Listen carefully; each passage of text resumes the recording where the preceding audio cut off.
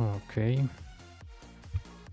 No, que quería hacer, pero sirve. Me putas varas más extrañas. Ok. Videos. ¿Qué van de speech me estoy haciendo, perro? 7, 6. Y range.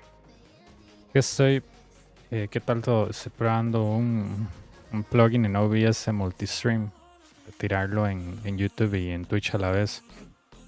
Entonces me dicen, de speech, perro. Bien, ¿y vos, Luis? ¿Qué tal? ¿Cómo va todo?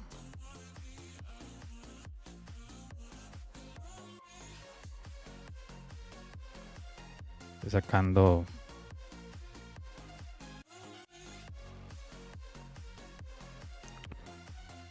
Ok. Bien, bien. Bien, bien. Ahora estoy en 2 plataformas. Estoy tanto en Twitch como en YouTube a la vez, ma. Este plugin está locochón, ma. ¿Y vos qué tal? ¿Cómo va todo? Hoy no me quedé tanta... No, todo bien, pero no te preocupes, no. Todo bien. Literal, todo bien. Brain. No te preocupes. Cualquier compañía es bienvenida. Pero sí, ahora le estoy dando a 2 plataformas. Tanto Twitch como esta mierda, como YouTube. Está muy locochón, mae, porque así puedo estar en 2 lugares a la vez, mae, la famosa bilocación en el mundo paranormal. Igual, como yo casi no uso YouTube, ¿verdad? O sea, digo, yo casi no uso Twitch, por lo menos volémosla ahí. Por si me escuchan hablando ahí en inglés con alguien, es porque seguro son X ahí de Twitch. No es porque os está ignorando. No se ve HD. ¿Cómo HD?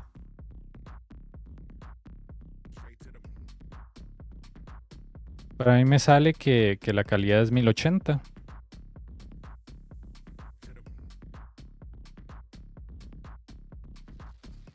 A mí me sale que la calidad es 1080.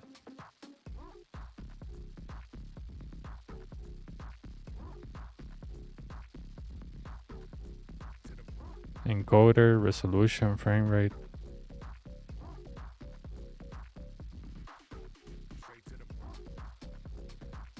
Qué raro, perro. Qué raro. Déjame ver. Voy a ver si otros settings, OBS. No, si ese es el caso, no. A ver si mejora. Si no, lo quito de Twitch.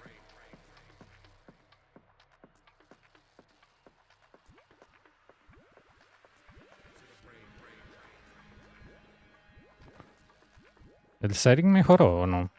Déjame ver cómo se ve en la tableta. Suena un toque.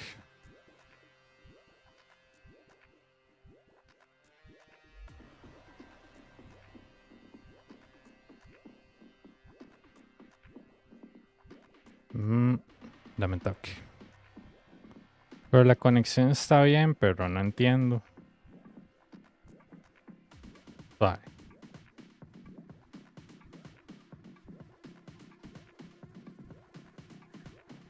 No, a mí me sale bien la tableta. A mí en la tableta me sale que puedo ir en 1080, man. Qué raro.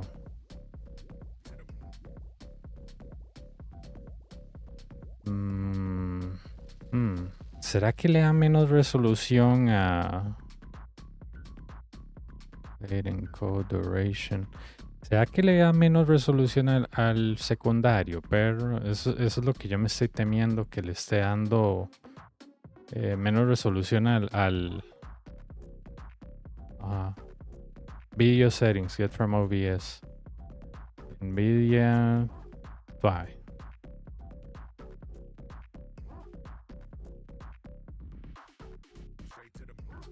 Díganme si ven algo diferente.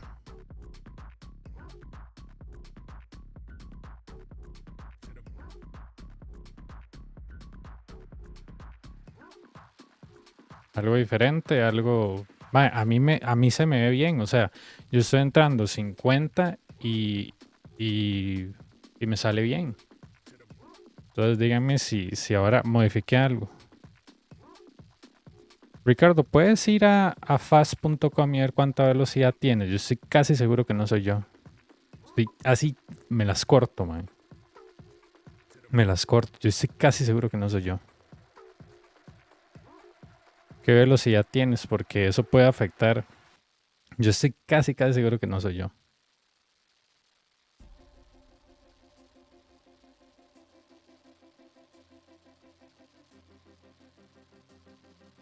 Mm.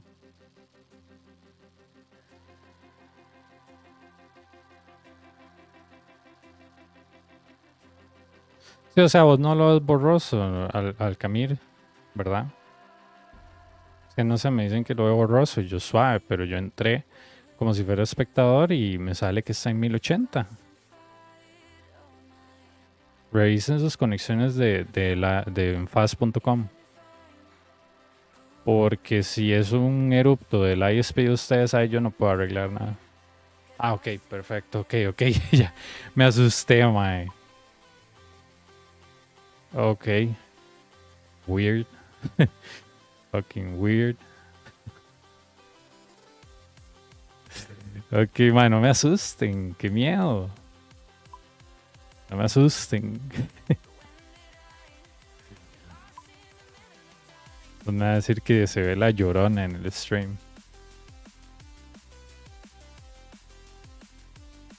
Ok, si no, no me asusten, pero yo, hijo de puta, ¿qué le hice a OBS, mae? Yo, ¿qué es esta picha? Ay, mae.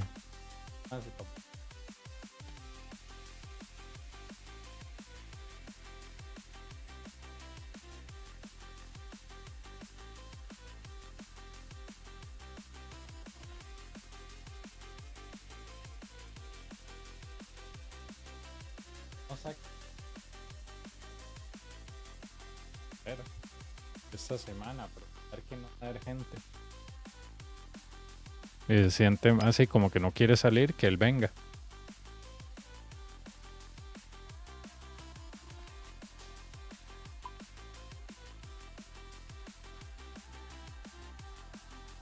Ok, excelente, me asusté. No, yo es que acabo de instalar un plugin que hace que estén tanto en Twitch como en YouTube. Pero y no me vaya asustando, mae. Y yo, y yo, mae, ¿qué puta le hice el stream? Así ya preocupado. Pero sí, mae, ahí vamos a gastar tiempo en Twitch porque, ¿verdad? Vacilón.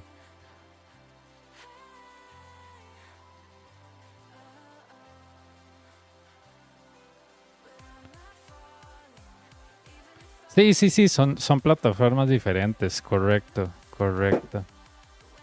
Son plataformas diferentes, pero está a la misma vez, ¿verdad? Estamos ahorita en un universo cuántico, más son dos lugares a la vez, literal.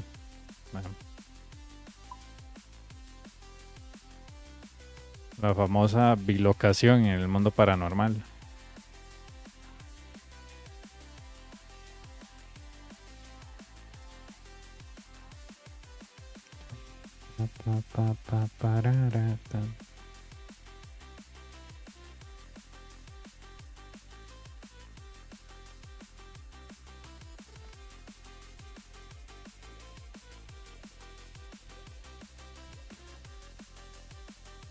Esa es la famosa bilocación.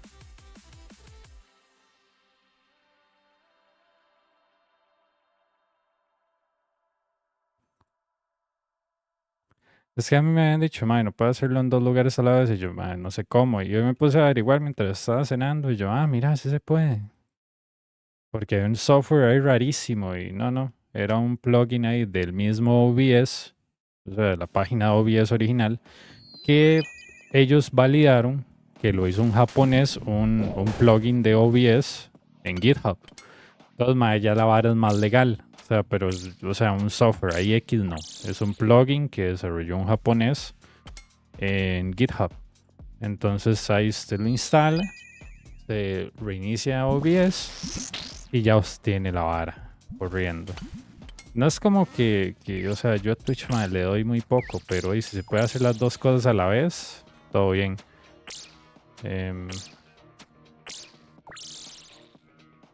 Ustedes saben que lo mío es YouTube, así que OBS está ahí como ahí si llega alguien como hola amigo, pero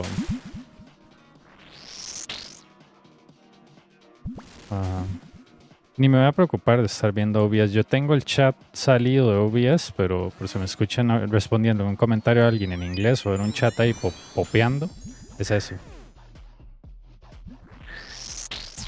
Y si escuchan soniditos, es gente que los activa en OBS, porque OBS tiene una vara, ¿cómo decir? Perdón, OBS. Twitch tiene una mierda que, primero que todo, ustedes pueden separar la música. ¿Qué me refiero con la música? Tiene 2 pistas de audio, entonces ustedes pueden separar la música de su micrófono, del juego, de todo, entonces es más personalizado. Y pueden, digamos, en ese sentido, sacar, poner la música que a ustedes les dé la gana sin miedo a que les flagueen por copyright, porque lo que le llega a Twitch en el video es solo su voz o solo el sonido del juego, etcétera. Entonces, por ahí es eso, ¿verdad? Entonces, y Twitch tiene mucha integración con terciarios, digamos. Ustedes pueden tener sonidos, pueden tener, si son afiliados, pueden tener un montón de cosas. YouTube no tiene eso, ¿verdad? YouTube es más como a pata pelada, usted, digamos, abre el stream y usted haga los sonidos, usted haga todo. Twitch tiene mucha integración, lo cual lo hace más fácil, pero Twitch tiene más scammers, tiene más bots, tiene más mierdas. YouTube no, YouTube es más limpio, YouTube sí le interesa la ciberseguridad. YouTube bloquea los links apenas usted los postea. Ni siquiera salen, en Twitch usted tiene configurado una mierda para que nadie pueda mandar links, para que nuestros amigos los chinitos no puedan enviar un link ahí. Dale click ahí, Nada que ver, mae.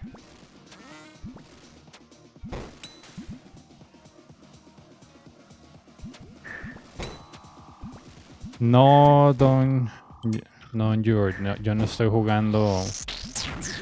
Yo no juego mobile. Tengo desde el 2018 que no juego OSRS mobile, entonces ahí te quedó mal.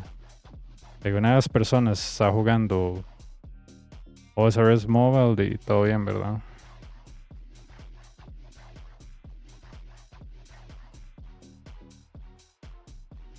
Cambiar. OSRS, para cambiar esta cosa.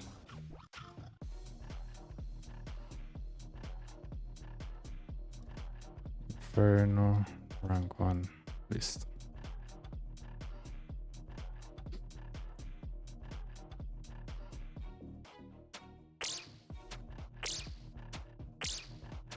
¿Cómo funciona en mobile toda esa cochinada que quieren hacer con el Jagex Launcher y esa basura, man?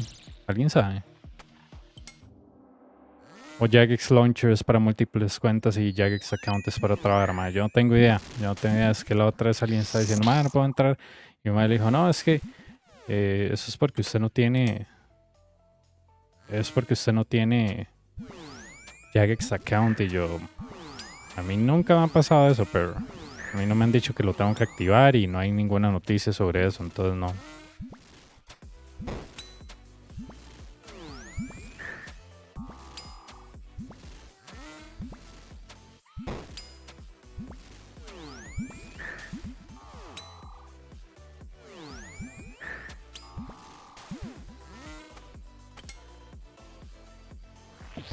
Puede ser que la app tenga problemas, sí.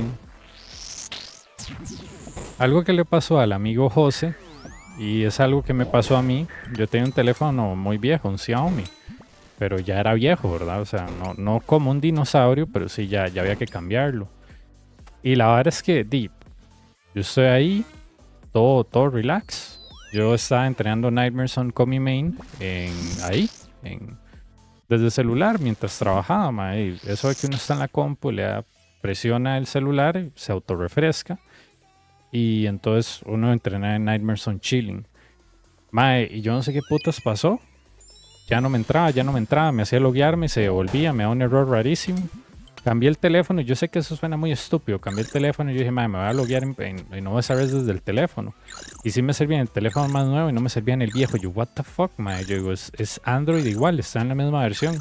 Y simplemente como que agarró y que ya no le gustó el hardware, mae. Literal. Uy, Dylan, lamento. Pero igual vos habías tenido unos problemitas en el trabajo, ¿verdad? ¿O no? Me estoy imaginando cosas.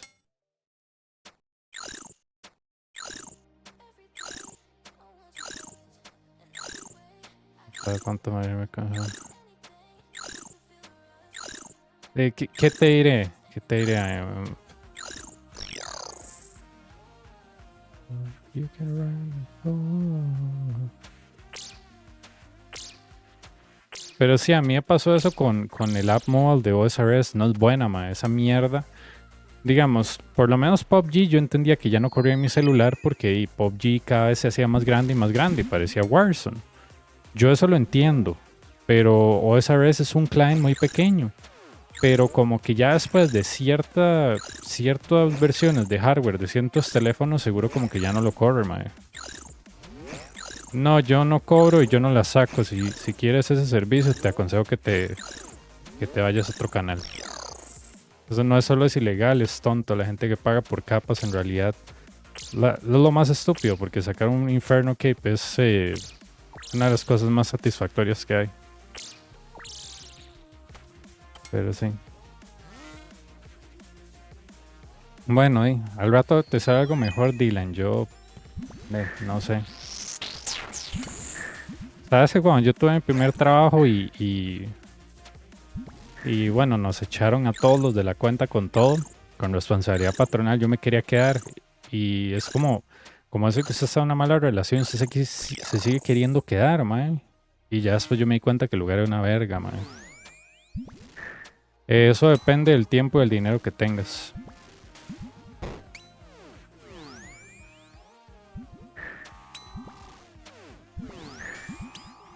Sí, no. Que paga por esta vara es literalmente un mongolo, mae.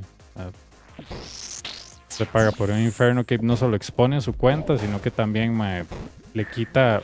Usted se pierde una de las mejores experiencias de su vida. No sé, a ustedes les gusta. No sé, digamos que les gusta una banda, Aerosmith. Y entonces, no sé, si ustedes son amantes de la música, yo supongo que ustedes lo prefieren ver en concierto que en YouTube. No sé, me imagino. Yo no sé, yo no soy de ir a conciertos, no me gustan los lugares con mucha gente. Pero sí, o sea, si voy a un lugar con mucha gente es literalmente porque es más, tienen que importarme demasiado para que yo vaya a un lugar así, literal. Pero nada más.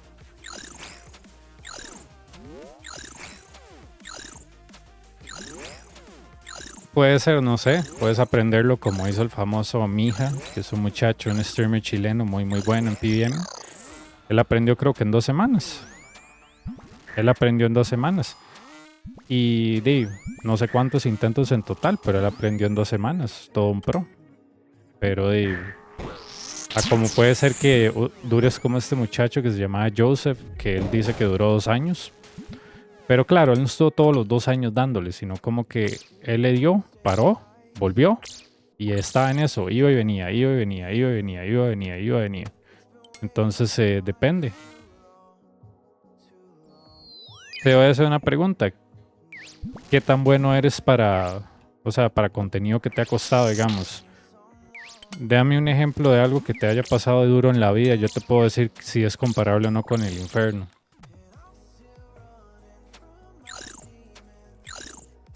Ya sea en el juego o en la vida real, dame un ejemplo.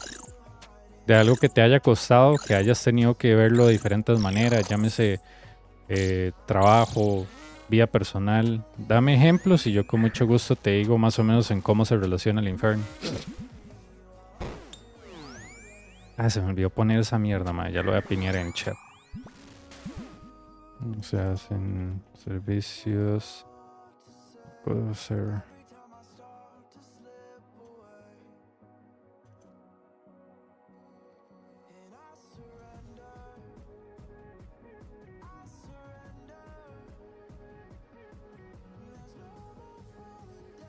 Code of Conduct. Voy a pinear esta vara en el...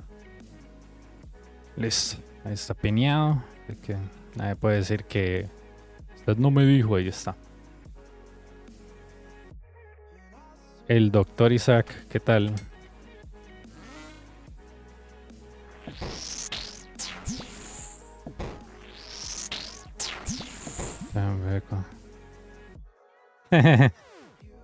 No, no es para tanto, no es para tanto. Muy bueno, es la segunda mejor opción. Crystal es muy bueno, la verdad. Hello. How's it going? Por ejemplo, ah, sí, pero eso ya es otro nivel. Ya una batalla sí es otro nivel.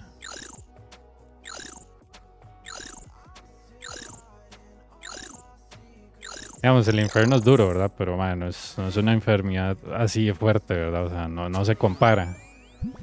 Son como literalmente levantar una caja pesada o un concurso de fisicoculturismo, ¿verdad? Son dos cosas diferentes. El infierno sería como levantar la caja pesada y ya una enfermedad así ya es un concurso de fisicoculturismo, man.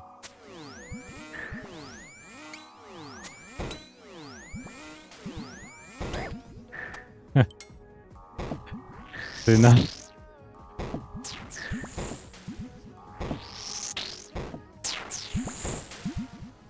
Qué pereza con ese Ranger que no se murió ahí atrás, man.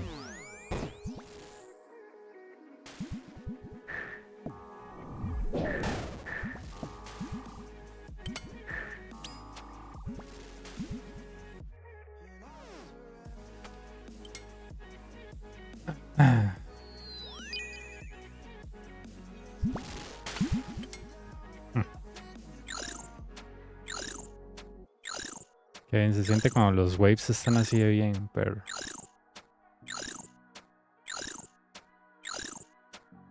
Ah, no worries. No worries, I speak English as well. It's just that most of my viewers speak Spanish. You know, thanks for, you know, saying that you like the way that I do Inferno. Mostly on Twitch, people are against the way I do Inferno because I don't want to click. And I pretty much bring gear that otherwise people wouldn't think about because, you know, they watch popular guides that, oh, you have to one-tick flick because, you know, the Alex Jones of the Inferno told me that you have to one-tick flick. So pretty much, you know, I'm here to battle misinformation, setting the tone, setting the example. You know, nobody taught me how to do Inferno. I don't recommend even a single guide of the Inferno. Not because I hate anybody. It's just that I believe that most of the guides are not made to teach you, but to show off. You know, the one, I think, live guide that I watched, the guy was like, oh my god, look, I didn't even waste a single restore on the entire Inferno. I was like, dude, that's not teaching. You know, if you go to a guitar classes and the teacher, you know, pulls out a Jimi Hendrix solo and says, oh, it's easy, take the guitar and you do it and you don't even know how to hold a guitar, do you think that's teaching? No. So I'm here to battle like the misinformation that you have to one-tick flick. That's completely bullshit. I have done this with Crystal, I have done this with Tiempo. And you see me end up with more resources than people that want to click. So usually, you know, you can beat this thing with intelligence or, you know, just obsessing with one tick flick. Like, you know, if you're gonna listen to the Alex Jones and the Fox News of the Inferno, like, if you don't want to flick, you're gonna become a gay frog or something stupid like that, you know, good for you. But I'm here to battle misinformation by setting the tone and setting the example. Not only being from a third world country, you know, my internet is not that reliable, but just letting people know that you can do it without just having and obsessing with one-tick flick. That's just not true. I mean, whoever tells you have to one-tick click here or bring an occult or bring pagations, he's out of their mind. Like, seriously. Se puede escuchar. Sí. Yeah, I mean, people that, that they tell you, I mean, a guy told me you shouldn't freeze the meteor. And I was like, you shouldn't freeze the meteor? And he was like, yeah, you shouldn't. I'm like, but I can. Yeah, but you shouldn't. I'm like, yeah, but I can. I mean, where is the law of RuneScape that tells me that I cannot freeze the meteor if I want to? Like, seriously. Oh, I'm on a German world. I'm a moron. I didn't hop. I'm gonna hop this stupid world. I was killing rune dragons, so I stayed on this world. It doesn't really matter because I do lazy flick, but yeah, I forgot to swap actually. I forgot to swap. I usually am on War 490, but I forgot to swap. Man, no me voy quedando en el mundo alemán, perro. No me voy quedando en el mundo alemán de los rune dragons. Literal. Well, it's 70. It's 70, but still, my best friend, he happens to be from Canada. And, he used to tell me, oh, dude, ping doesn't matter. And somebody that tells you ping doesn't matter on how you feel the game and how your game reacts and how your clicks register, they don't understand networking. They don't even know what layer 3 is or layer 4. Which usually that's where the latency starts, and that's because I'm speaking on the OSI model. You can look it up, OSI. That's how network connections work, and a lot of people that don't understand networking, they tell you that ping doesn't matter, that upload and download speed doesn't matter. And people that don't understand networking usually tell you that your connection doesn't matter, that the important thing is your clicks. But if your clicks don't register correctly because of your internet speed or because of latency, which people don't know what latency is, they only understand lag, most likely they will tell you that your ping doesn't matter, that, it's all about the clicks. And if you take a small networking class, you realize that's not true. I mean, why people pay millions of dollars, like companies pay millions of dollars to have service level agreements for low ping? Like, come on, dude.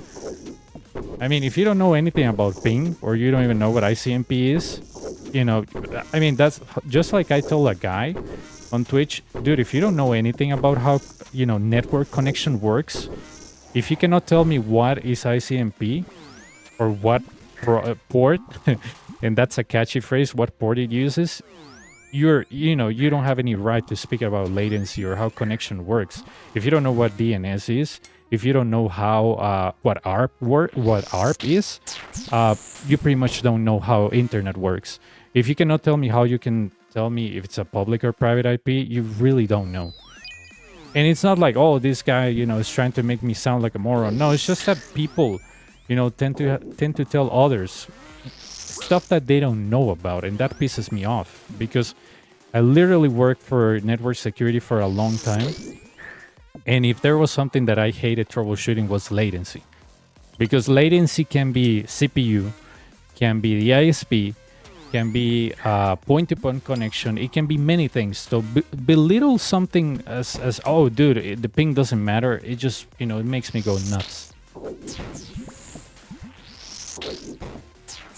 Exactly. And if I'm not sure about a technology, people can tell me, oh, I have the right to speak freely. Yeah, you have the right to speak freely, but come on, man.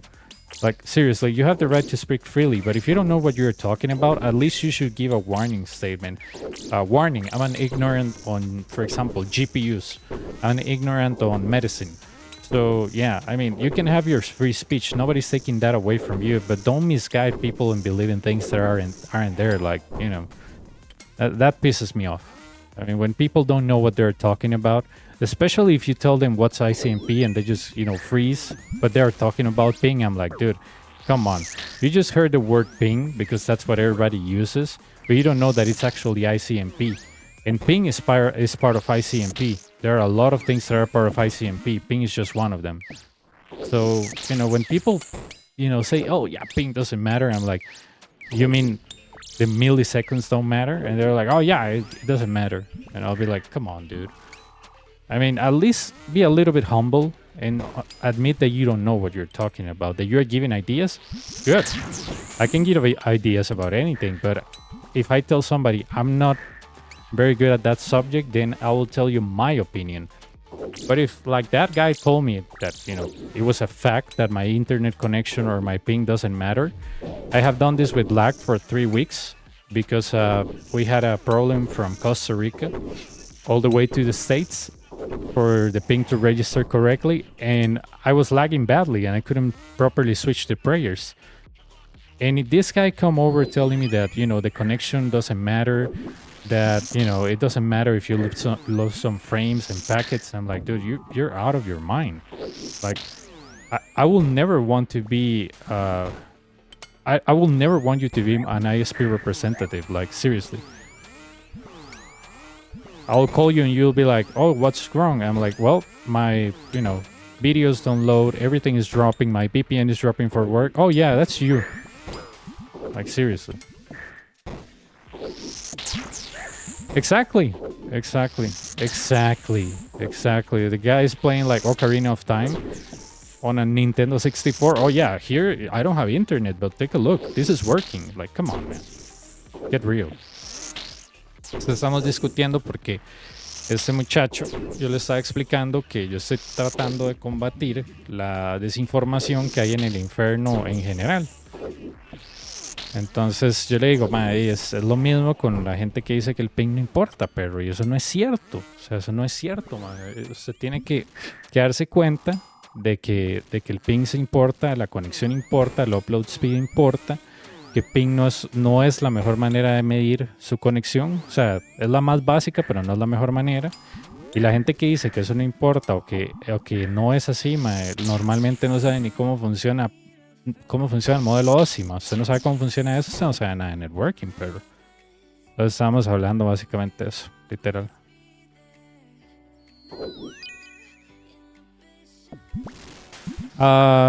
Yeah, I do have the pet. I do have the pet. I had it. Well, I got it 8 times. I have 719 KC. So yeah, I had it a couple of times. My first KC was around 340. My first pet, sorry, was around 340. Not first KC. That doesn't make sense. But yeah. 8 pets so far.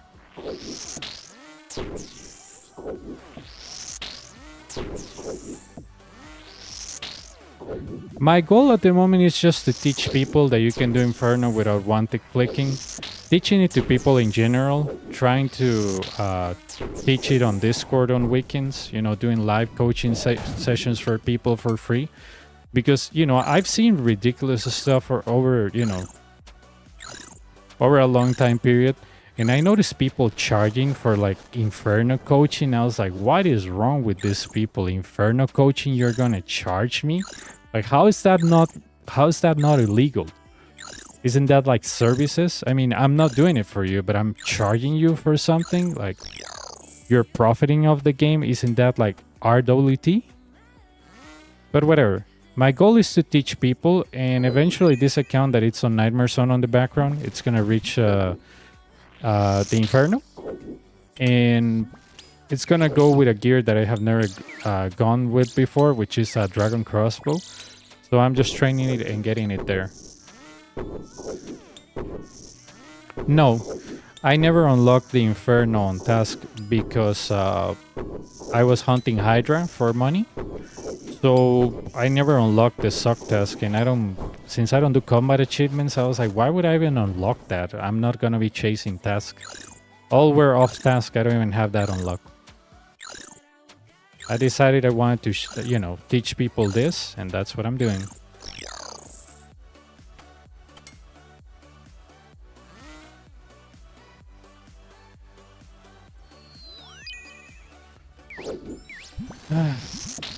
Pero sí.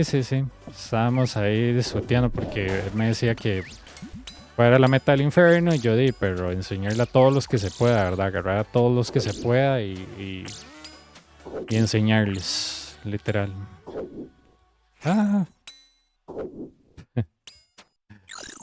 No hagan eso. No hagan eso, no corran enfrente del mili, literal.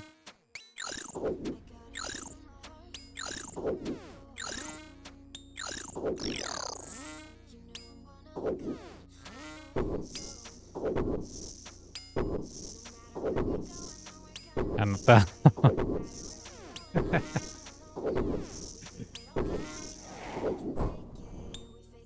Sí, no hagan eso, no hagan eso. Es del diablo.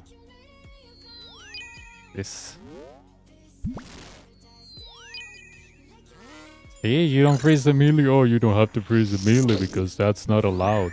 Yeah, whatever. I can freeze it if I want. I can, dance in front of it if I want. So, yeah.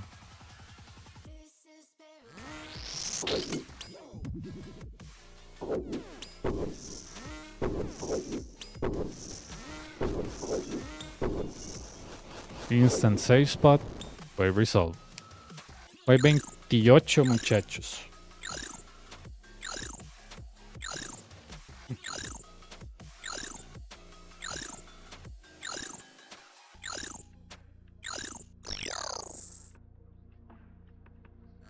Hacia el mundo girar.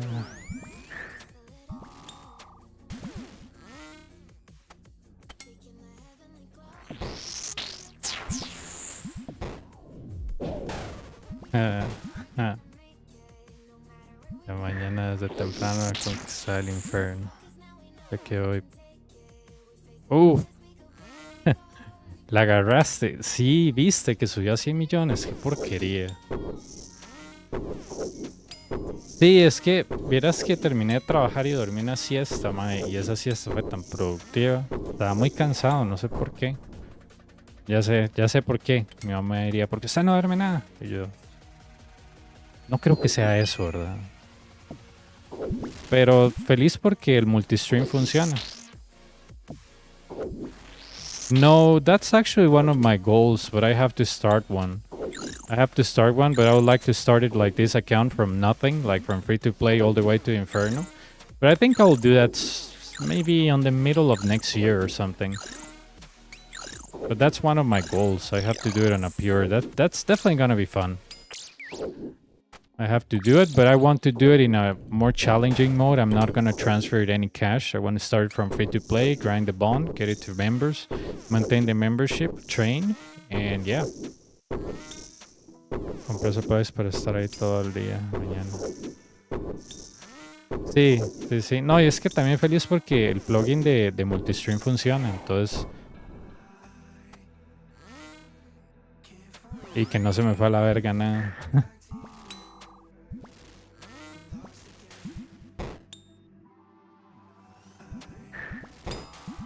Yep. I would like to do this some of the elves on it because I would like to do it with a Bofma. They say it's good for the pure. I don't know. But yeah, I want to get it from zero because this account on Nightmare Zone, I started like maybe on April or May, and now it's 300 mil worth.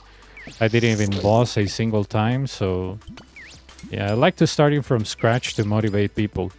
Let them know that you don't need anybody or anything to play this game, only yourself.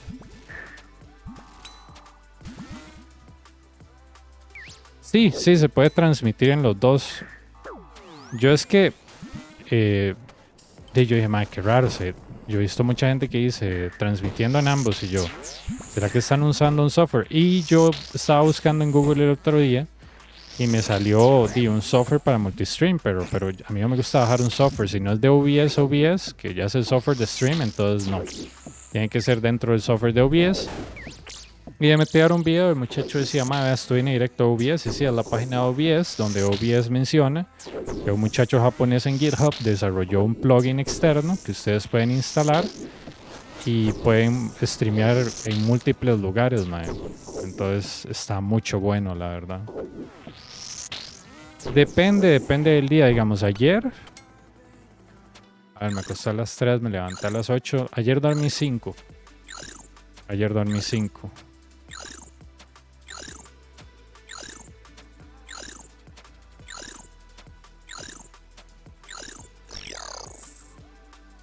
Yo diría que mis horas de sueño siempre son como entre 6 a 7.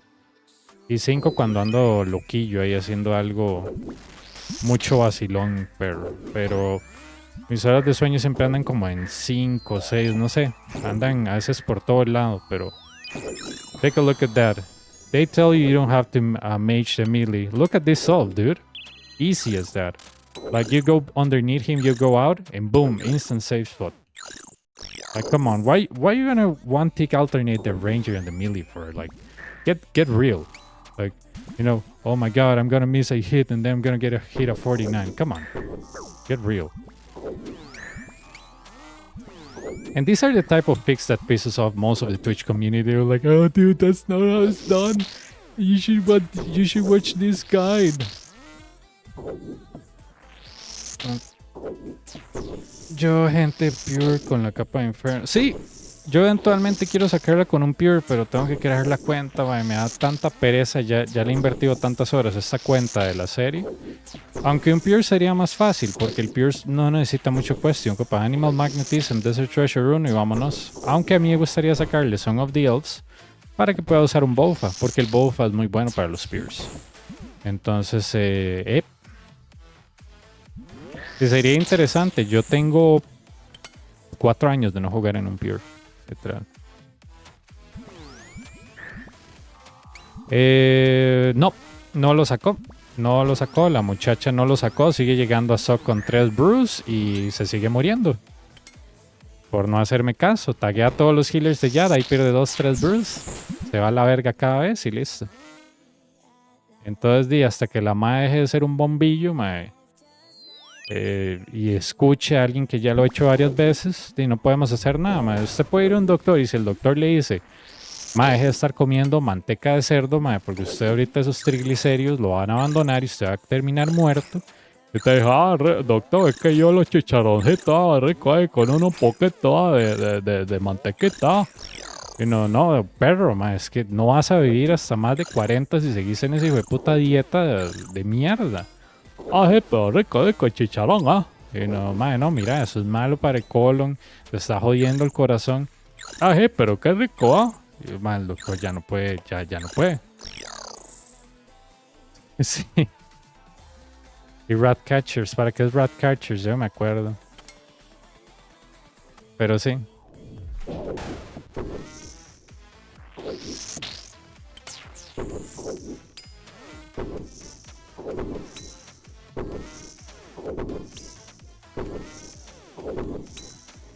Vieras que a mí lo que me jodió la vista es jugar, pero a oscuras.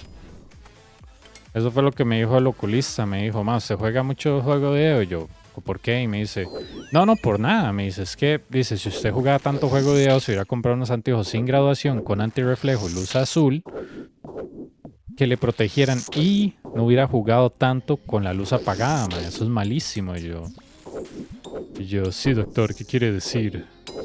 Voy a volver a tocar el piano. No, mentira, no le dije eso, pero yo dije, o sea, doctor, yo me jodí la vista. Y me dice, mi hermano, sí, me dice, en el momento que vos empezaste a ver así como borroso, tenías que venir acá, man, no simplemente esperar a que pasara mañana o pasado mañana. Me dice, sí se te jodió bastante la vista, sí, porque yo en 2008, 2009, yo me di cuenta que ya no veía ciertas cosas de lejos, pero así como parchoncitos. Y fue hasta el 2012 que yo dije, puedo ir al oculista porque ya ahora sí ya no puedo leer una señal de bus. Literal. Yo entreno a mis gatos a Ratcatchers. Qué bien. ¿Qué hace ese quest? Yo tengo la 1 y la 2, pero no me acuerdo. Pero sí, yo me di cuenta que tenía que ir al oculista cuando, bueno, mi mamá me dijo, ¿qué hice en ese letrero? Y yo, no sé, y me dice, suave, me dice, pero usted no vayas de ahí. Yo no, me dice, yo tampoco. Y me dice, eso es normal en mí, me dice, porque mi mamá se operó con láser hace años. Entonces me dice, ¿cómo usted no va a ver? Y yo, qué raro, ¿verdad? Y yo, bueno, sí, ya fue al oculista. El oculista me dice, no, pero usted tenía que usar anteojos desde hace rato. Y yo, doctor, es que yo me di cuenta. Yo le dije, yo llevo años de no jugar nada en línea. O sea, yo llevo más de 2 años así como en Gamers Anónimos que ya lo dejé, mae, porque RuneScape no tenía OSRS y era RuneScape 3. Y mi compu no era buena. Entonces yo había dejado gaming. Yo estaba ahí solo literalmente existiendo. Y él me dijo, sí, no, mae, pero es que ese año usted trabaja mucho enfrente de la compu. Y yo, sí, bastante. Y me dice, sí, mae, no, es que usted debió haber venido antes. Y yo, sí, doctor, no voy a lograrlo, ¿verdad? No, mentira. Pero sí. Es que apenas empieza a tener defectos en la difracción aquí. Sí. Yo no lo hice. También es porque no tenía trabajo en esa época, ma. El Seguro Social le va a decir, aquí solo le damos anteojos a los niños y a los adultos mayores. Usted está joven, usted puede ahí jugársela. Solo si escucha un ruido, no cruce la calle, literal, ma. Aquí el seguro es así, digamos. Aquí si usted no es un anciano o un niño, a usted le dicen, usted está joven, usted aguanta. Literal, ma. Ese es como el dicho de todos los doctores del Seguro Social aquí, como, usted está joven, muchacho, usted aguanta. Y yo, perro, yo digo, o sea, nosotros somos la fuerza laboral de este hijo de puta país y usted me dice que tengo que aguantar, ma, yo digo, no me moleste, perro. Pero usted me tiene que atender a mí. No, es que los jóvenes se recuperan rápido. Y yo, me hijo de puta.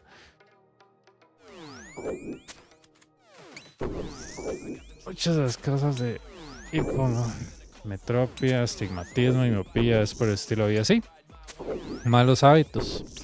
Eran malos hábitos míos, ¿sabes por qué? Porque yo jugaba Play 1 y Nintendo 64 con la luz apagada. Por no despertar a nadie.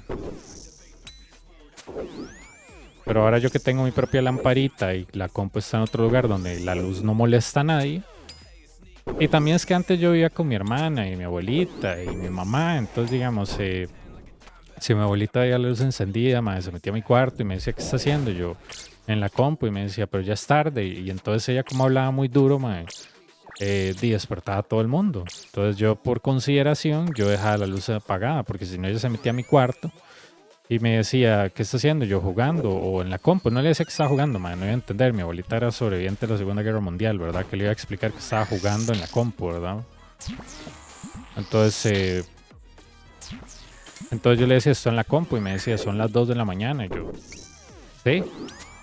Y me decía, apague eso, no sé qué. Y entonces, claro, despertaba a mi mamá y todo. Yo, madre, no. Y ella hablaba muy duro, ella empezó a perder la audición muy, muy temprano. Y de noche, obviamente, se quitaba el aparato, ma. Entonces se ponía a gritar de que qué estaba haciendo, no sé qué, ma. Y eso despertaba a mi hermana, no, a mi mamá sí. Mi mamá tiene el sueño más ligero. Entonces yo decía, por consideración, yo apagaba la luz. Y nunca pensé agarrar una lámpara. Porque no estábamos muy bien económicamente en esa época. Y yo tenía como 16, ma. Pues...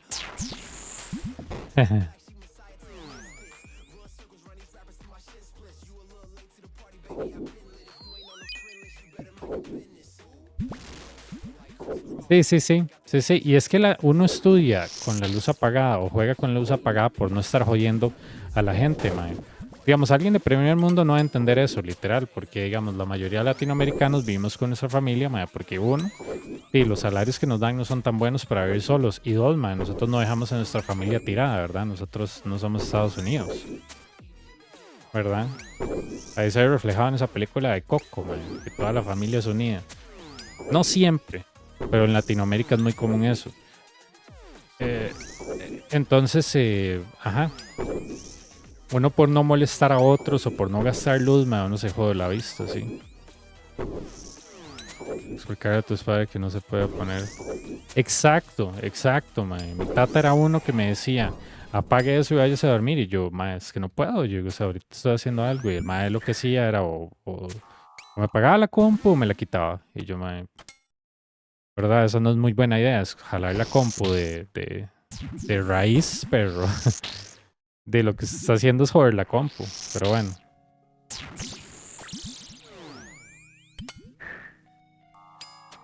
Pero sí, yo me acuerdo varias veces que yo era así 11, medianoche. Yo tenía como 8 o 9. Yo estaba ahí jugando Nintendo 64 en la sala, con todo apagado. Y pasaba mi mamá y me dice, ¿qué está haciendo? Y yo jugando. Y me decía, váyase a dormir. Y yo, voy, ya casi paso este nivel.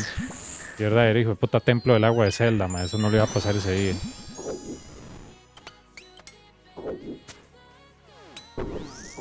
¿Qué tal, Jefferson? Bien, bien, bien. Estamos a 51 minutos de sacar 84. Vieran, es que gracioso. Yo hoy estaba, estaba almorzando. Estaba almorzando, ¿verdad? Y digo, perro, y voy a dejar el bicho en Nightmare Zone. Yo le doy un clic de vez en cuando. Y sigo almorzando y no me fui hablando con un tema de mi mamá, de la inseguridad del país y de un festival que hacen aquí todos los años en Costa Rica y me digo, uy, puta, la cuenta. Y me doy cuenta que ya estoy deslogueado y yo, ay, mae. Se me olvidó que estaba en Nightmare Zone y ya como me di cuenta ya estaba deslogueado. Ah, qué bueno, sí. Para mí, es que bueno, cazando las estrellas de Super Mario 64, man, me encantaba. Los hijo de putas niveles como el del reloj, man, qué hijo de puta dolor de huevos. A mí ese último Bowser me costó un montón. El Bowser, el último, el morado, el que hace que todo parezca una estrella y, man, ese último Bowser, man, se lo juro, cuando yo lo pasé, man, casi me pongo a llorar. Fue uno de los bosses más duros que yo había tenido en toda mi existencia de 7 años o 9 en esa época, man. Casi me pongo a llorar, literal. Yo me acuerdo cuando pasé Zelda, man, yo tuve un vacío emocional en mi vida donde yo dije, man, qué jeta, yo estaba jugando ese juego.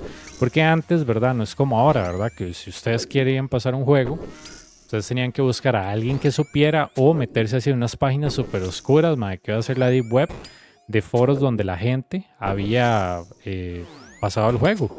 Y la mayoría de foros en inglés, la mayoría de foros estaban en inglés, ma. Yo apenas aprendiendo con cosas entendía muchas cosas.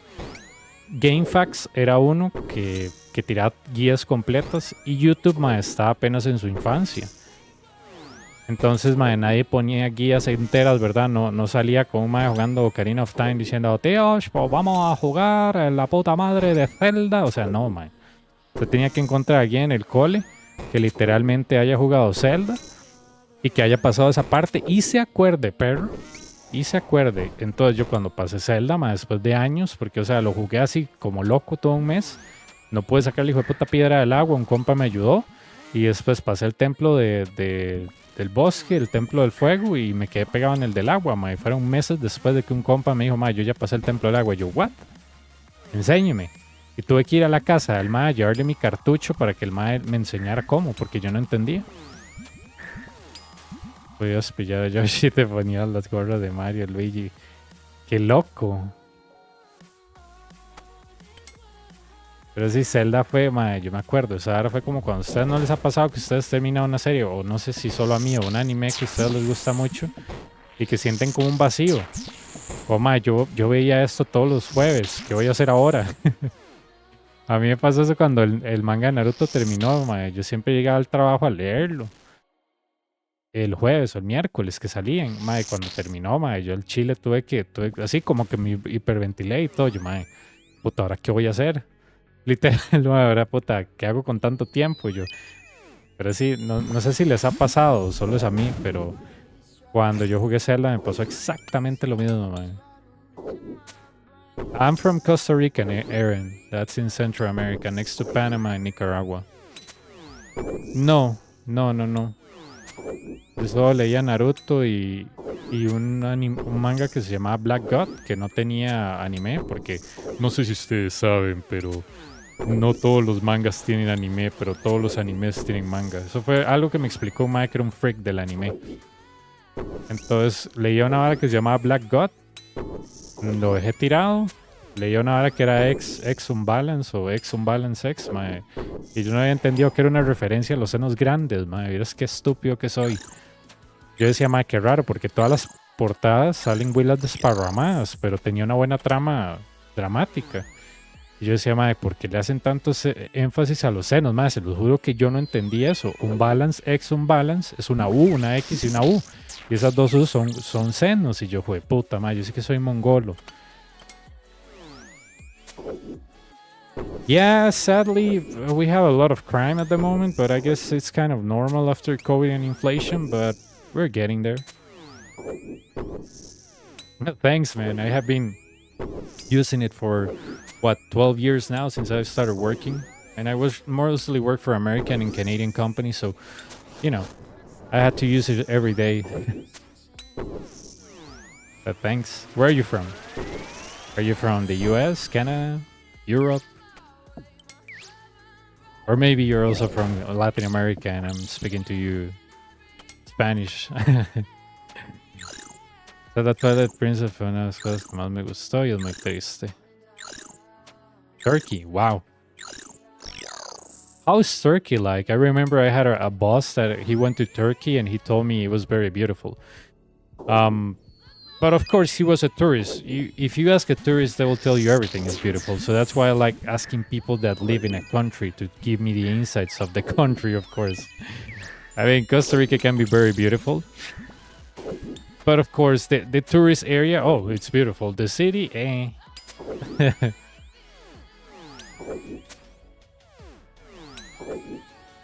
You guys recently had elections, right? The same guy that is president or prime minister. Or I don't know if it works like president or prime minister there. Because we do have president here. Well, it wasn't that recent, but I know that you guys, well, this year had elections. It's good and bad. The politics, but the rest you hear from tourists is true. Yeah, I heard that Turkey is one of the oldest places in the world.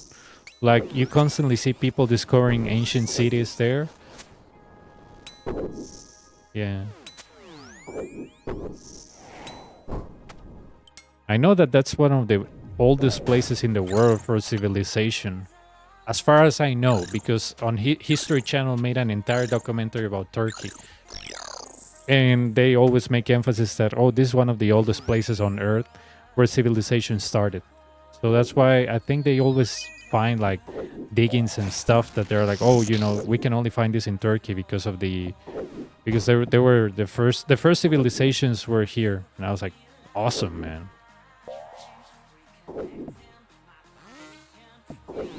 I mean, if you like volcanoes and beaches, come here. But that's it.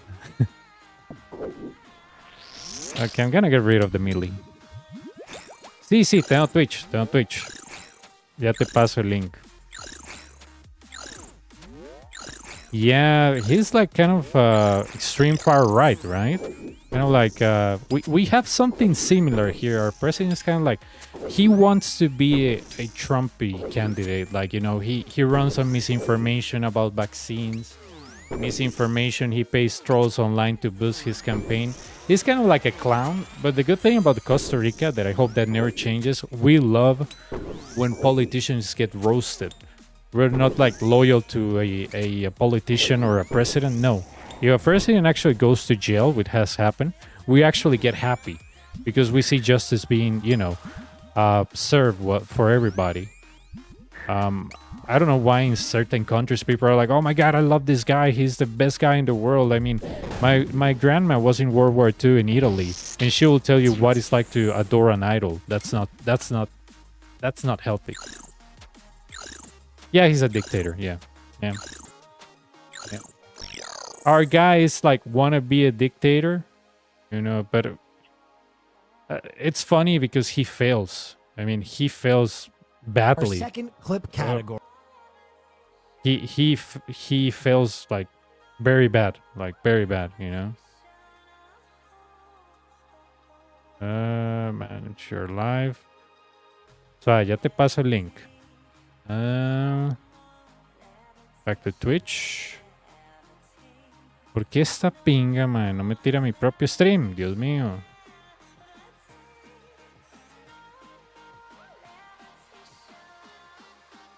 Este es el link de Twitch para que ustedes vean que ahí estoy también, ¿verdad? But yeah, the guy that is president at the moment, we chose him because he was like, you know, a new thing that, you know, he's gonna fix the country, and he didn't do anything. He's not. We're big on social security for everybody to get social security. As for a follow, we're big on social security. actually, there's a law in Costa Rica that says that you cannot deny healthcare to anybody, even if they're undocumented. That's a law in my country. So we're big on social security. We're always looking to help the funding the social security. And what happens is that this person actually says that social security is bad or something, and people don't like that. People don't like that. Me estás viendo por aquí. Igual, gracias por el follow.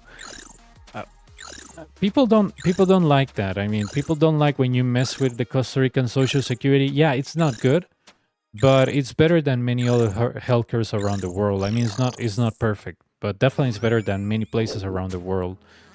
The fact that we have a law that even if you are, let's say you come from Turkey and you get ill, we're gonna take care of you regardless of what language or what nationality you are. I think that's one of the greatest things about this country. The fact that we're always willing to help people.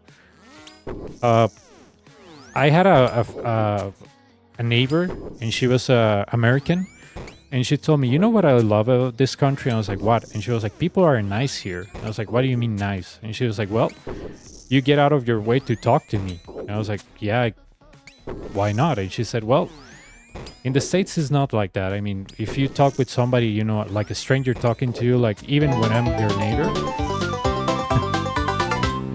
Gracias por el follow, Mario. But yeah, I mean, the woman from America was like, you know, the people in your country are nice. I'm like, are you sure? And like, yeah, you know, they're nice. You know, if I get lost, they give me directions, even in broken English or whatever. So I hope this country never loses that because of a dictator. But we have pretty much, you know, our legislators, they hold that wannabe dictator or wannabe like Trump of our president liable to the stupid things he's doing. So, you know, the media just roasts him with facts because he's like, you know, if you talk against him, he's going to sue you. He's going to sue you and, you know, because you talk against him. Like he's trying to pretty much get rid of the free speech. Even when he says, oh, no, you know, I'm all in for free speech, everybody's free. No, that's bullshit. The guy doesn't believe in that. It's free speech as long as you don't go against him. That's, you know, people, it doesn't seem like people actually read about, you know, how being under a dictatorship is like. And if my grandma will be alive, she will tell you, you know, Mussolini exactly did the same, you know. Oh, no, I'm all in for freedom, but you don't have to speak bad about me. And that's freedom for me. But yeah, I mean, it's kind of like sad that our country chose that. And I feel partially responsible because I voted for him thinking that it was a change. And no. Gracias, Luis. Yo es que casi no pongo el link porque ustedes saben que a mí no me gusta hacerme promoción. Como, ay, muchachos, denle like, denle like. O sea, no. O sea, yo pienso que esas cosas se ganan, no se piden. Yeah. Our president tried to shut down a newspaper that reported some stuff that he was doing with the campaign money. And guess what? He lost. He lost. Judges said, you are on a political persecution because you don't want people to find out about the corruption that pretty much you had on your campaign, or, you know, presumed corruption. So yeah, you know, and he lost. He loses every person that he sues because he's suing. They don't have any basis. He's just mad at people because they roast him on the media. I mean, the previous president was roasted on social media and everything, but he never retaliated like, I'm gonna sue you. You know, he said, oh, I'm gonna defend myself on court, and we'll see if I'm guilty or not. Por ciento avanzado mucho en corrupción. Uf, muy bien. Muy bien. Eso es un gran avance. But yeah, I'm glad, you know, I don't take for granted that people are defending democracy in this country by actually standing up to the president. But it's not something that you have to take lightly or expect people or other people to do that. I mean, it's not that you have to go full violent on the guy. It's just that you have to uphold the guy accountable for the stupid crap he does. I mean, and that's the thing I like about this country.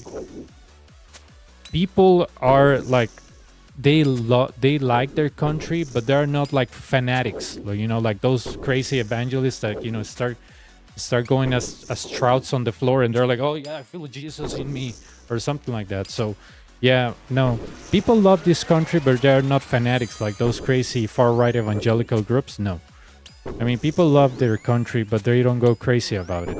I mean, people support the country. They want the country to stay the same.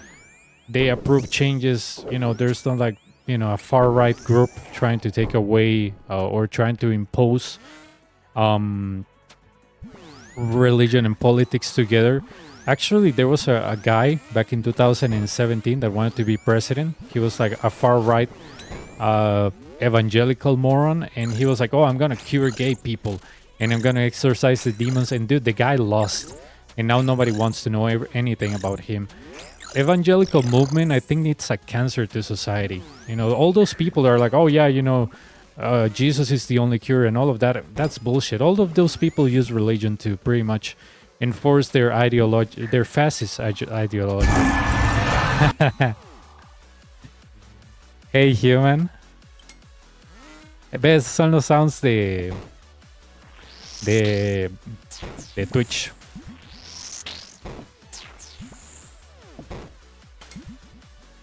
Oh, I'm also on YouTube, human. I installed a plugin on OBS for multi-stream, so I'm on both platforms now. Now I can stream simultaneously. Muahaha.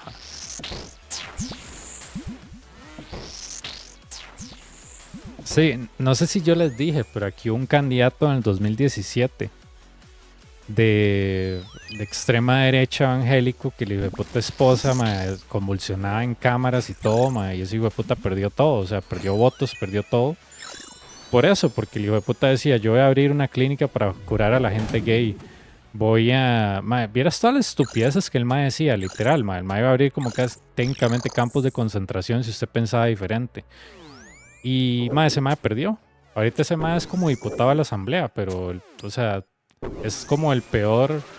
Es como uno de los peores diputados que está en la asamblea. Literalmente ese mae es un chiste. Y eso es lo que a mí me gusta de Costa Rica, nosotros no hemos perdido la visión original del país. Nosotros no nos hemos dejado influenciar, si ustedes como ven, en estados, que la gente se va por extrema derecha y es como que, crea en Jesús o lo mato. Y uno, pero su religión no es de amor. No, o cree en Jesús o le vuelo los sesos. Literal, ese nacionalismo cristiano, es un cáncer para la sociedad, pero...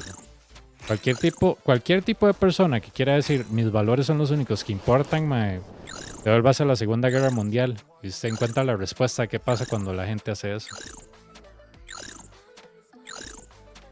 Mi abuelita es una persona que si ustedes la hubieran conocido les hubiera encantado las historias que ella tenía de bombardeos mientras ella estaba en Italia, Eso pasa cuando usted vota y literalmente no tira...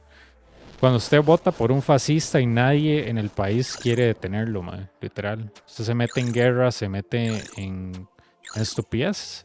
Mi abuelita siempre me decía ese tal por cual de Mussolini, no sé qué, Ella lo vio, ella fue una de las personas que lo vio ahí colgando con la novia, porque ese hijueputa lo colgaron. Y siempre nos contaba lo mismo, dice, yo me acuerdo cuando Mussolini lo colgaron y en la plaza de no sé qué. Me dice, ahí con la amante, no sé qué. Y yo, y ella como con 7, 8 años,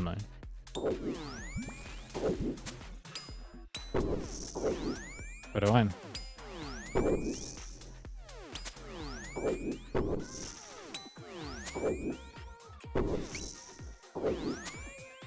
Yeah, human. I didn't know this thing even existed. I went on the OBS website and they redirect you to a GitHub plugin, and it's pretty cool. It's pretty cool, man. It's pretty cool. I think I have a message from a friend. Sí, no, yo me acuerdo, literalmente mi abuelita, nos contaba unas historias, pero que hijo de puta, de lo que es comer caballo y toda la vara, Y tristemente como que ahora la gente, no sé si es por redes, yo creo que es por redes sociales, ma. Yo no creo que nosotros estemos retrocediendo como especie. Es que yo pienso que es por tanta red social, ma, que la gente literalmente cree que redes sociales es la vida real y redes sociales no es la vida real. Y la gente por redes sociales, ma, literalmente creen todo lo que los troles postean y cambian su manera de ser y de pensar por redes sociales. Por eso yo me salí de Facebook desde el 2012, ma. Redes sociales y toda esa mierda está hecho para radicalizar al individuo, ma. Ustedes no pueden sacar nada de redes sociales que sea positivo, pero literal. Twitter es una gran verga. Literal, ma. Esa ahora es como el 4chan versión 2 con puros neonazis. Facebook, ma, una campaña de desinformación enorme. El único que era como más o más era Mastodon, ma, literal. Pero Mastodon no es muy friendly user. Entonces, dime, a la gente no le gusta, pero sí, Mastodon es como lo único. Como que es open source y no le tira a usted ads ni mierda. Pero, ma, el resto de social media es una mierda. Pero, o sea, si ustedes se ponen a pensar, ma, el único social media que yo uso es LinkedIn. Y eso es cuando estoy buscando trabajo. Pero si ustedes sacan todo lo que ustedes usan en Instagram o la porquería esa de TikTok, que es como literalmente un espía en su teléfono, dime, ustedes no sacan absolutamente nada positivo de esas varas, man. No hay absolutamente nada positivo en usar social media, man. Ahora hace que adolescentes se suiciden, que la gente se deprima, man. Social media no tiene ningún uso positivo en la vida, man. De hecho, yo conocí una muchacha que estaba estudiando psicología y ella me decía que ella hacía un detox de social media por 3 meses. Yo decía, ma, yo uso social media y a los 3 meses la dejo de usar. Me decía, porque me dice, eso es malo. Me dice, estar viendo tanto contenido, me dice, es malo. Me dice, eso no es bueno. Y yo, sí, me decía, sí. Me dice, yo estoy haciendo un detox de social media por 3 meses. Y yo, o sea, imagínese, ella era psicóloga, pues está estudiando para ser psicóloga. Y ella me decía que ella encontraba más, o sea, ella le gustaba tanto estar fuera de redes sociales que ella se sentía mejor, volvía a redes sociales y ponía toda emo, madre, literal. Y ella se dio cuenta de eso y me dijo, madre, voy a hacer un detox de 3 meses. Y la madre en los 3 meses estaba feliz, me dice, madre, me dice, y es que Facebook tiene la mierda y todas las redes sociales que si usted la deja de usar le tira notificaciones para que usted lo vea. Literalmente Facebook es un casino, man. Facebook le dice, madre, mira, tenés una notificación estúpida. La verdad es que sigas estando en el app. Literal. Es una mierda, man. Redes sociales es una mierda. Esa vara, yo no sé cómo no está regulada por entes gubernamentales, man. Esa vara no puede ser. O sea, esa vara es como una droga, literal. Esa vara eso es como una droga, man. Esa vara no es bueno para la salud.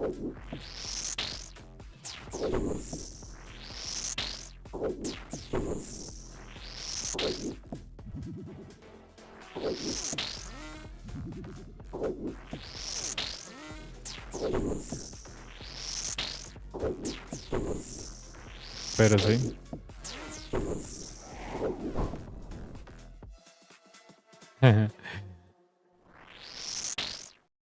Pero sí, no. Yo cuando empezó ese malware que se está robando toda la información en Facebook, que yo no les creo que sea malware, yo creo que son ellos mismos. Yo decidí deshacerme de Facebook, porque yo dije, más estos hijueputas, tras de que colectan un montón de información de uno, ni siquiera aseguran bien sus plataformas, perro. ¿Cómo es posible, que alguien va a hackear Facebook, literal, y pasar un malware a todos los usuarios? Que ese malware lo que usted hace es enviar un video, ese video no llega a ningún lado, ustedes no pueden ver nada, y lo que hace es estarle reenviando a todos sus contactos y le roban toda la info, man. O sea, esa vara es de Messenger, pero esa vara es de Messenger. Eso existía en Messenger, de que usted pueda meter algo así en Facebook. Eso dice que usted no le paga nada a su equipo de ciberseguridad.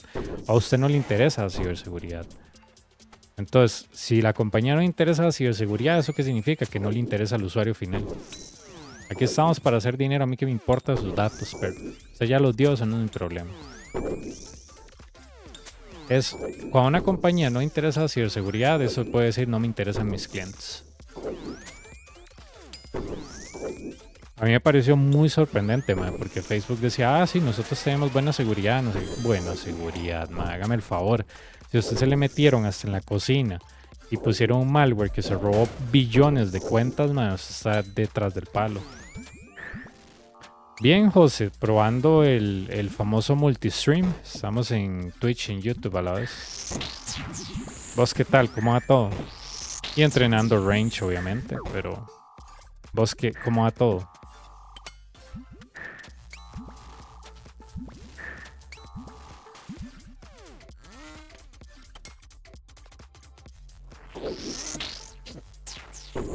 Y aclaro, ¿verdad? Es un plugin de OBS, no, es un plugin de OBS desarrollado por un japonés, no es un software tercero, ¿verdad? Yo decía, madre, yo he visto mucha gente que está con eso de multistream, yo, ¿cómo funcionará?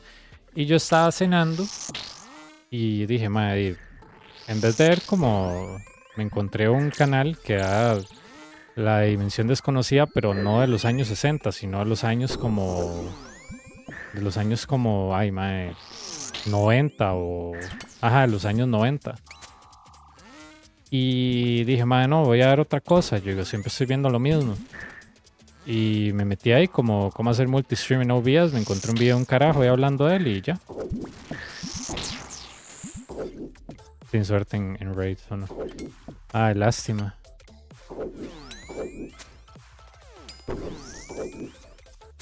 Lástima. Ojalá te salga algo. Ojalá te salga algo.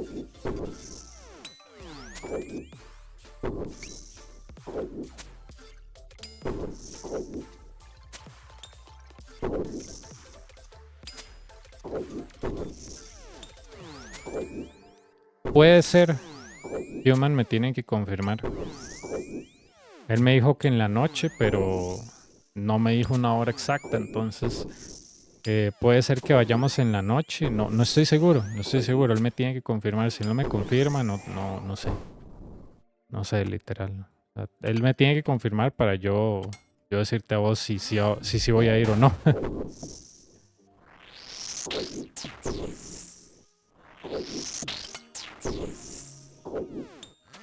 Porque ese hombre es el de la 10. Human, the Jose was asking me if we were going to TOA on Saturday. I say yes, but that you will let me know. Like, I don't have a specific time. Unless you have a specific time and I can convert it to world time, buddy, and give it to him. But, you know, if you have a time frame for that. ¿Qué es esta mierda, perro? Ah, me cago en este hijo de puta blog, perro.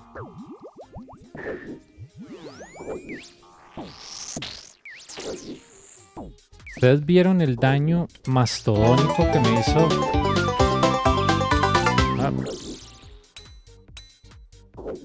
I got off work.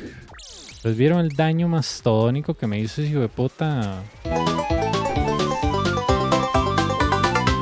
Ese hijo de puta, mae. Ah, gracias por el subscription, Ángel. Around 3 p.m. Okay, 3 p.m. You're EST, right? Darwin, gracias por el subscription. PST, okay, PST.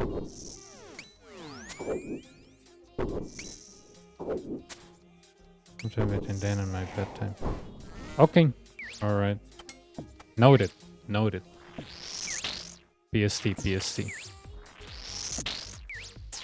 Okay, let me see how far time, buddy. Let me check your time versus mine. Yeah, please let me know, because PST, that's Pacific Standard Time. Standard Time US. Okay, you are... Fuck, I don't like... Okay, I'm ahead of you by 2 hours, right? It's 8 p.m. for you, right? Nice, I'm ahead of you. Oh, I'm in the future and you're in the past, dude.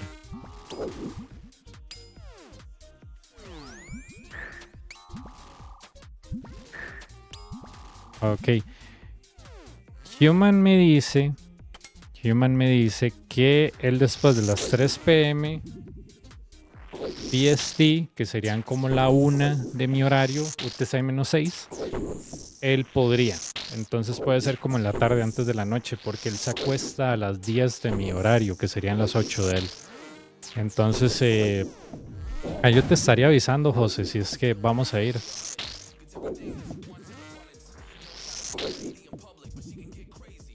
Yo te mensajeo en Discord si es que va a pasar algo. Alright, I'll let him know, human. Por aquello yo uso esta página, Word Time Buddy. Esta página puede ustedes poner su ubicación y cualquier lugar en el mundo y comparar qué hora es en cada lugar. El de Human es PST, Pacific Standard Time. Por aquello. Elian, ¿qué tal? ¿Cómo va todo? Pero sí, por aquello. Yo uso Word Time Buddy y lo he estado usando desde el año 2017. I've been using Word Time Buddy since 2017 because since I used to work for a big company, a firewall company. That's for a subscription, Kevin. I've been using Word Time Buddy since 2017 because I had to coordinate with people from Australia, India, Europe, US, specific meetings, so I can send it from my Outlook calendar. And Word Time Buddy is just great. I mean, that's the only way that you can tell for sure at what time something will happen. And that thing syncs up with daylight saving and everything, so Word Time Buddy is the best. Yeah, no, I'm used to Word Time Buddy. I mean, it's one of the greatest websites ever. You can set up your home.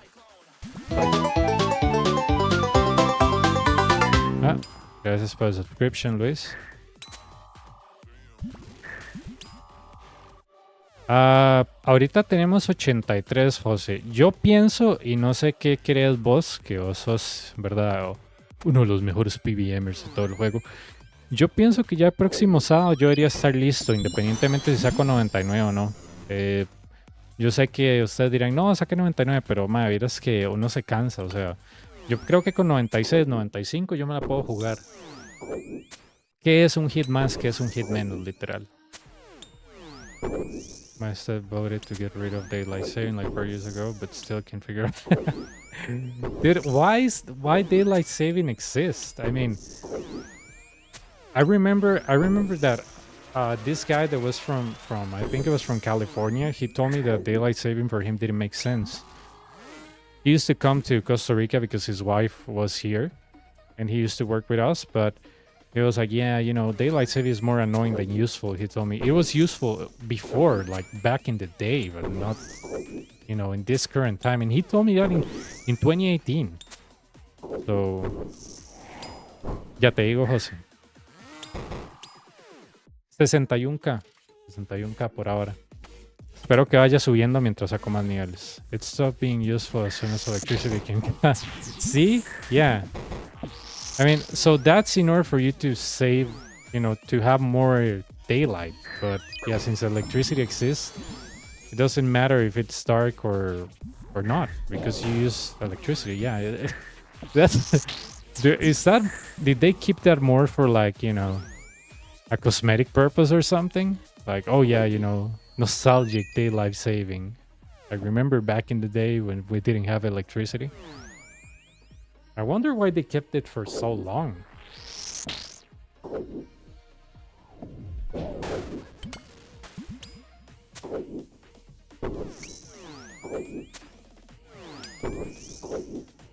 The point was to have more daylight in the morning, but now work culture changed. Everybody would rather have more daylight.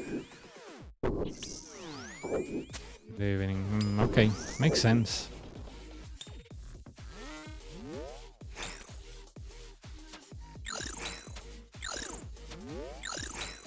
Why only your state got rid of it? Why not all states in general? Like a bill that passes, like we're gonna get rid of daylight saving. Is that like something people lean on? Like, oh no, nobody's gonna take daylight saving away from me. It's a tradition, or not?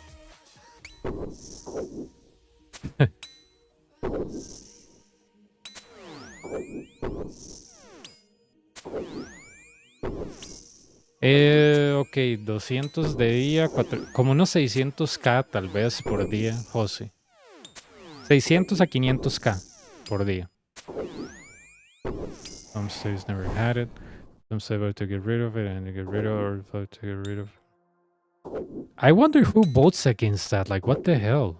If it's not even useful in modern time, like...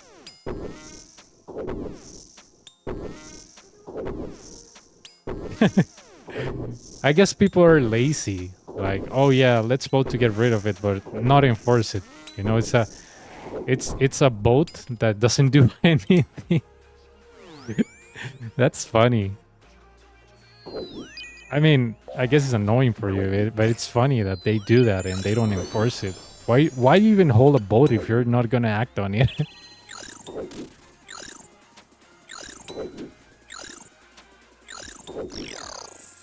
Okay. I think I can save this pillar. I hope.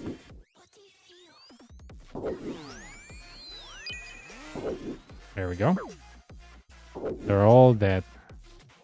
They're all dead, man. Sí, José, 85. No, perdón, 83, perdón. Es que estoy viendo el monto que tenía con la poción, 83. Perdón, 83, no 85. Ya me estoy adelantando los hechos. 95. No está mal. No está mal. Igual los fines de semana yo juego más, entonces tal vez pueda sacar un poquillo más de XP por ahí.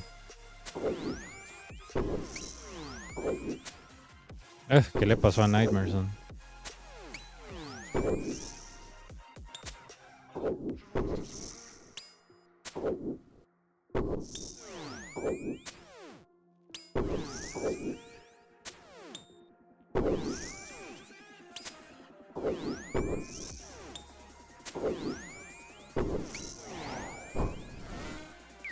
You can ride or die.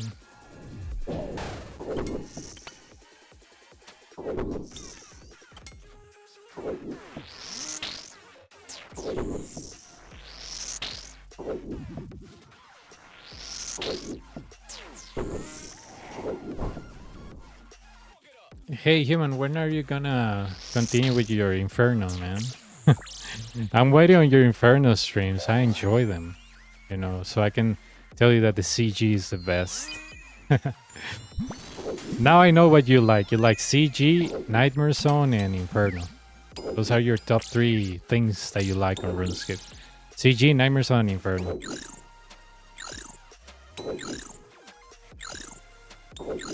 Una gran diferencia siendo Bloodpack Magic Sharp, dependiente de los arrows que uses.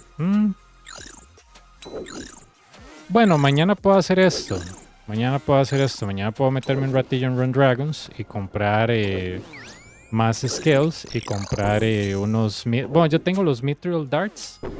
Tengo como 7000 Mithril Darts, que yo sé que lo último que se va son los dardos, lo que se va son las skills. Entonces puedo meterme un ratillo en Run Dragons y sacar. Voy a ver. But has to join to the Discord, I can notify him on their rating. Okay. Alright, to your Discord, right? The one that you have for your servers, right?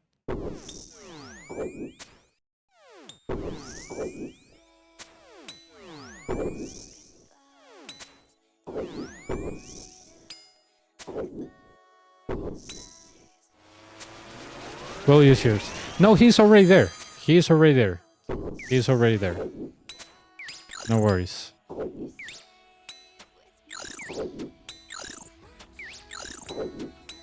Yeah, I know, but you know, you are the TOA expert here, so we'll use whatever you tell us.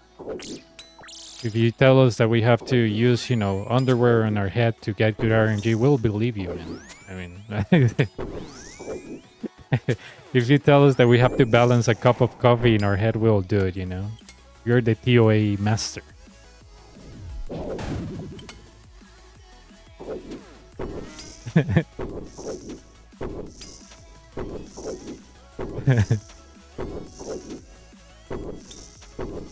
I'm good with it.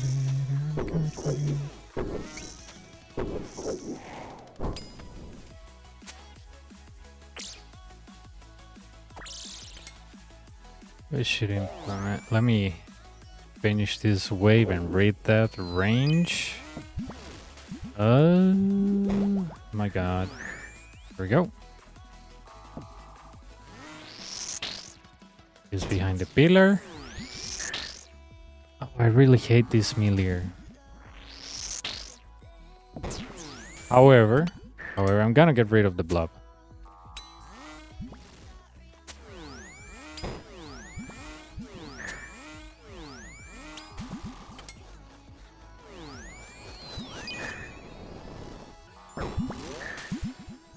Oh, dude, the Rangers is still alive. Like, come on.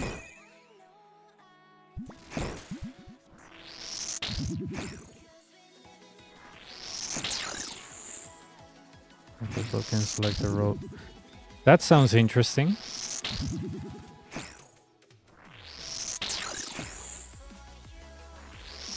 To give people a raider learner role.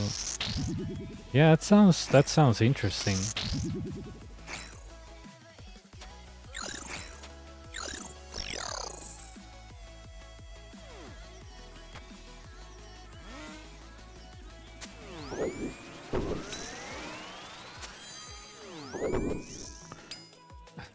I don't like... I think they're on the same tick, if I'm not wrong. Yeah, they're on the same freaking tick. If you go out here, you're gonna get smashed. There's no question about it. They're out on the same tick. There's no question about it.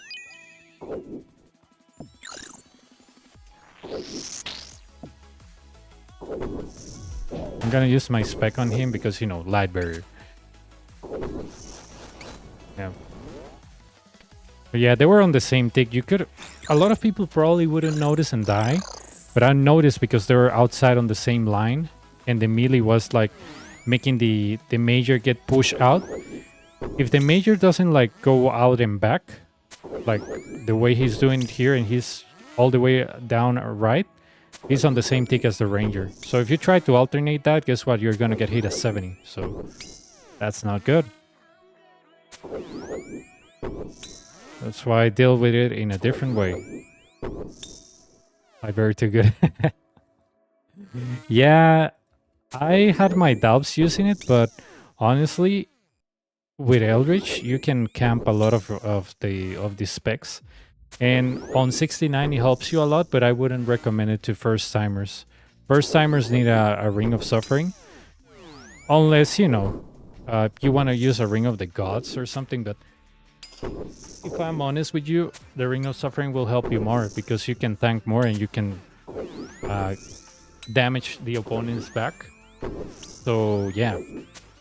Ring of Suffering for sure for first-timers. Light Barrier, Ring of the Gods, maybe if you've got more experience, but if you can afford to lose some defense. But if you're using a Justiciar Helm and you're worried about the defense, then, you know, just don't bring the Light Barrier or the Ring of Gods.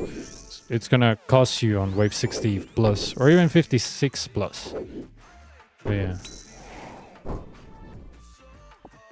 Okay. Oh, dude, tell me I did that on time. Nope. That was funny. I didn't catch that on time. Take a look at what I'm gonna do. Maybe this can help you. You see I still have Western Pillar, right? Okay, check this out.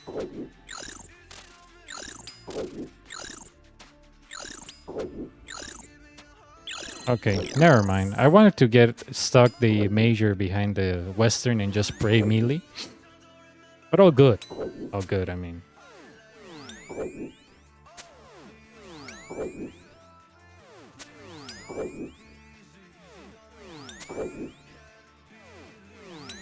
Yeah, I have to look more into doing more stuff on Discord. I haven't looked into it that much. But yeah, I know that it's more versatile. I found a bot that you can put so you can tell everybody that you're streaming or stuff like that. Which I haven't configured yet because I don't like spamming people. But yeah, that sounds like good. You remember Miss Nova? She has a very good and solid Discord.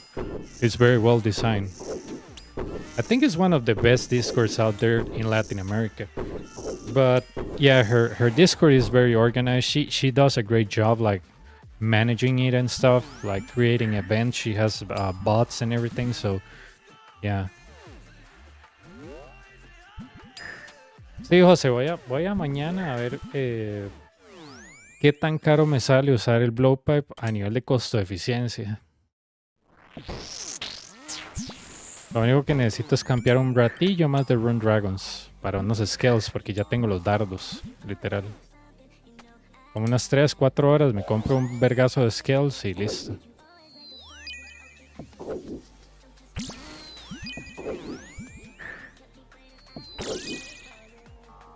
Dude, come on. What are these barrages? Like, seriously.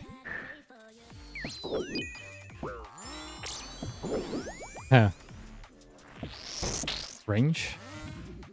Yeah, there's no way I'm gonna stay there, like, seriously. With those bats in the blob, yeah, no thank you. This is gonna be a challenge, but that's okay. You know, we like challenges. I just freeze the guy, step under him, rigor the moron, and that's it. Creo que es ¿eso cuánto es? Como 400 k la hora. Porque, no, son 200 k la hora. Puta más estúpido que soy. Sí, porque los dardos no importa. Los mithril darts valen como 2 GP. O sea, es... Sí.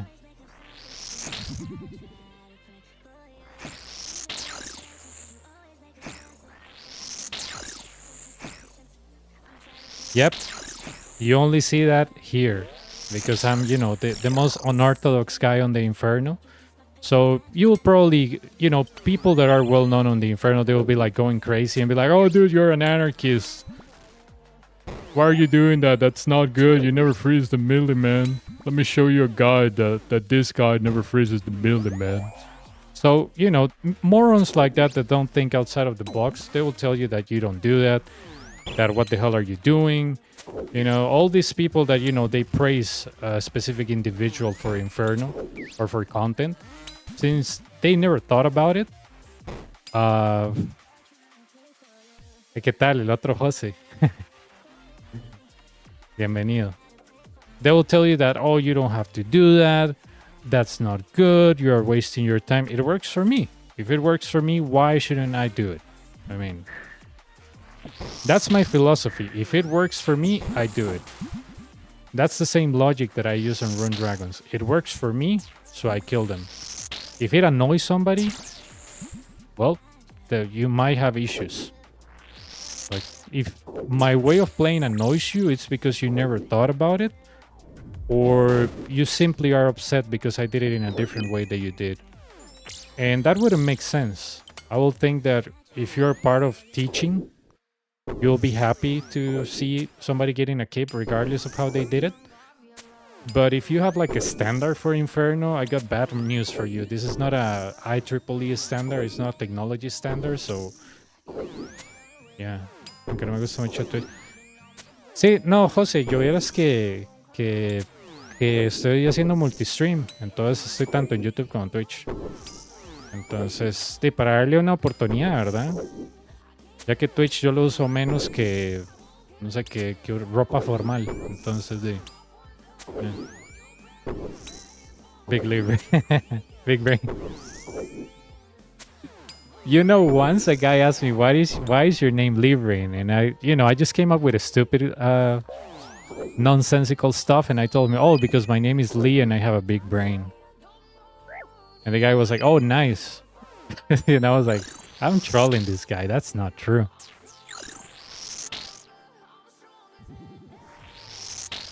But yeah, you'll always see me resolving waves in ways that people have not thought about it, or they don't want you to know about it because, you know, they have to show off to you. That's not teaching.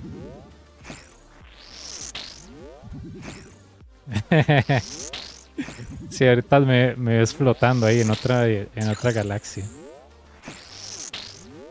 Yeah, the guy was like, why is your name Librain? And I was like, you know, my name is Lee and I have a big brain. I'm very smart. And the guy was like, oh, dude, nice. And I was like, yep.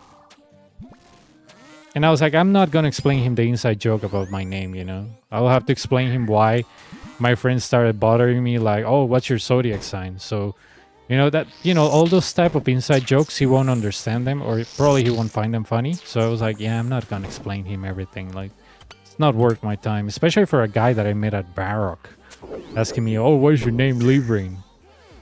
And I was like, well, I'm gonna give him like a random stupid excuse.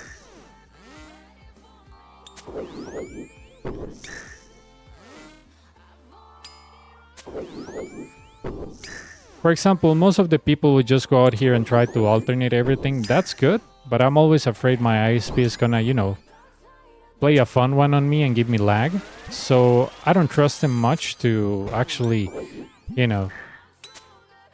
not to have a hiccup on my ping and end up dying. So I prefer to do it simple and easy, because that's teaching, right? Teaching, you have to make stuff easy so people can understand.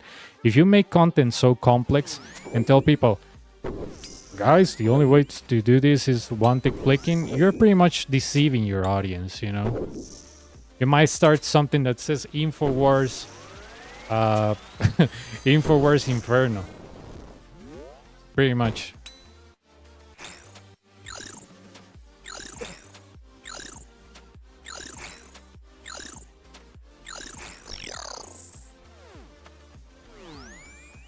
I really just, people that tell me that you need to do Inferno at a certain thing, I usually ask them, what's your KC? They're like, oh no, I've done it like 3 times. And I'm like, yep, you have not explored this content enough, man. Seriously. And that's how you have to treat a lot of people on Twitch, because they feel like superior to you for some reason, or they have like, some type of issue that they have to belittle you to feel better about themselves. Especially when they go to like small streams, smaller streamers, they have to make fun of you, or they have to tell you that you don't know how to do things because probably their lives are very empty. So, that doesn't happen on YouTube. That's what I like about YouTube. That doesn't happen on YouTube.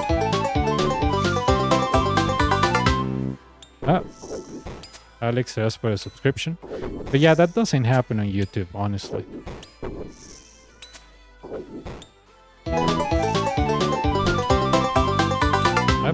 Lluvia de followers. Yes, lag. Gracias por el subscription. Yes. Yes. Oh, I didn't switch properly. I'm gonna get smacked there. But yeah, I mean, people don't like when you do things that other streamers don't, and you get the things done. And that's why they will come up with, theories that you don't play the game right. Oh, you're cheesing the Inferno. I want to see you cheesing it, brother. I really do. I really, really do. Most of the people that complain about your gameplay are the people that are, 100% like those evangelical extremists that are, flopping around the floor, like saying, oh, I feel the Holy Spirit in me. Let me start flopping like a trout. And they do that for their fans on Twitch. Those type of people, because my aunt was one of them. Those type of people don't have a personality. I mean, if you just defend a streamer without even exploring other options, I mean, that tells you a lot about that your life is very empty, honestly. Yeah, pretty much. My aunt, dude. She was like a Catholic fanatic. And she'll pretty much tell me, Pokemon is satanic, Yu-Gi-Oh is satanic, everything is satanic, music is satanic. So those type of people that devote themselves so much for religion or for somebody else, usually they have a problem, a mental problem. If you idolize somebody or if you admire somebody, that's fine.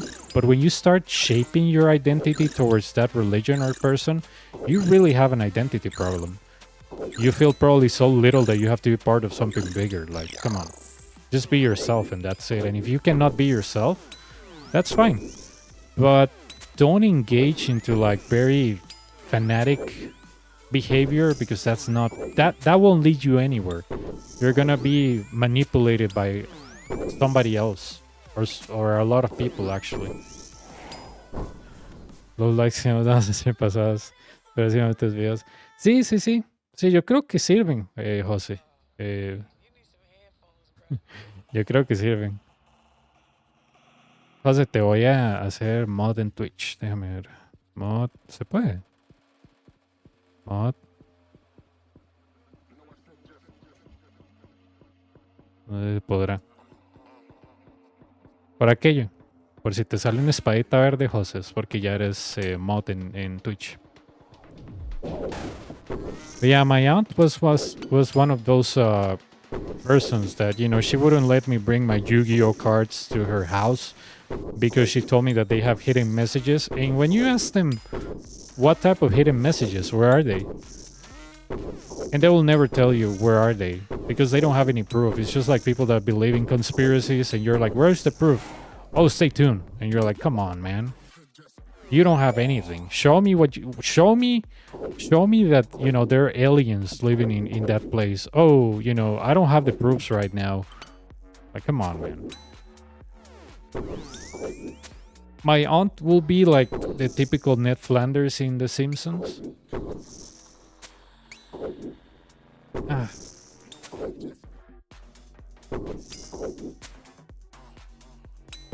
Yeah. Yeah, exactly. Exactly. But my aunt will be like looking for hidden messages on Pokemon. Like, you know, that type of person that looks the Pokemon, but, you know, upside down and be like, oh my god. Oh my god, look at this, the face of the devil. At the moment, it's like 1 hour 34? 36, because I don't remember. Ah, con gusto, Jose. Con gusto.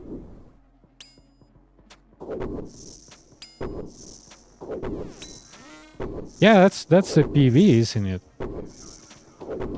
OB. PV.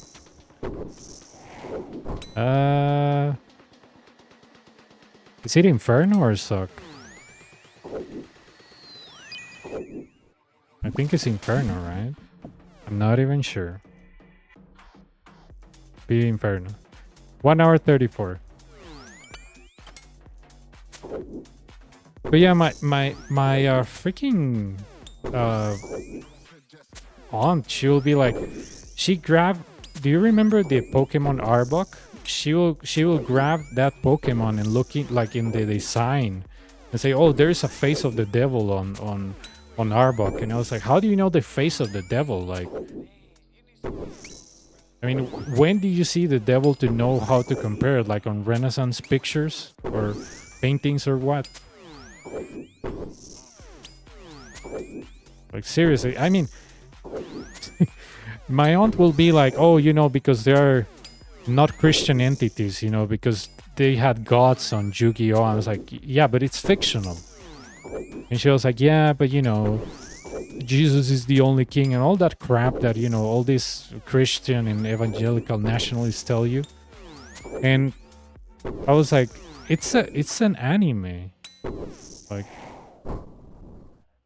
they're not telling us to believe in those gods. You know that they're fake. I mean, I was a teenager and I knew they were fake. I mean, even if they tell you have to believe in this because it is real, which is, the series never did that. But like, I mean, it doesn't make sense. Not anymore. Not anymore. I used to watch Naruto, but I finished the manga and I didn't finish the anime because, you know, too much feeling. Like, too much crap.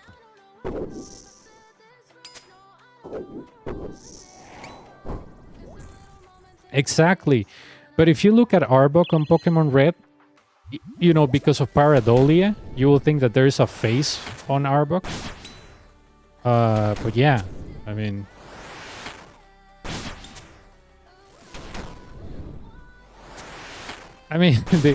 my aunt will tell me all these crazy theories. Yeah, but it's not like the face is gonna do something to you. Seriously. My aunt will tell you that, you know, just watching Pokemon will make you a satanic person. And I was like, you know, I don't feel any different watching Pokemon. And she was like, oh yeah, but you're, you know, summoning demons through a ball. And I was like, yeah. I think my aunt was... advanced, she was ahead of her time with the current conspiracy stupidity that you find online. I think she was ahead of her time. She was ahead of her time. She was ahead of her time in the level of the stupidity of conspiracy theories. Yeah.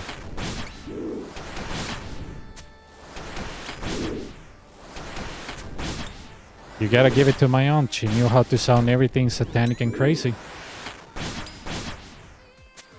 And you know what's funny? She was like very, very homophobic, and both, 2 out of her 2 children are gay. And I was like, dude, that's so funny. You campaign your entire life against an entire people or entire way of living, and your kids end up being part of it. Like, that is so hilarious and so ironic. And she will hide them from public view. I mean, my cousin is gay, and he had to hire a girl to act like her girlfriend because my aunt was so crazy that she wouldn't accept the fact that he liked men. And I was like, dude, that's so funny. I mean, you devote yourself to go against certain beliefs and people, and your kids end up being part of it. That's so ironic. That is very, very ironic.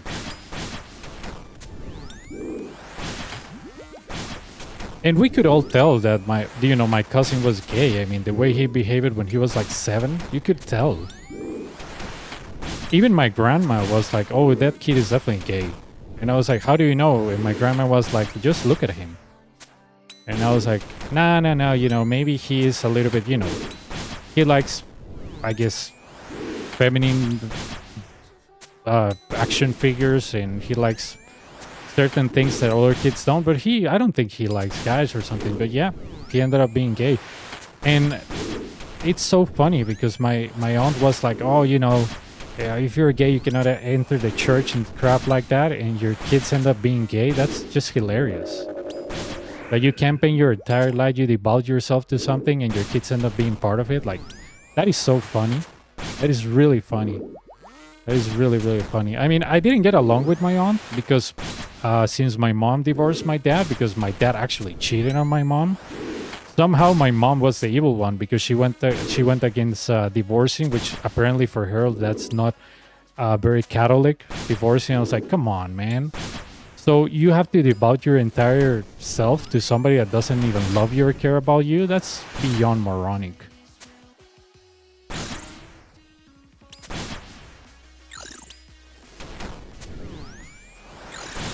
I mean, my dad cheated on my mom, and then somehow, if my mom divorces him, she's like the guilty one. I was like, come on.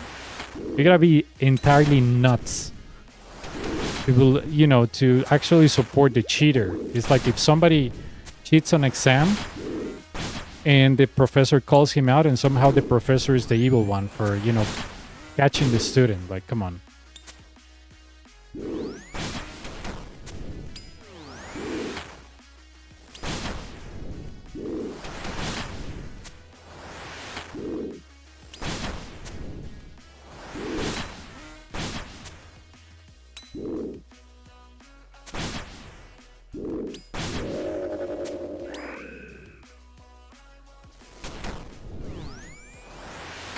I don't charge, Elliot.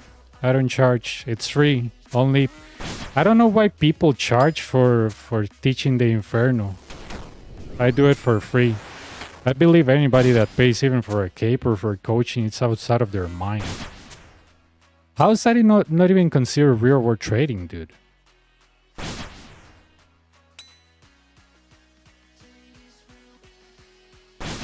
Well, good for you.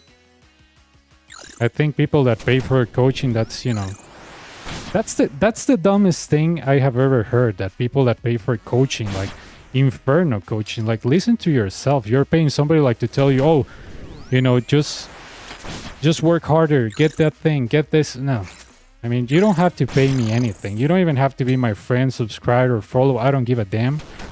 If you want to learn and you have the passion, the time, and the money for your resources and crap, that's all you need. That's all you need. I don't charge people for coaching. I will never do that. I think that's beyond ridiculous. Somebody charging you for coaching, you're like, what the hell?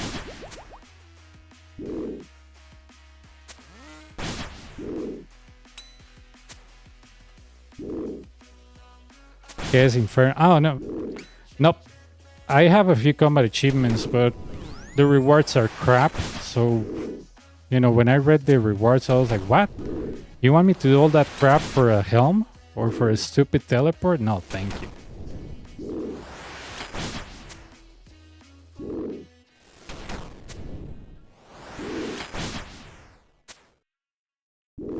What is the army skill? What the hell is an army skill?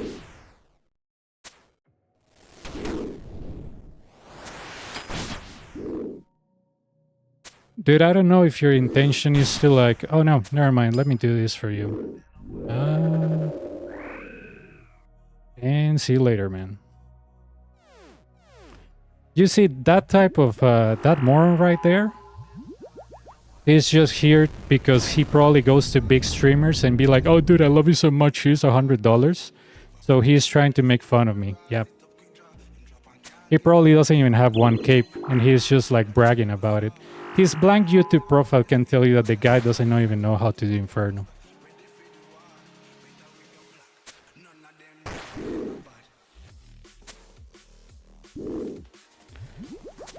Most of those people that you see that, you know, they make fun of others, you know, on the stream and they have a blank profile picture, they're nothing but, you know, those keyboard warriors that they don't have the balls to go on stream, that because they're probably so ugly as hell that they're not even confident about their own appearance. So, yeah. You set the tone and set the example and show us how good you are. Piece of garbage.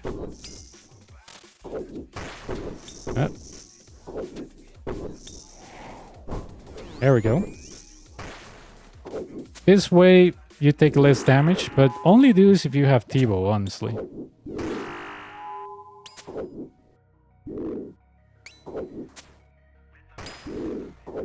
Good for him. Good for him.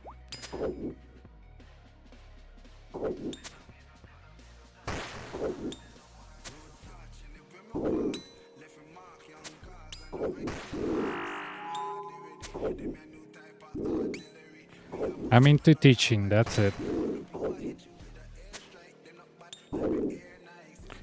Yeah, welfare. I try to make it easy so people don't think that one-tick flicking is the only way. It's not the only way. And especially if you're from Latin America, you'll understand that one-tick flicking is not reliable. You cannot trust your ISP here. It's just not, you know?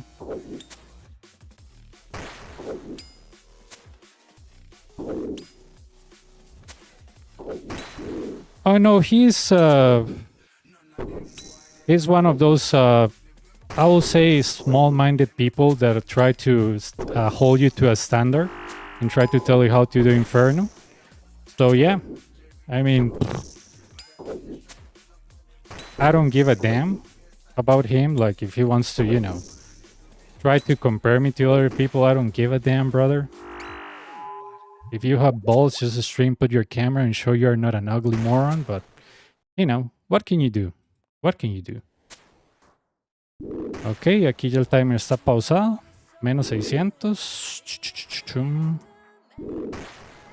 Resume.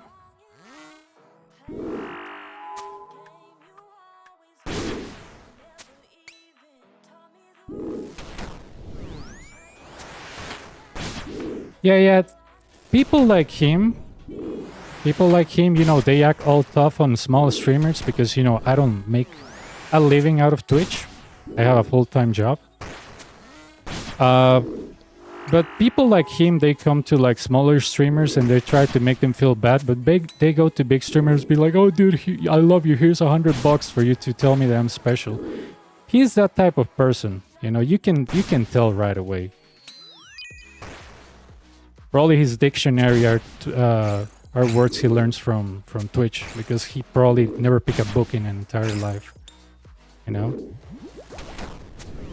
Like, do it my way or you're not cool.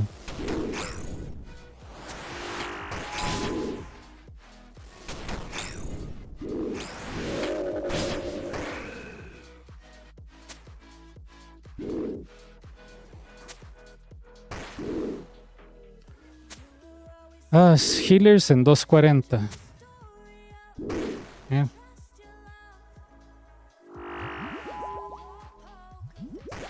Voy a tomarme el estamina, se me olvidó.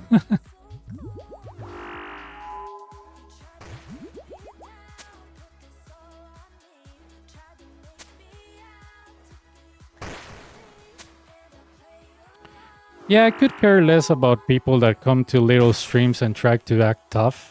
I don't give a damn. I don't have a sympathy for them because, you know, the fact that there are also smaller streamers and they're making fact of other smaller streamers like a poor person steals from another poor person. You know what I'm saying?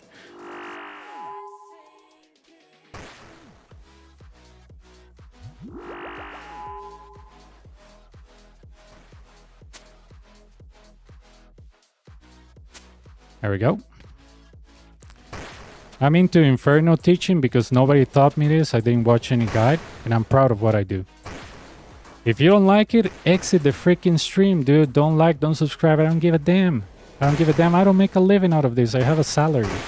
I like what I do. I'm a cybersecurity analyst, man. I like what I do. I like InfoSec. I like cybersecurity.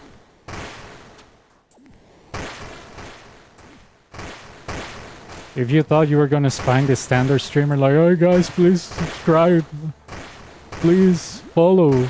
No, like come on. I have a full-time job. I don't depend on what other people think. Like, seriously, seriously. If I do this is to destroy the people that are, you know, the Alex Jones of the Inferno telling you that you need to one-tick flick this thing, that's not true. That's just not true, you know? I'll read that in a second. Okay, how you move in Suck and Rage is actually very funny. You count 3 attacks on the corner and 1 per the middle, and that's how you move. Don't look at Suck, look at yourself. 3 attacks, you move. 1 attack, you move. Then 1 attack, here, you move. You don't lose the save spots, that's a lie. You always use the same save spots, but in a different way. And you go here, 1, 2, 3. No.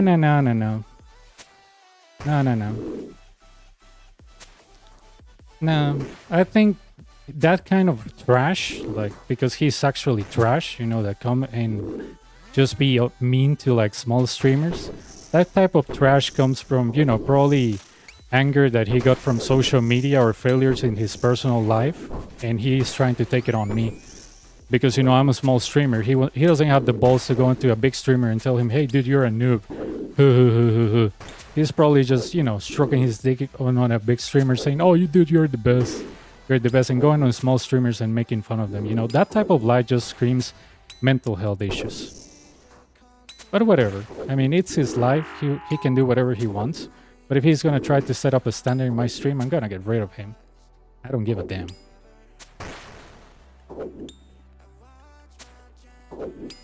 Sí, o sea, yo voy a seguir streameando en YouTube y ahorita YouTube y en Twitch a la vez, pero continúa, o sea, cuando acabe en YouTube no voy a dejar de streamear ahí, jamás.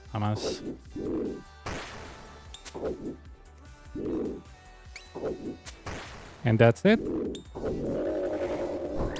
5 brews left, 4 Reesters left, and that's it.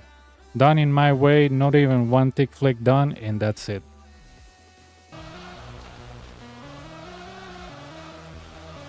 $720.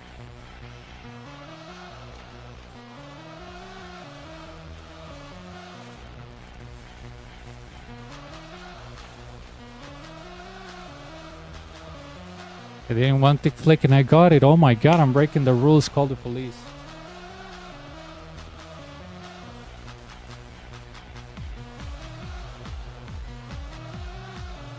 No, I don't gamble any single cape. I love my capes.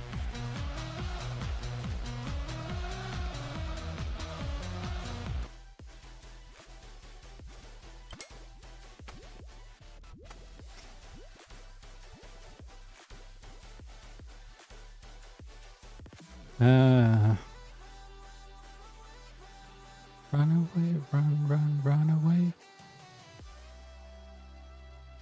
away. Yeah, I'm crazy. Human is right.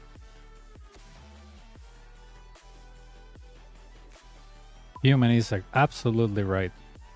I don't gamble my capes. Here they all are. I don't gamble them.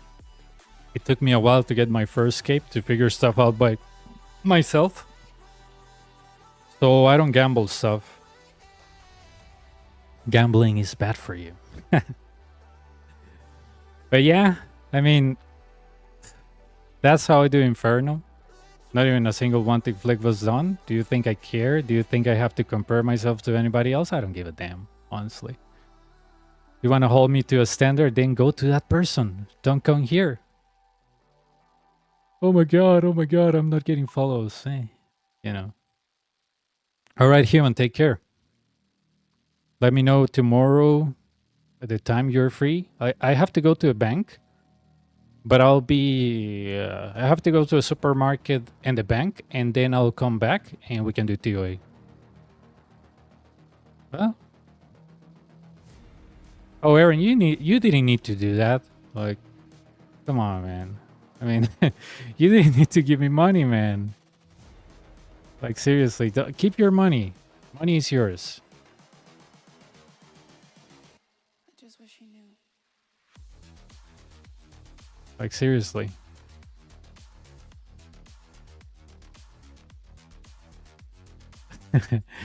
I don't drink coffee, but definitely I'm gonna... I guess I'm gonna buy, I don't know, a lemonade for my mom. I only drink water, but thanks for that.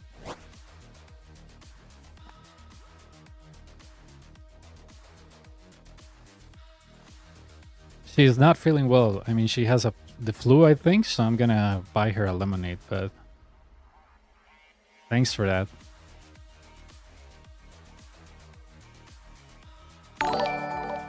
Up. What was that? What was that? Super chat. There it is. It took a while, thanks. Oh, look, a random inside the Inferno. So, yeah, it's sponsored by water. Drinkable water.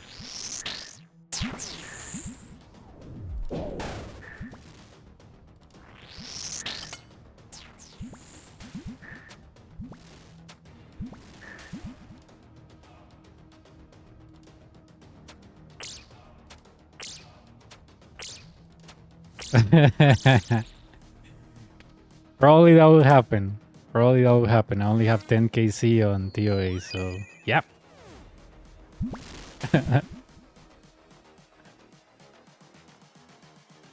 720 as of now.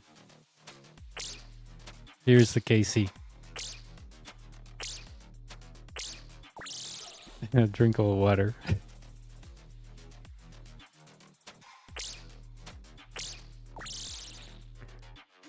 Yeah.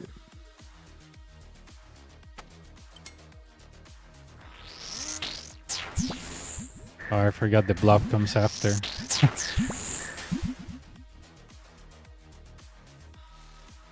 Yep.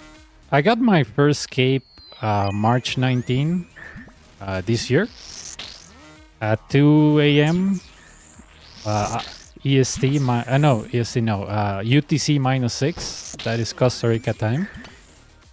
And it was very funny. It was very funny. I was like, if I can get 5 capes, I can start teaching this. When I got the 4th one, I was like, okay, I got it. And that's why I started teaching mainly a Latin American community, because I believe that at least in Latin America, there's not like many good guides, and all the guides I watch, they just focus on one tick flick. And one tick flick is not needed. I mean, I don't know how many times I watch a video like, oh dude, one tick flick is needed. That's not true. If you believe that, you know, you also believe that vaccines give you Office 365 on your body or something like that.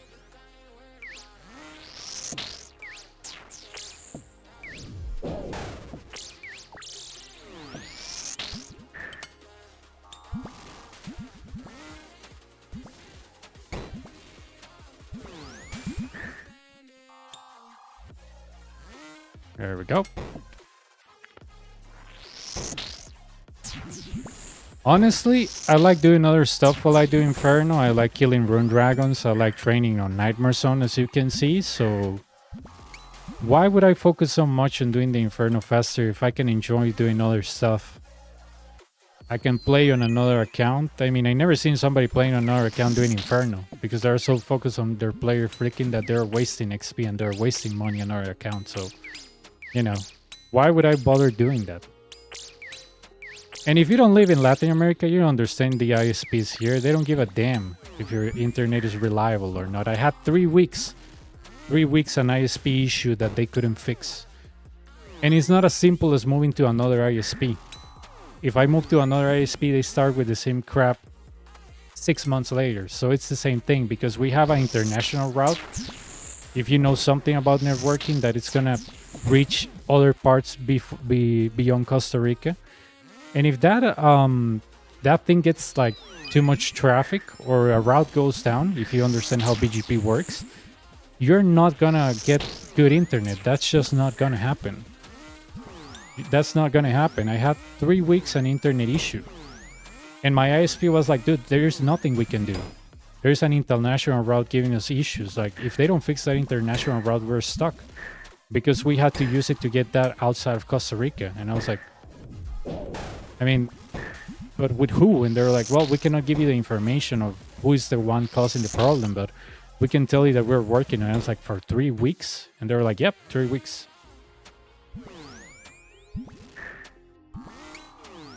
Jefferson, ¿qué tal? Yeah, it's lazy flick. It's lazy flick. Basically, what I do is that if you know on the animation that the monster is hitting you, that it's on a 4-tick cycle, you can put on your prayer on and off, and you will never get hit, and you don't waste any prayer. A guy on Twitch actually told me how to do it. It was actually, I think, one of the best Inferno players that I have seen. He was like Russian or Serbian. I don't remember. He had an accent that makes me think he was like Serbian or Russian because he told me, you know, trying to imitate his accent, he told me, oh, if you don't want tick flick, what you can do is that you can install the plugin Visual Metronome, and with Visual Metronome, when you see the animation on the number, you put the prayer and put it back on and then off. And that's how you save a bunch of prayer without using one tick flick. And he was actually I think one of the best PBMers that I have seen, very humble. And the guy just taught me, like, you know, install Visual Metronome, go in front of the melee, wait for him to attack you, put on the prayer, put it back on. Yeah, I don't know. He sounded Russian to me, I don't know. But I didn't ask him where he was from, but yeah, Serbian, Russian, I don't know. But he told me how to lazy flick. Like, he told me, go in front of the melee. I said, okay, take a look at what number he attacks you on. You see it's number 3. You put the prayer, let it back on. Put the prayer, let it back on. And he told me he can attack you in any number, but the ranger, melee, and major can be lazy flicked because they're on a 4-tick cycle. And that's how I learned. That's lazy flicking. And that's what I do.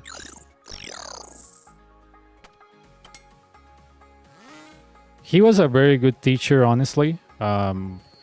He told me a lot of advices that you don't hear out there. He told me, don't try to be tick perfect on the Suk shield. You have to wait on every ball to move except on the middle one. And I was like, oh, okay, good. So he taught me that. He told me this is not a safe spot until it's in rage. He told me here, as soon as you see the ball move here, a ball, you move here, hit it. Then you see here a ball and you move. He was very, like, to the point. He was not giving like bullshit. Because I was dying to suck balls, and he was like, yes, the thing is that you are trying to move tick perfect. You don't have to wait for him to, to move his hands or arms. Just move every sock ball and you should be okay, never get hit. But yeah, he was very nice. I mean, the guy was, I think one of the best PBMers I ever met. Not only because he was actually good, I think he had a sock helmet and everything, but he actually cared about teaching people. Very impressive. It's hard to meet somebody that meets those two requirements, that it's good, but it's into teaching and knows how to teach, because that's another thing. You can be good at something, but if you don't know how to teach it, yeah, you're not helping me much. But yeah, the guy was really good.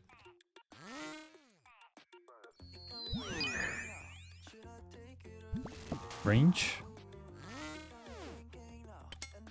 And Aaron, if you see the little squares that change colors, every color is a game tick of the game. So if you go in front of a blob and you change your prayer from range to mage or from mage to range, you will never get hit by a blob. Yeah, exactly. There's people that have that. I don't know if I'm good teaching. Honestly, I like doing this and showing people that you don't need to one tick flick to beat the Inferno. Trying to battle, you know, the black market of the Inferno and misinformation one stream at a time. But I like explaining people what I do and the logic behind that, you know. Bien, Jefferson, bien. Vieras que estamos tanto en Twitch como en YouTube ahorita. Instalé un plugin de OBS mismo que me permite streamear en 2 plataformas a la vez. Está muy cool. No sabía que eso existía. Pues es que me puse a cenar y dije, ma, ¿eso será posible? Y me metí a ver un video y un muchacho explicaba muy bien cómo hacerlo y ya listo. Sorry about Spanish. It's my first language and most of my viewers usually are from Latin America. So you hear me speak Spanish, it's not that I'm bad-mouthing you or something. It's just that I'm answering questions in Spanish.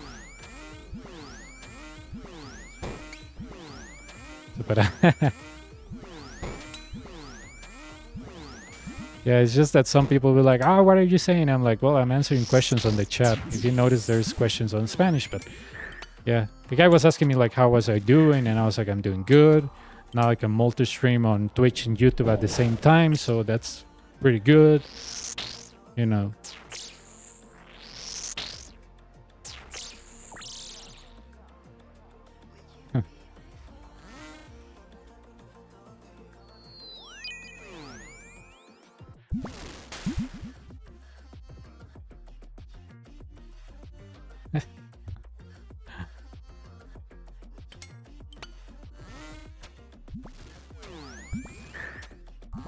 Hey, how's it going?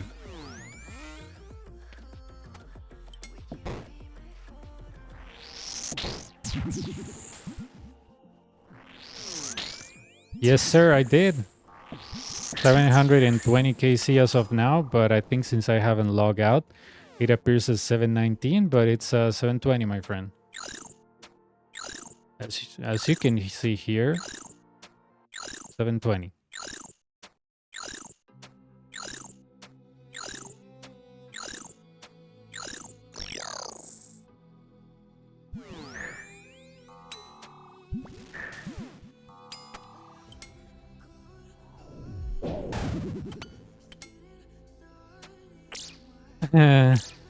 Thanks, man.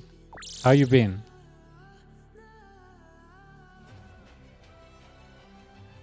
Dylan, ¿y qué vas a hacer ahora sin el trabajo? O sea, ya tienes algo preparado. Se me olvidó preguntarte, man, pero ¿ya aplicaste a algún lado? Si quieres un consejo, te puedo decir que uses LinkedIn. LinkedIn tiene un montón de trabajo que ofrecer. LinkedIn es como la única red social que yo tengo, porque LinkedIn es solo para trabajo, literal. Siempre hay un imbécil ahí como, practiquemos la gratitud, no sé qué, pero démosle gracias a Cristo, o estupideces, man. Pero LinkedIn es muy bueno para conseguir trabajo, man. Por si ustedes están interesados en conseguir trabajo, usen LinkedIn. LinkedIn es de Microsoft y tiene un trabajillo muy bueno ahí en ciberseguridad a nivel de usuarios. Entonces, LinkedIn es calidad, man. Se lo recomiendo. A mí me han salido todos los trabajos desde el 2017 en LinkedIn, man. Yo ni siquiera necesité llamar a nadie o nada, ir a dejar currículum, no. Entonces manda el currículum por PDF y plum.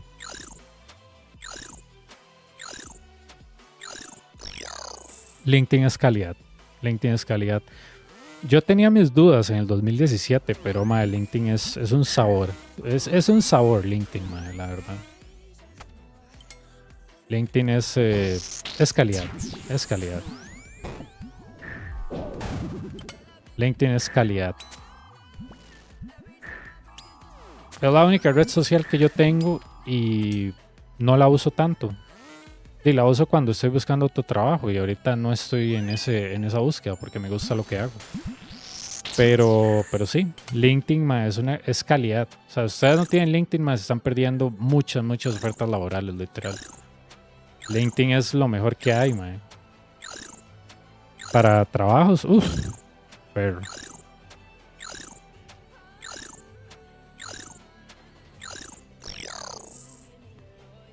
mi amigo envió mensaje para venir del día.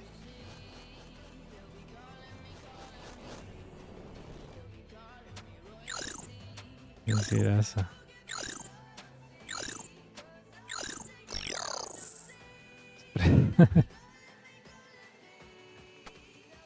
I'm joking with a friend because he, in Costa Rica is so small that if you move to one area, it's very cold, and then when you move to another one, it's very hot. So he's in a very cold area. So I was like joking with him.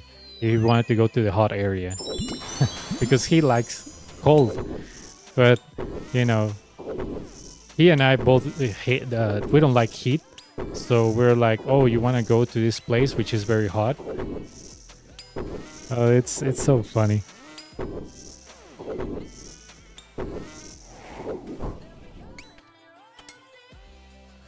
Pero sí, muchachos, si ustedes están buscando trabajos, les recomiendo LinkedIn, man. LinkedIn literalmente es una de las mejores herramientas de trabajo, man.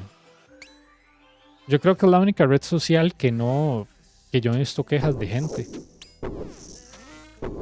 No hay campañas de desinformación de que las vacunas le dan testículos magnéticos. La gente ahí es muy respetuosa porque es ambiente laboral. Más bien la gente ahí tiene mucha solidaridad. Si ustedes ponen que están buscando trabajo, la gente repostea eso varias veces para que otros reclutadores los vean. Ustedes pueden darle como reconocimientos a la gente con la que ustedes han trabajado. Y eso les sirve a reclutadores. Es calidad, ¿no? Ustedes usan LinkedIn y literalmente si están buscando trabajo, les va a cambiar la vida, mae. Yo no soy de recomendar ninguna red social, mae, pero LinkedIn para mí es como una herramienta de trabajo. Es muy, muy bueno.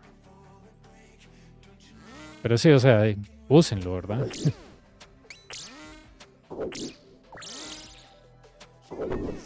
Y ustedes pueden poner su currículum en el perfil, entonces la gente puede,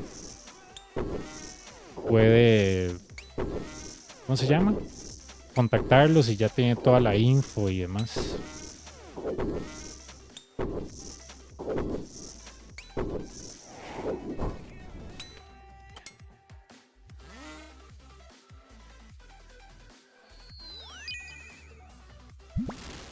Nice, the blob.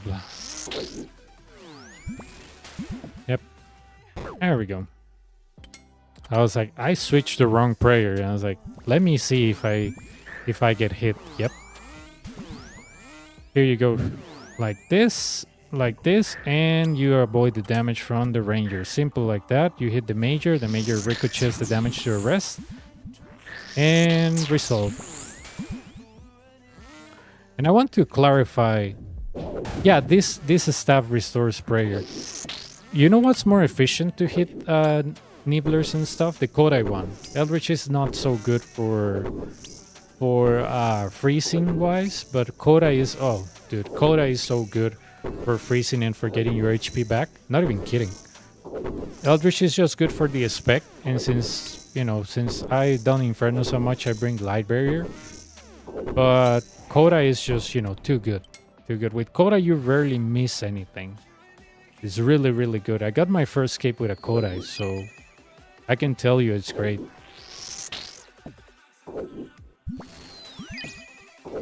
If you can afford one, of course, because Kodai right now is like freaking 100 million. Like, inflation hit late on RuneScape, Like, seriously, Kodai used to be like 70 million. Now it's like 100.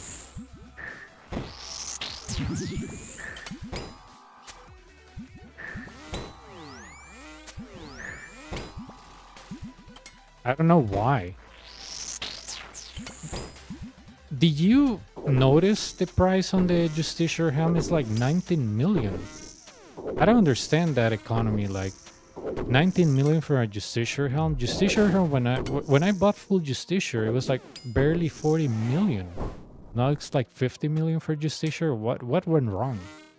Like, what people use Justiciar helm for these days? I wish somebody will tell me, like, there's like a new boss where you need Justiciar or something, because the prices don't make sense to me.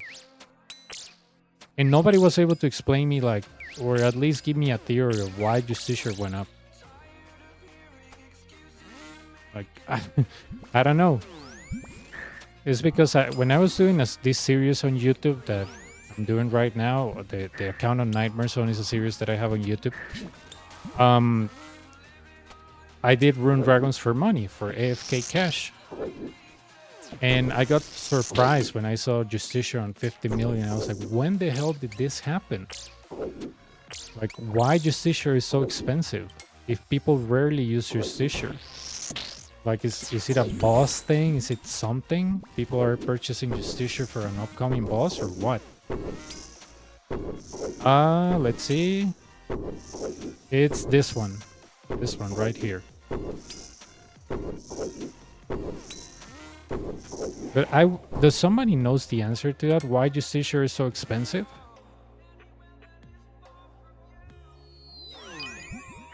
Is there like a boss that needs Justicia or what? I never seen Justicia so expensive. It actually, scared the crap out of me when I was buying it on this account that it's on Nightmare Zone. I was like, what the hell just happened?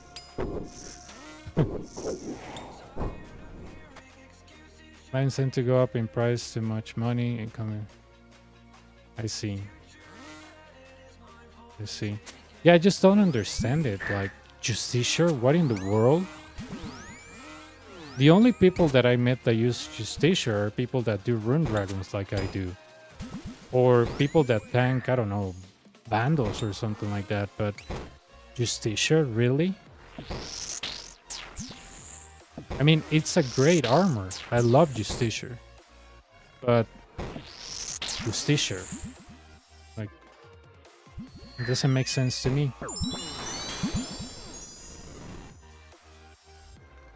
Yeah, I see. Yeah, it's like the party hat effect on the original RuneScape. People invest on them because it's so rare, so it will always go up. No matter how useless it is, people will invest on it because it's expensive. It's kind of like the analogy that you have a diamond. No, that you have a diamond and it's worth a lot. But if you were in the desert and I have a bottle of water, my bottle of water is worth more than your diamond. It depends on the condition that you are in right now. And I guess if people have all these crazy money-making methods or have a lot of money, they are going to invest in things that are rare or less common, because they don't know what to do with their money. Which is funny. Like, I had the opportunity to purchase a third H pickaxe and I was like, dude, what I'm gonna do with that? It's gonna be like, 80% of my bank and just buy it and sell it. I really don't have time for that. I need to do stuff AFK for cash because of work. But yeah, I was like, I don't feel like owning one of those things because I don't see the reason. But I guess when you have so much money, you don't know what to throw your money on. You will start spending on dumb stuff. It's like when I used to work for this BlackBerry. I had a client from like Qatar or UAE that he had his phone covered in gold. And I was like, what the hell? Giovanni, ¿qué tal? Bien, por dichos, ¿qué tal? ¿Cómo va esa mano después de tanto construction? ¿Qué tal todo?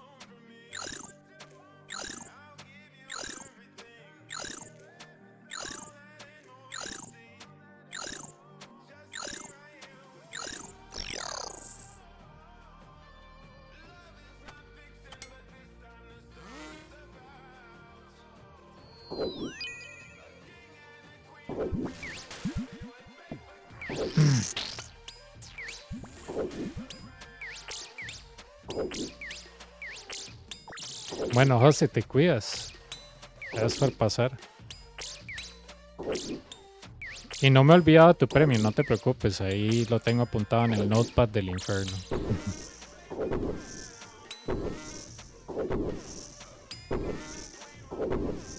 Ya.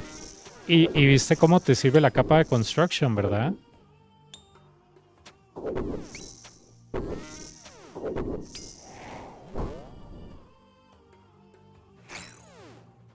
¿Qué método estás usando en Rune Dragons? ¿Te teletransportas solo con el Construction Cape en el inventario? ¿O llevas un necklace de Rune Dragons y solo usas la casa para banquear? ¿O usas la casa para ambos teleports?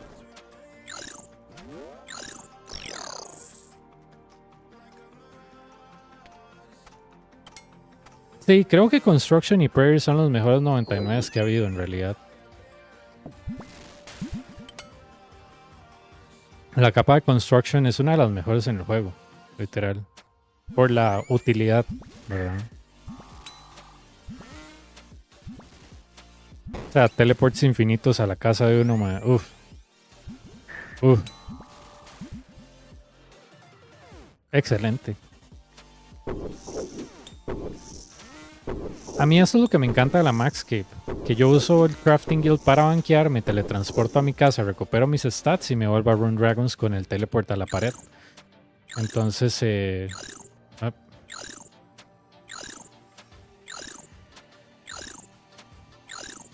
you want the Discord link, Danny? Let me know. I don't pay Nitro, so you know the Discord link changes every 30 days, so I feel like posting it's a waste of time, you know. Pero sí, muy buena 99 Construction. A mí me encanta. Construction lo sufrí mucho, pero lo disfruto mucho. O sea, lo disfruto mucho el beneficio. Literal. Literal, perro. Construction es como una de esas skills que uno hace una vez y ya no quiere volver a ver, literal. ¿Te imaginas qué locura sacar 200 millones en esa porquería, man? Tiene que estar demente. Tiene que estar demente, perro. I didn't have the necessity to do that. The ranger was stuck, but it is funny always to freeze the melee. There we go. Digo, aquí mi favor. Hermosa, preciosa.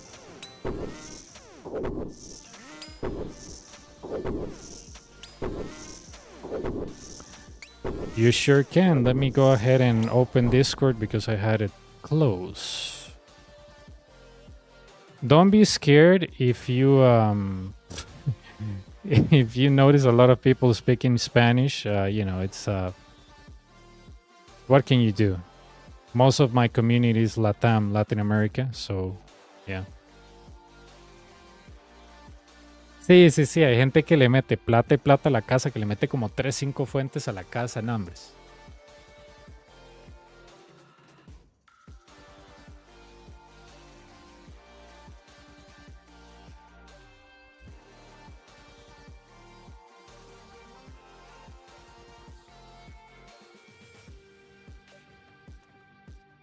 En mi casa es un tugurio, a mí no me importa, man. Solo tengo lo básico y vámonos. Yo en esas varas sí no gasto plata, que en rings, que en tronos, que no, pero a mí hábleme de utilidad o no. No. Todo lo que sea cosmético para la pinga, o sea, literal. Yo, no. Literal.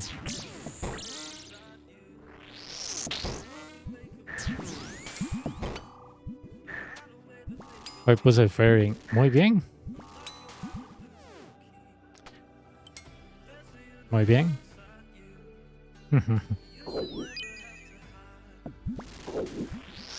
This is wave 30, by the way.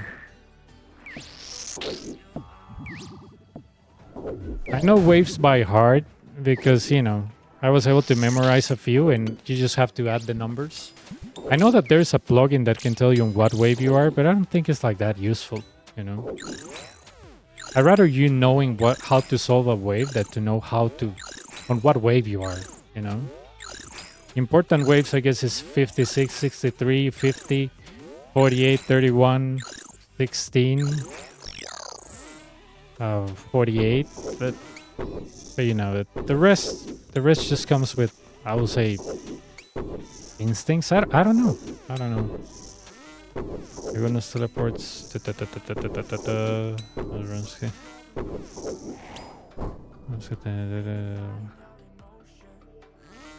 Excelente.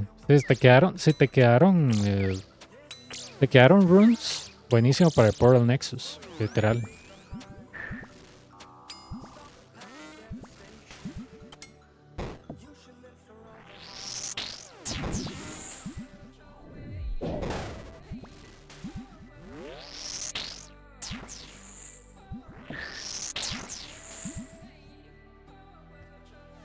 Okay, 31. I guess this one can be a little bit hard, quote unquote, because you have two blobs. Always when you have two blobs, things start to get a little bit complicated.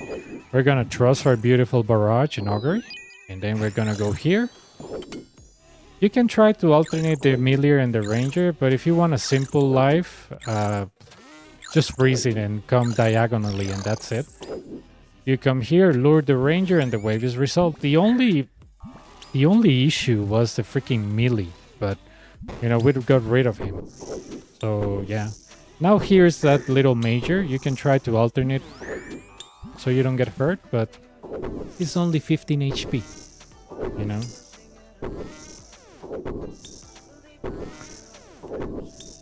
Oh, I used to die to this wave so much back in the day. In 2022 or 2021? Oh my god, dude. I remember. Just didn't know how to deal with them properly.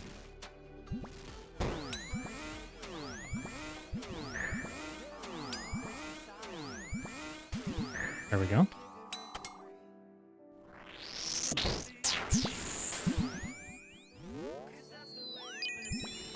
Sí, Giovanni, vieras que yo lo he pensado. Yo he pensado sacarle 99 construction a mi primer alt y no me da el amor. O sea, no puedo. O sea, hay un límite que cada ser humano puede soportar, literal. Y yo no me veo sacando 99 construction de nuevo. O sea, eso es algo que yo no me veo haciendo. Yo pienso que ya hacer eso 2 o 3 veces más tiene que tener un problema muy serio. A usted le gusta regalarle dinero al ortopedista, pero porque usted va a salir con un dolor de manos, literal, mae. Y si no es con un dolor de manos, más usted va a salir aburrido de ahí.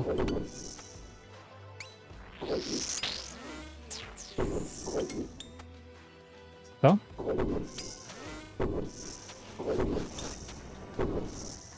Okay. We're using the ranger as our pillar.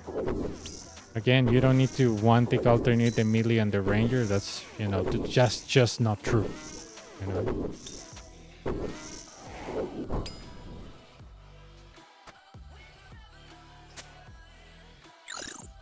Sí, no. Yo pienso que es hasta malo para la salud de la misma muñeca.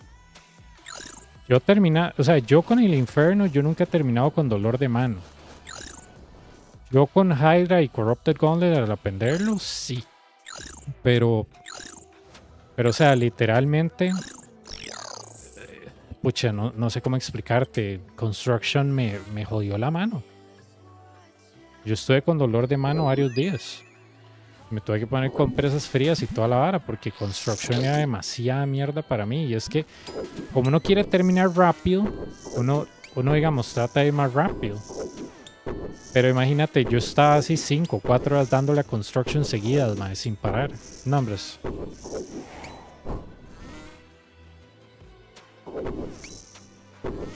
Sí.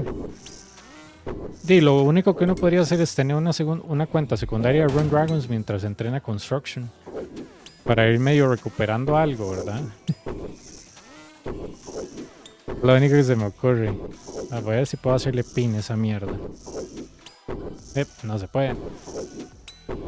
Twitch no me deja hacer pin a los mensajes, man, no sé. Pero no importa.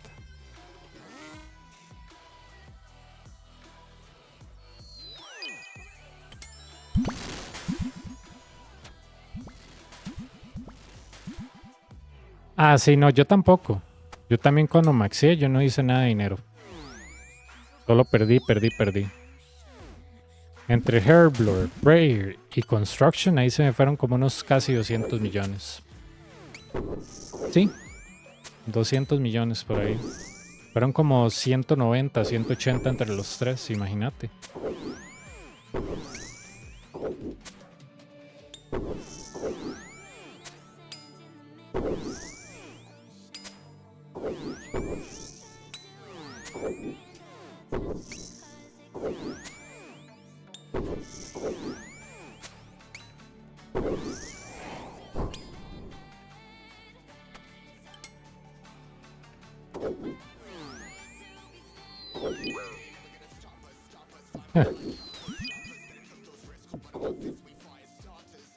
Up.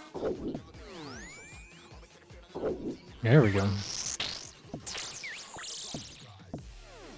My intention was not to kill the bat, but you know, one shot. Saqué la cuenta de lo que necesitaba y una bunny, ¿verdad? Y ya darle. Sí, Giovanni, esos son los logros como el Inferno, que uno lo saca y uno dice, uff, por dicha yo salí de esto. Construction es como el Inferno. Una vez que uno ya lo saca, uno dice, bueno, ya sé cómo hacerlo, pero no cuenten con que lo vuelva a hacer. Es que a mí me gusta enseñar el Inferno, pero sí, Construction tiene esa vibra, literal. Ah, no me gusta esa canción.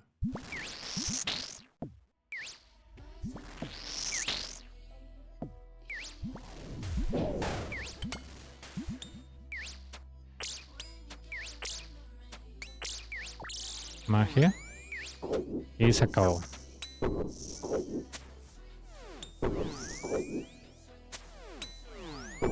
Sí, a mí, ¿cómo se llama? El Construction tiene ese efecto sobre mí.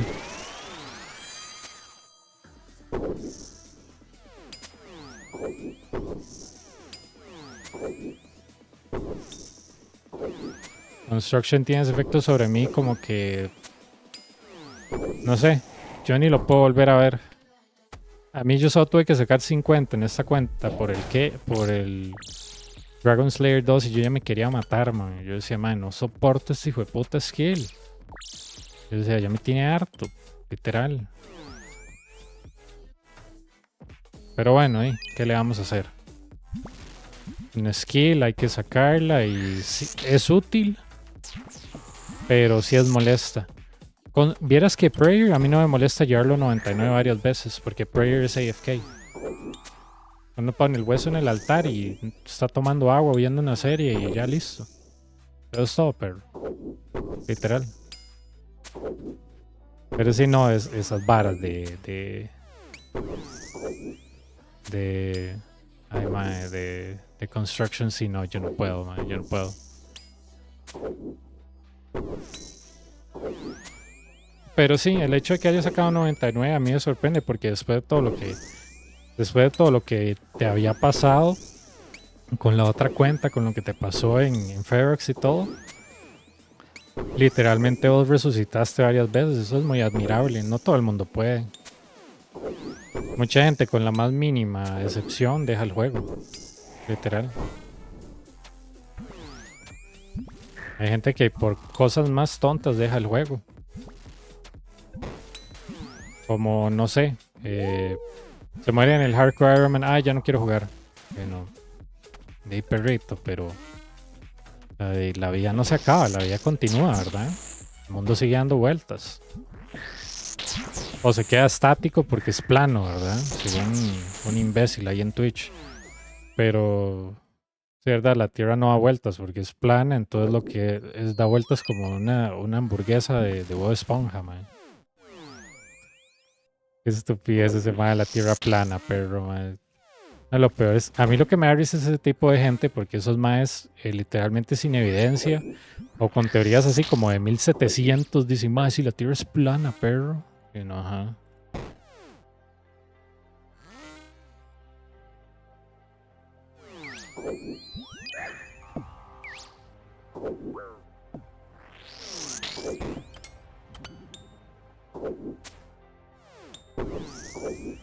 Dicen que esa es la mejor manera de vivir.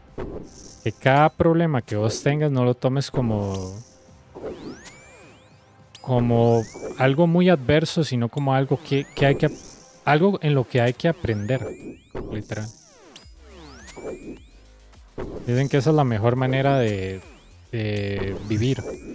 Cuando usted tiene un problema, usted lo vea como un aprendizaje. No importa el problema que sea, lo vea como un aprendizaje. ¿Qué puedo aprender yo de esto?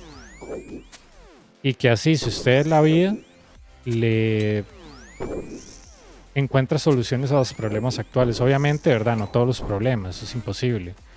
Pero dicen que eso es como la manera más sana de ver la vida, mae. Como que cada cosa que usted le pongan, un problema, usted dice, mae, que puedo aprender esta mierda, literal, como en qué me puede ayudar a mejorar esta situación personal, digamos, como, por ejemplo, cuando un amigo me robó dinero en Jabotel, ¿qué aprendí de eso?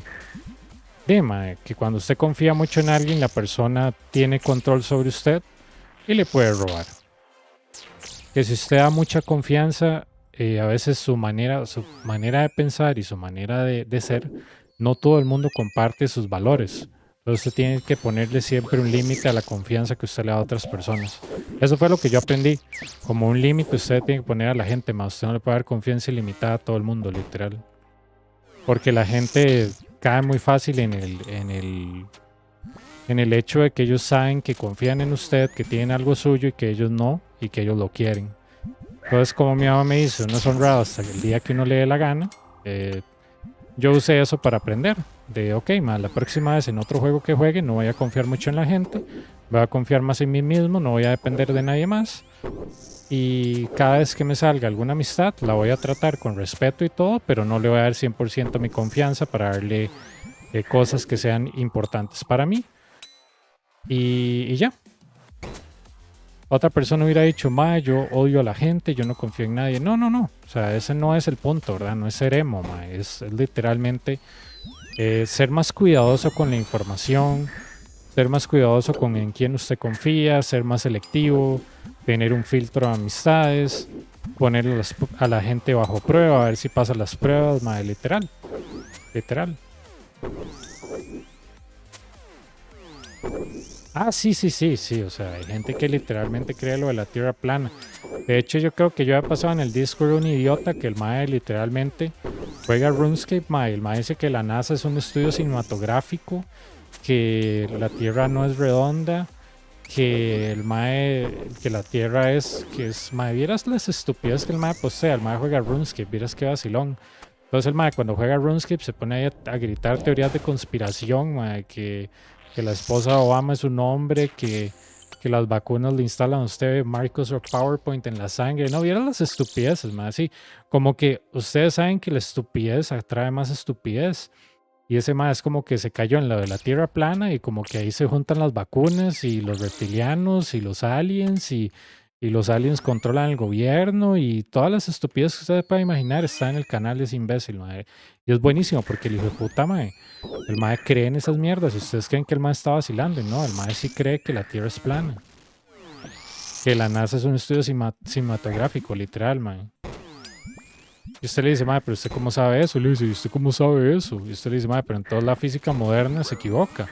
Más que porque usted confía en la física moderna, aunque sea ciencia, ¿qué importa? Y uno, ok, usted está diciendo que la ciencia es mentira. Sí, la ciencia es mentira. Y uno, ok, mae, los hechos son mentira.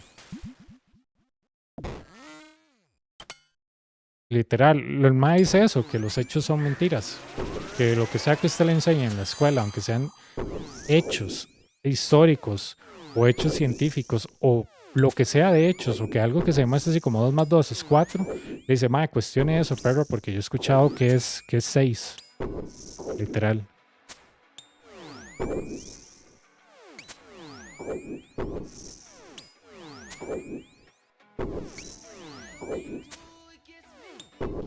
Hip, hip, eso mismo. Es que ¿sabes cuál es el problema de la confianza? Como no es algo tangible, no es algo que vos puedas medir, mi percepción puede ser, digamos, que nosotros, ¿verdad? Somos amigos, ¿verdad? Entonces yo le digo, hey, Giovanni es buena persona, a mí me cae muy bien, yo conozco mucho sobre él. Y lo que vos puedes pensar de mí es, este carajo es un idiota, me cae mal, y ojalá el día que me dé algo yo se lo robo porque me cae mal, pero yo actúo que me cae bien. O sea, si uno se pone a pensar así, ¿verdad? Esa malicia indígena, como decía un jefe, mae, es mejor que usted piense así para que usted no se lleve decepciones en la vida. O sea, que usted pueda decir, mae, yo el día de mañana puedo perder esta amistad y mi vida continúa. El día de mañana puedo perder este familiar y mi vida continúa, mae. Esa es la manera más sana que usted puede tener en la vida, mae, porque usted confía mucho en alguien y esa persona lo decepciona, mae, créame, usted tiene un impacto mental muy grande. Cuando usted confía mucho en la gente y esa persona lo decepciona a usted, créame, mae, ese voto de confianza traicionado, mae, va a hacer que usted pierda muchas cosas en la vida. Y puede cambiar su personalidad de quién es usted como persona por el impacto emocional tan fuerte, mae. No es como que, ay, mae, qué suave. No, no es ser suave. No es ser suave, mae. Es que literalmente ustedes, si ustedes han conocido a alguien que dice, ay, yo no confío en nadie. Mae, normalmente esas personas los han traicionado muy feo y creen que ya no queda gente buena en el mundo. Y eso no es cierto, mae. Sí hay gente buena, solo que hay que ser cuidadoso, nada más. Tener más filtros, no confiar en todo el mundo así por default.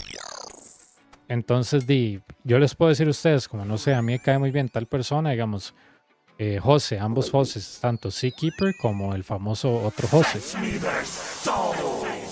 Ah, thanks for a raid. Pero no significa que yo vaya a confiar 100% en tal persona, porque ya me pasó eso en secundaria, que confiaba mucho en Tomás, Tomás me robó todo y ¿qué vamos a hacer, verdad?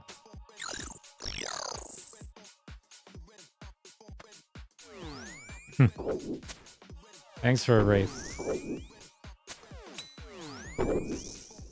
Thanks. I hope you had a nice stream.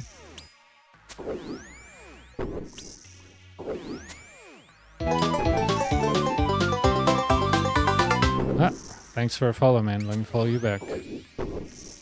Follow. There you go.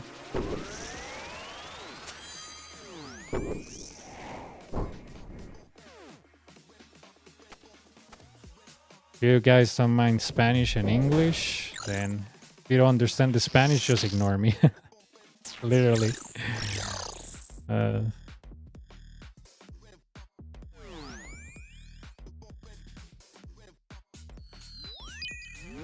What a shame with those nibblers. Like, seriously. Cannot exit that prompt. Ugh. All right.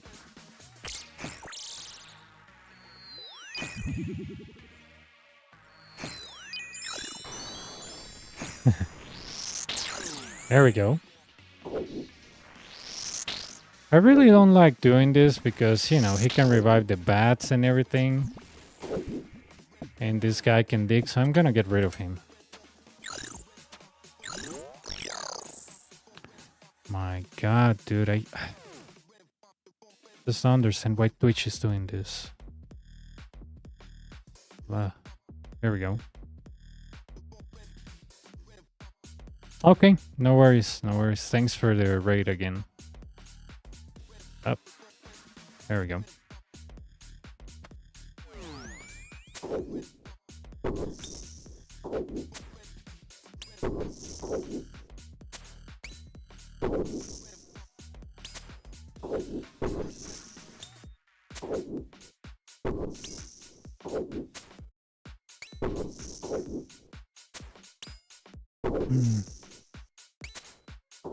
Sorry, I was replying to a message from a friend.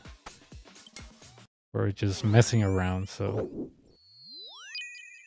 Here we go. Okay, let me do this. Faustina, un momento.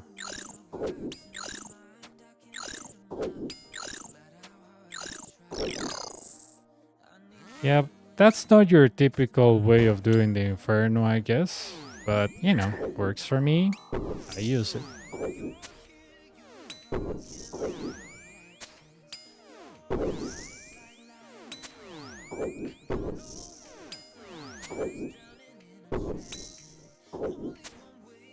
Siempre dicen eso, que la confianza es muy difícil de obtener y muy fácil de perder, y es por eso. Porque como seres humanos no queremos creer que alguien nos traicionó o mintió, literal. Nosotros no queremos creer eso. No queremos creer que la persona que más queremos o la que más confiamos nos traiciona, porque para nosotros no tiene lógica. Porque si nosotros no somos así, nos cuesta mucho aceptar esa realidad, man. de que alguien que confiamos netamente nos hizo algo malo, mae. ¿Qué vamos a hacer? O sea, nada.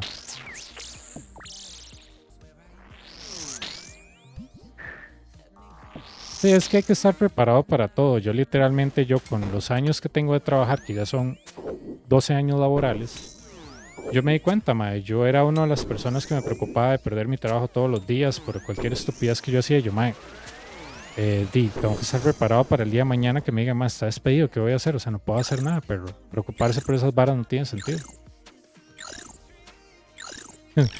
No tiene sentido. Literal.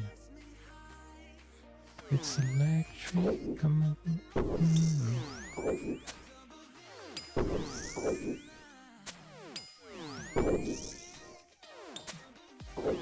Exacto. Exactamente, Giovanni. Exactamente. Hay que estar, no tienen que estar preparado para todo en la vida, man. La vida es muy, o sea, la vida es muy cambiante. Cualquier persona que piense que su vida va a quedar igual en los últimos años, man, está muy equivocada.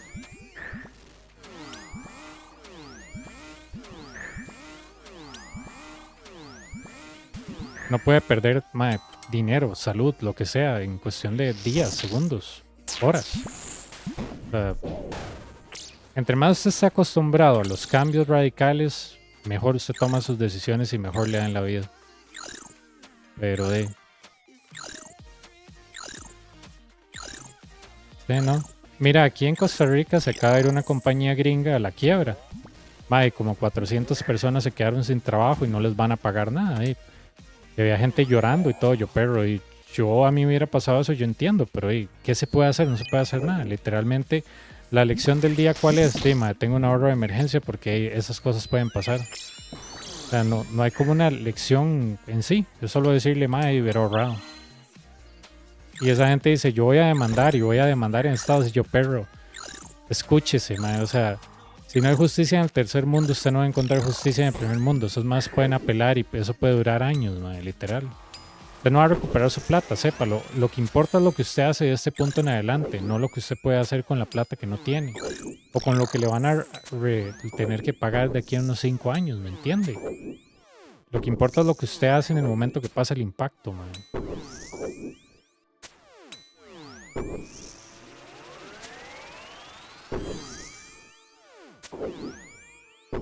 Ya voy, Pepe.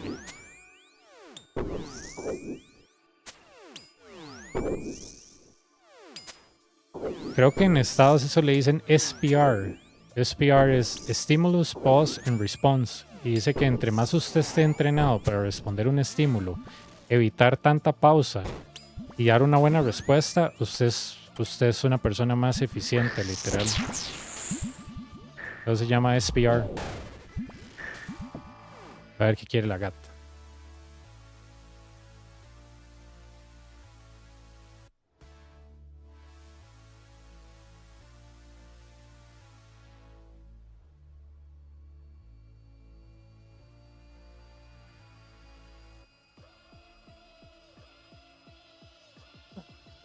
My cat wanted to go outside, so to open the door.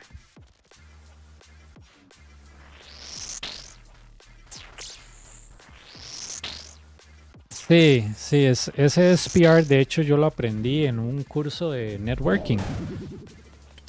No tenía nada que ver, pero él que está dando el curso, dice que él llevó un curso con un señor que decía que él daba como cursos de, o sea, como decir, como un entrenamiento de respuesta a un incidente, ya sea de seguridad o un incidente X, ¿verdad? Entonces él decía que para él lo más importante era SPR. Entonces le decían, ¿qué es SPR?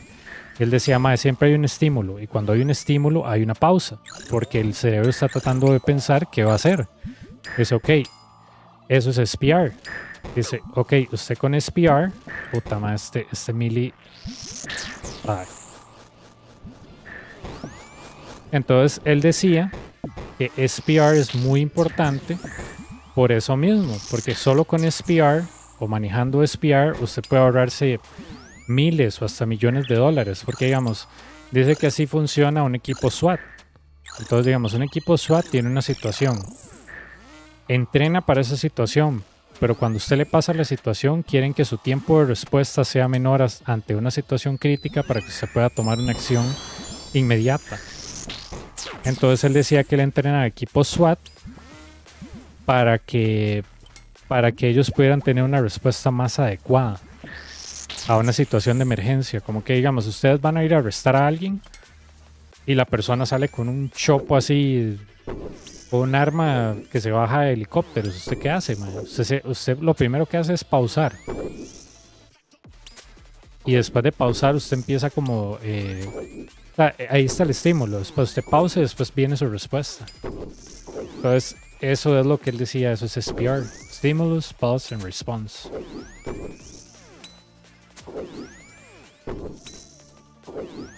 Literal.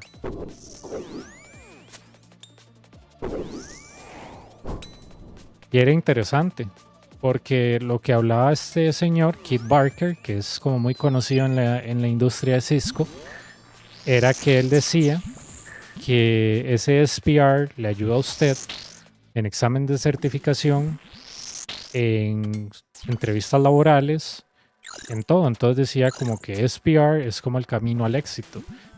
Dice, porque usted puede estar ahí trabajando en su compu y usted le cae algo de lo que usted no, ni sabe cómo comerse, como decir, o sea, no sabe ni qué hacer. Dice, pero entre usted más pause ante ese estímulo, dice, puede ser que la compañía empiece a perder plata. Entonces usted empieza a chequear rápido. Empieza a chequear qué es lo que está fallando. Chequee esto, chequee aquello, acuérdese de esto, haga esto. Empiece por capa 3, capa 4 en los routers. Métase aquí, métase allá, dice, pero no se queda así pausado. Entonces él como que da el ejemplo de cuando el venado le va a ir un carro encima y se queda pausado viendo al carro. Entonces, obviamente no es como que usted reaccione con una respuesta estúpida, pero que entre más usted está entrenado para el desastre, para momentos de crisis, mejor le va respondiendo a eventos de la vida que son impredecibles.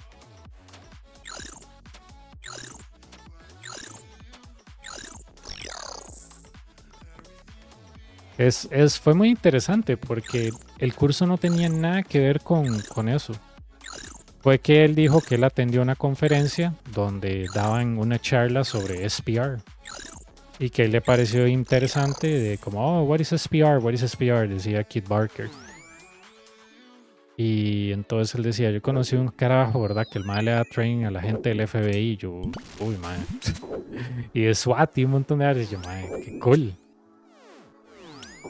O sea, ¿sabe lo que es estar, o sea, en un simulacro de eso? Es como el FBI yendo a una casa a detener una sospecha de bomba o de terrorismo o de violación o de homicidio, man. O sea, ¿sabe lo que es llegar a acostumbrarse a ese tipo de situaciones, man? El training que usted tiene que tener no solo físico, sino mental.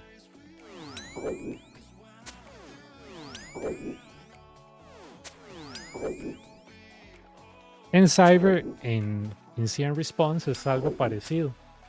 Cyber en Incident Response, digamos, te dicen, este usuario le dio clic on phishing link. Y lo primero que usted hace es decir, ok, este hay que resetearle todo. Porque aunque el usuario ya ha dicho, metió no credenciales, pero asuma lo peor.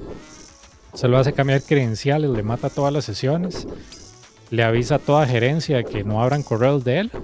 Y después ya usted empieza a ver dónde está el correo, a qué link iba, blacklistear ese dominio.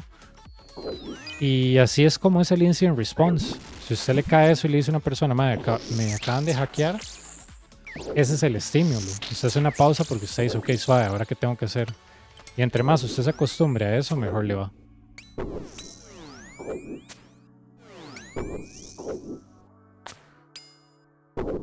El otro día me pasó que una muchacha se robó un teléfono y mi jefe me dice, madre, localícelo. Y yo, el teléfono no está. Y me dice, ¿cómo que no está? Y yo, madre, el sistema no lo detecta. Y me dice, madre, ¿cómo es posible? Y descubrimos una falla en seguridad. ¿Y qué hice yo? Tratar de localizarlo por otros medios. No se pudo. Yo le dije a mi jefe, madre, esto es una falla de seguridad. Y me dijo, sí, hay que conseguir otro producto. Y yo, madre, sí. Y yo digo, pero yo no puedo hacer nada, ¿verdad? O sea, lo primero que yo hice fue tratar de localizar el celular. No lo encontró el software. Y eso desencadenó toda una cadena de correos a gerencia de que, mae, ¿cómo es posible? No podemos localizar este teléfono, no sé qué. Y yo, mae, y yo le dije, mae, ¿te acordás que yo te dije la otra vez que si uno saca el teléfono ya no es localizable? Y me dice, mae, ¿cómo es posible? Yo no sabía. Yo, perro, yo digo, ¿cómo te lo diré, mae? O sea, este producto ha sido así desde que yo llevo trabajando acá. Y entonces me decía, mae, eso no puede ser, es una falla de seguridad enorme. Y una cosilla pequeña, como un usuario que se robó un teléfono, se hizo una tormenta. Pero es bueno y malo.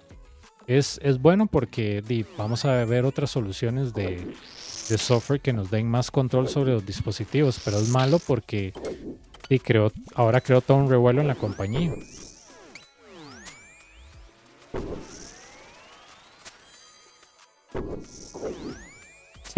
Sí.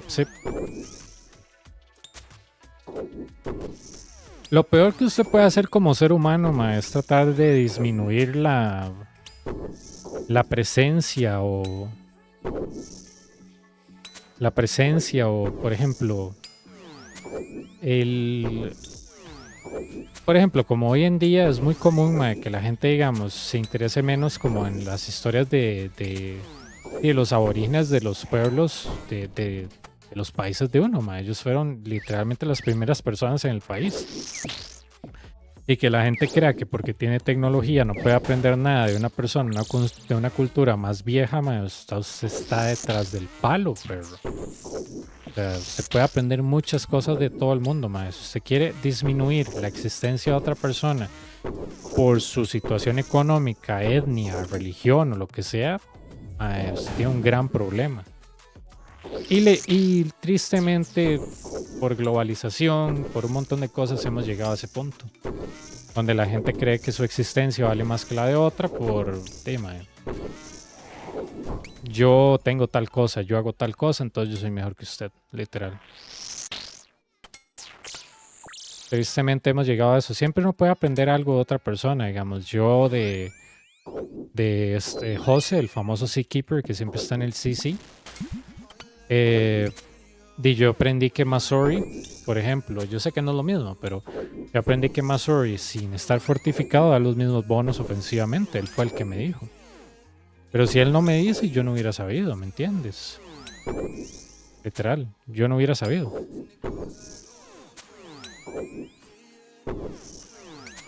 Pero si yo le hubiera dicho, José no sabe lo que está hablando, yo sé lo que está hablando y me hago el loco, después me doy cuenta en el wiki que lo que dice José es cierto, yo tengo solo dos opciones: o disculparme con él y decirle, madre, si soy un ignorante, no leí bien, o simplemente hacer el Trump, decir, no, madre, aunque yo no tenga pruebas de lo que yo estoy diciendo es verdad. No. Y mucha gente escoge ese camino, ¿verdad?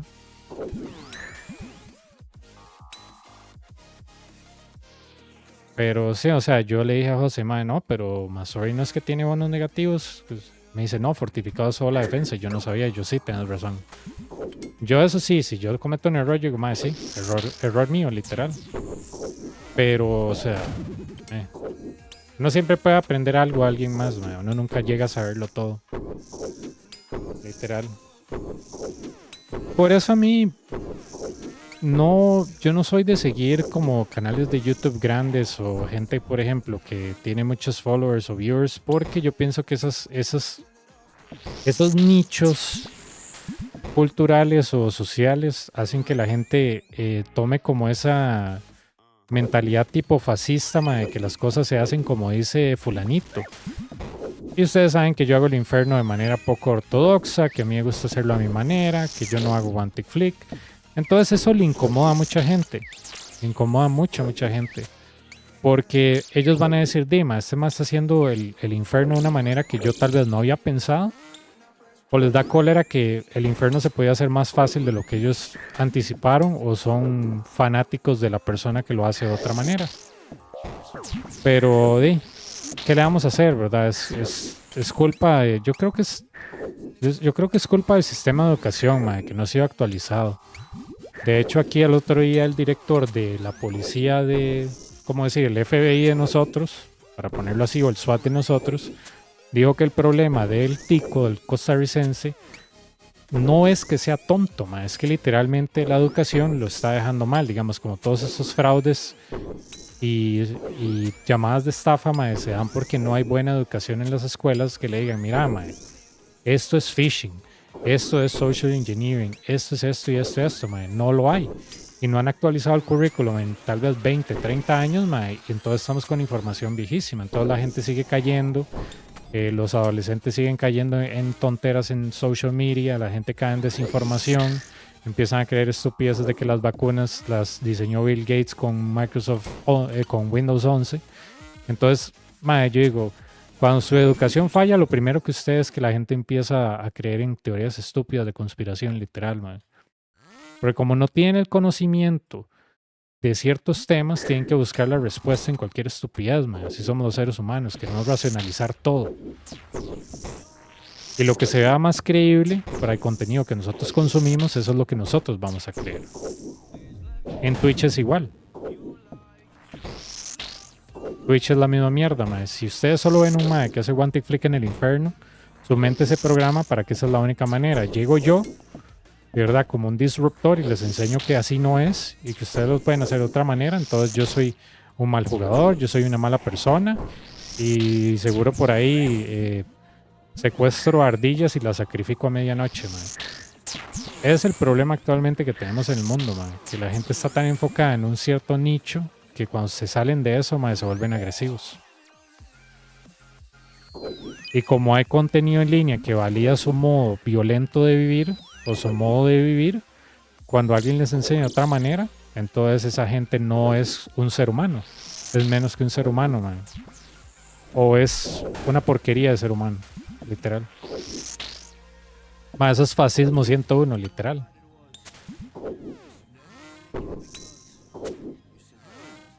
Una frase que me gusta mucho, yo solo sé que no sé nada, sí. Exacto. Exactamente. De hecho, en los diálogos socráticos que Platón escribió, Sócrates llega y le dice creo que es a Titetes, y le dice, normalmente le dice Sócrates, yo he encontrado más sabiduría en la gente que va a ver a otras personas que dicen que saben que en el mismo poeta o científico que están viendo, dice, pareciera, dice, que hay como él lo decía así, ¿verdad? Decía, parece que hay como un espíritu que posee al supuesto artista o genio y dice cosas que tal vez no sean ciertas o que están más allá de su comprensión, dice, porque cuando el artista o la persona habla a través de, como él decía de hecho a Sócrates lo metieron preso porque él decía que él solo alababa a un dios y el dios de la razón. Y al malo lo metieron preso por eso, ¿verdad? Porque él decía que él no creía en los dioses griegos, ¿ok? Entonces, él decía que él creía más, que había más sabiduría en la gente común que en los que creían decir saber algo. Entonces él decía, encuentro más esta conversación que nosotros tenemos sobre la sabiduría que en alguien que diga qué es la sabiduría misma. Dice, racionalizamos más y hemos llegado y profundizado más a la razón pura que una persona que nos diga que lo sabe todo o que nos dice saber mucho de algo.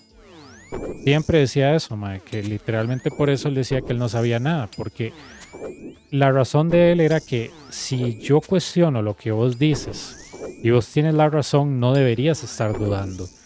Que si la duda te invade, mae, eso es muy normal, pero no puedes decir que vos lo sabes todo porque tienes dudas. Entonces él lo que hacía era eso, dialogar con la gente y preguntarle cosas sobre lo que ellos supuestamente sabían y a las finales se dan cuenta que ellos no sabían lo que estaban hablando, solo eran como copy-paste de lo que decía otra persona y era lo socialmente aceptado. Y por eso lo metieron preso, literal. Porque él dijo que sí, que él creía en los dioses de la república, ¿verdad? Que él no era un ateo, porque eso era un crimen en la antigua Grecia, pero que él lo que no le gustaba era la gente que literalmente decía información de la cual no sabía.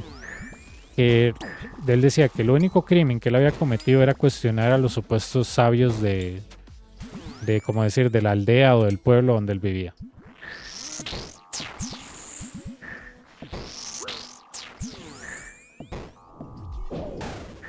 Pero sí, yo digo, entre nosotros más tratemos de minimizar a la gente por su manera de ser, su nacionalidad o lo que sea, mae, estamos cometiendo un error tan grande, literal.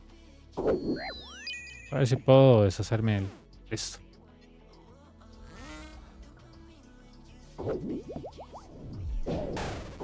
Yo soy receptivo a recibir feedback, mae, pero feedback que sea real. Retroalimentación que sea real, pero no... ay, mae, ¿por qué usted no lo hace como este imbécil, ah? Entonces, si usted va a ponerme con estupideces populistas que estoy en Twitch, lárguese, perro. Así literal, mae. Porque si usted solo viene aquí a copiar y pegar lo que dicen otras personas, eso dice que usted tiene un conocimiento limitado de todo. Las personas que solo repiten palabras populistas de otros streamers, mae, tienen un coeficiente muy bajo, mae. Literalmente, mae. Usted no puede salir con algo interesante que decir o algo inteligente que decir, es porque usted literalmente está limitado a lo que dice otra persona. Y ese es el tipo de gente que va y grita, yo me voy a poner la vacuna, yo no soy una oveja, no sé qué. Y son los que la gente que más vos te encuentras, que son los seguidores más grandes de alguna cosa, man. Pero sí.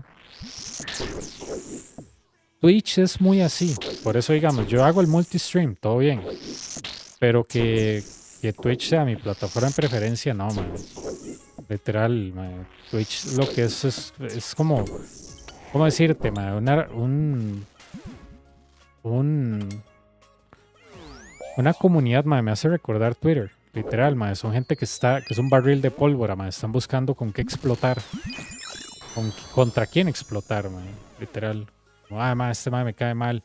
No me gusta la manera que hace Inferno. Vamos a insultarlo.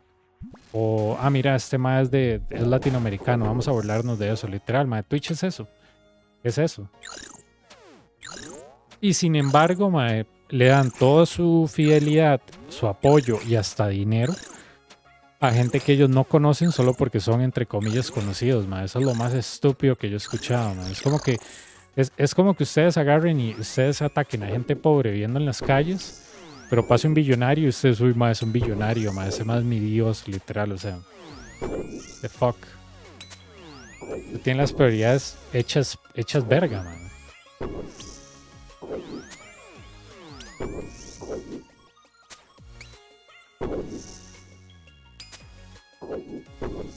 Listo.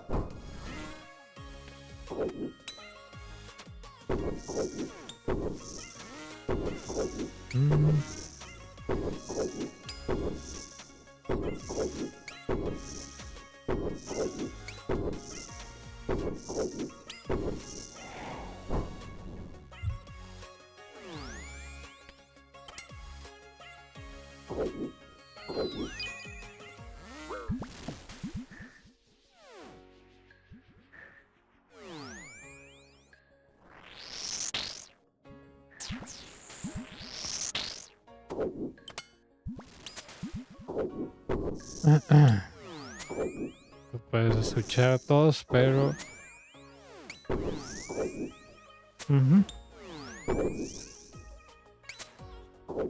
Exactamente. Y por eso es lo que a mí me da risa de Twitch, man. La gente literalmente es un copy-paste de otra persona. Su manera de pensar, su manera de hasta hablar, man. O sea, yo hasta llego, man. Yo no pensé que en mi vida yo iba a llegar a una barrera generacional donde el idioma se fracciona en dos y está el idioma del inglés normal o español normal y el idioma, como decía Timmy en Los Padrinos Mágicos, la jerga, literal, man. O sea, yo no pensé, digamos, con 15, 14 años, uno usa palabras que, bueno, que tal vez otras personas no entienden. Pero yo no creí que se iba a fraccionar tanto, man. Twitch literalmente es toda una subcultura de lenguaje y frases que, digamos, que usted tiene que estar ahí 24/7 para usted entender las referencias, man. O sea, y eso hace que usted se meta más y más dentro de esa cultura. Porque usted tiene que estar ahí 24/7 viendo streams populares para usted entender las referencias de otras personas. Y eso hace que usted sea más parte de esa, como decir, de ese culto. Literal, man.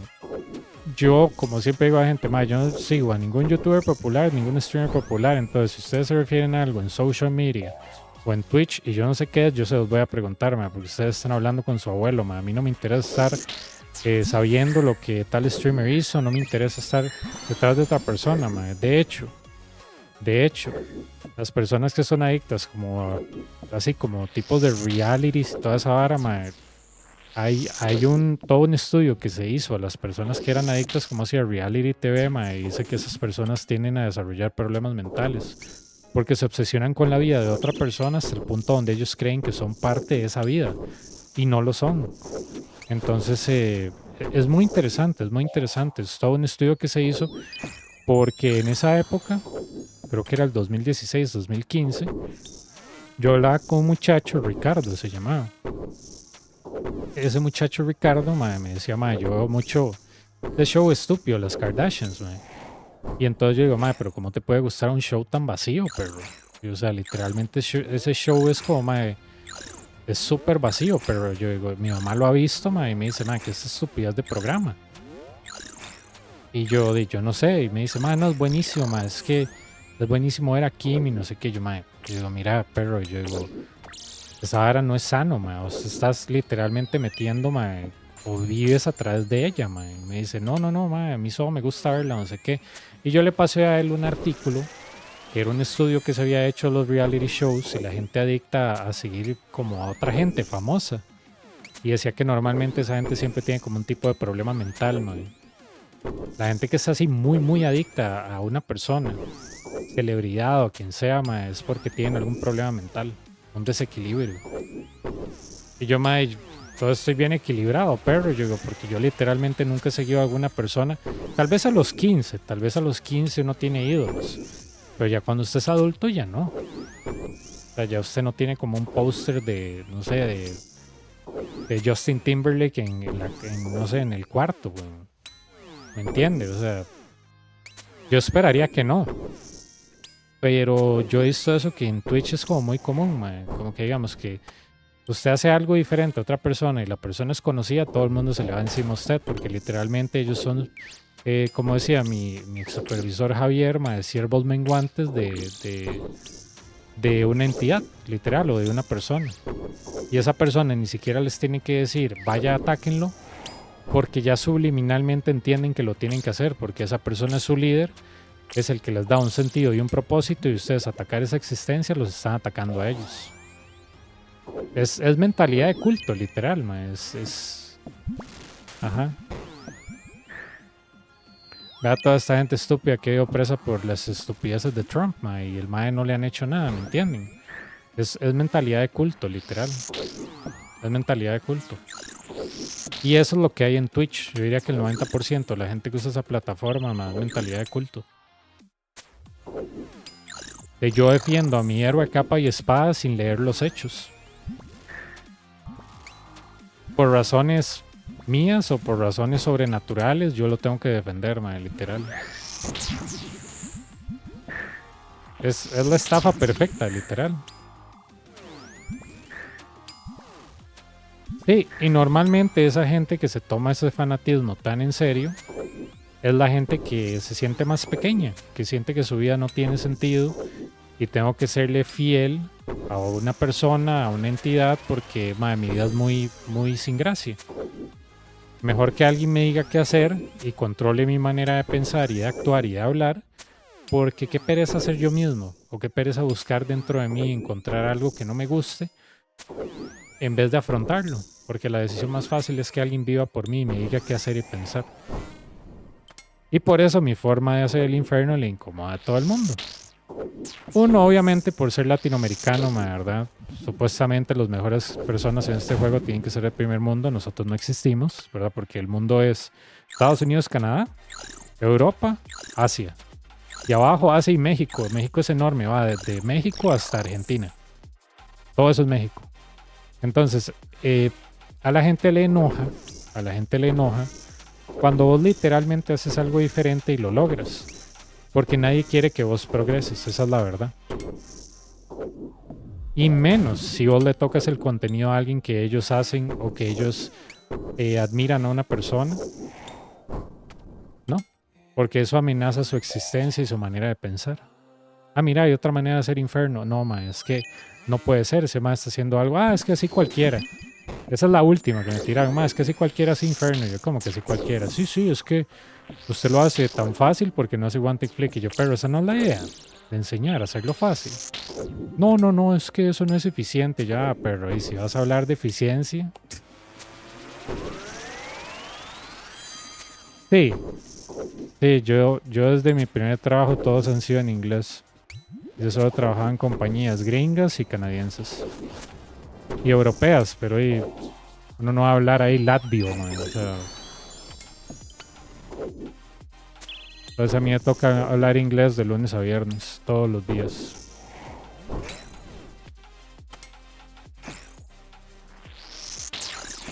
Sip, sip. Yo por eso tenía mis dudas de Twitch, pero ahora con este multistream todo bien. Me pela el banano. Pero, ah.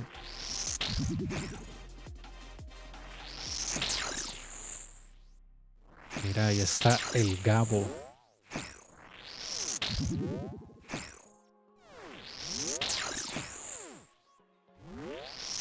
Yo por eso yo siempre te digo, yo cuando hago stream, yo en los comentarios y en las varas yo no le digo a la gente, denle follow, denle subscribe. Yo pienso que esa es la manera más patética que usted puede ser como ser humano para obtener algo. Si a la persona le gusta lo que ve, que haga lo que quiera, mae, pero o sea, es tan común que la gente esté rogando por subscriptions, por follows, por donaciones, mae. A mí eso me parece ofensivo, la verdad, mae. Usted está ahí para entretener, mae. Entonces entretenga, no pida plata, mae. Literal. Usted quiere pedir plata, dígale a la gente, mae, bueno, yo estoy entreteniendo, pero entonces se queda así pegado en el stream. Introduzca $2, ok, ya seguimos. O sea, no, mae. Nada que ver. Nada que ver, perro.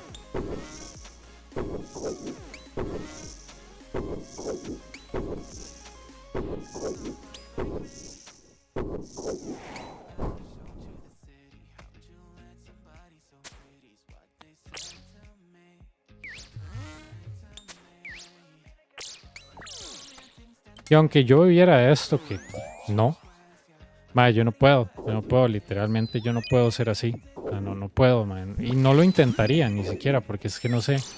A mí no me sirve, no sé, mae, no puedo, o sea, no está en mí.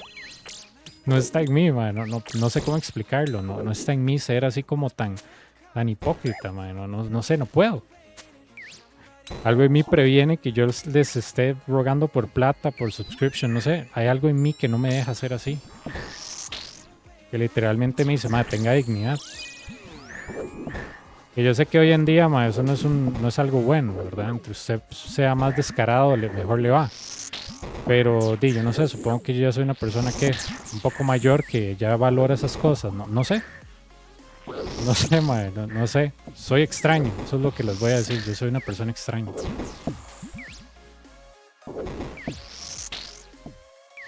Bájala a este bat, madre, no le tengo confianza donde está parado.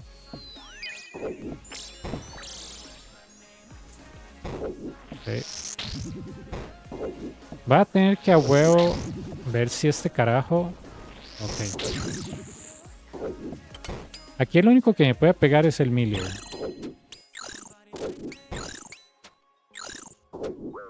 Listo. Esos hits son del Ranger porque está dentro del melee distance. Ok, Giovanni, te cuidas. Felicidades de 999 Construction. Yo sé que ya te lo dije, pero sí.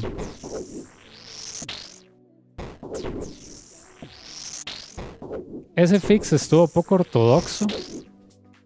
That was a fun way to solve.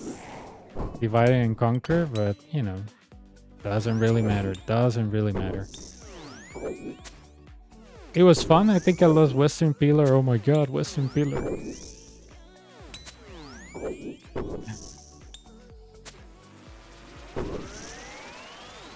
If you're scared about that milliard right there on the top right, you can either kill it by going out or you can kill the major. It's up to you.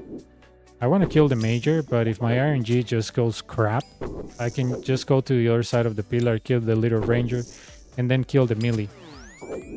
But standing here, you could have easily killed him while protecting from magic or lazy flicking the major, but you don't need to, like, you know, do something crazy.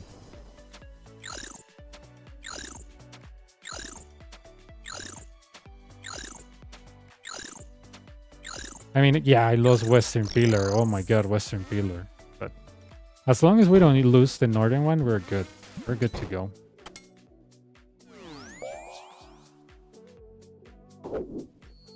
Protect from range, I believe. Nope. Yep. I'm gonna wait for the freaking Melior to die, but I'm not so sure about that because I am seeing that I'm not hitting. So, oh, come on, dude. Give me some hits. Come on. Come on, don't be mean. Okay, there we go. Range and mage. And then range. I think I was late on that. Yep, I was late. I'm gonna get rid of the nibblers.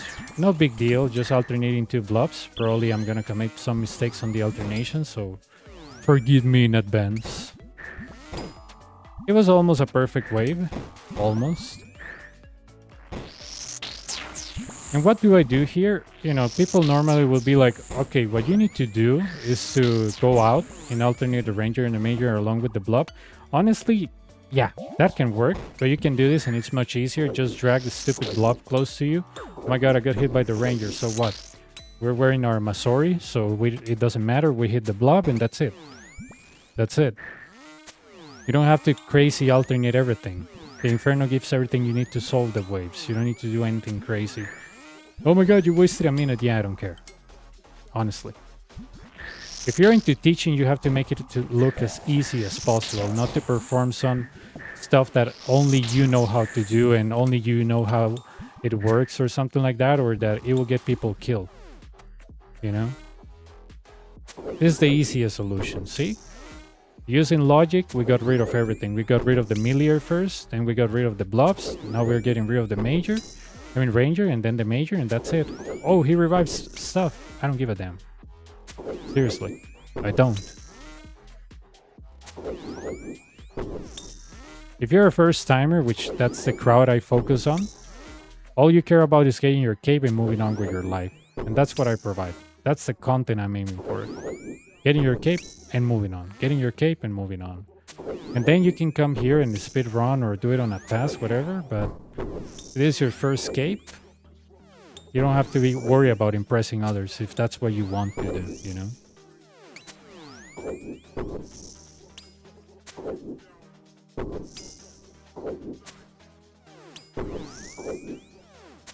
And we haven't touched even a single brew, and I'm not even one tick flicking, so that destroys the myth that, oh, if you for example, if you don't one tick flick, you will end up brewing a lot or taking a lot of damage. Not true. Not true.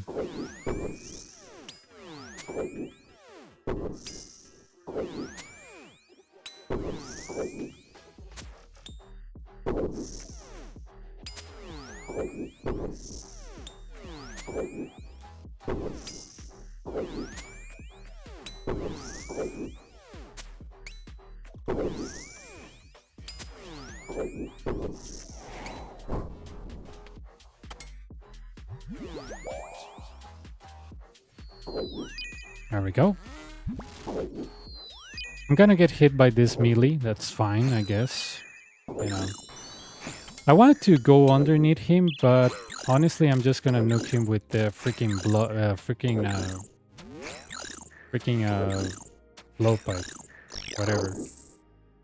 Yeah, didn't work as well as I wanted to, but there we go. 3 nibblers on a pillar, never allowed that to happen. Never allowed that to happen, because if you allow that to happen, dude, the pillar is seconds away from falling, okay? Okay. Am I able to get rid of it before it touches me? Probably not. Come on. Come on. Come on, don't max me. Dude.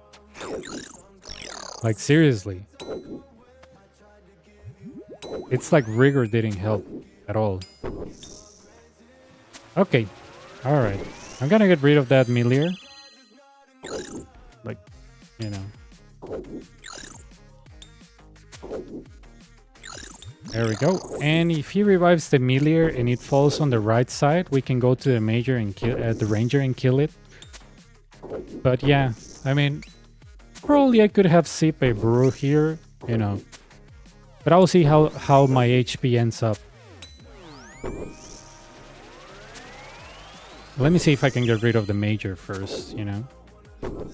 Come on, dude. It's 1 HP. Come on. There we go.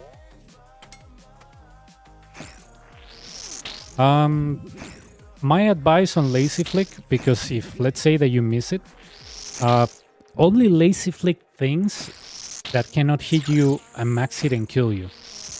What do I mean by that? Max it of the Milier is what, 49? If you're 30 and you have a small lag or your connection is not reliable enough, don't do it. Like I said, a misclick can happen to anybody of us, or maybe if you have a cat like mine that will jump on your desk at any given time. Don't do it if you're not, 100% sure that you can make it, or that if you're so nervous because you're low HP. But don't try to like save so much prayer at the final waves, you know? It's just not worth it. Just not worth it.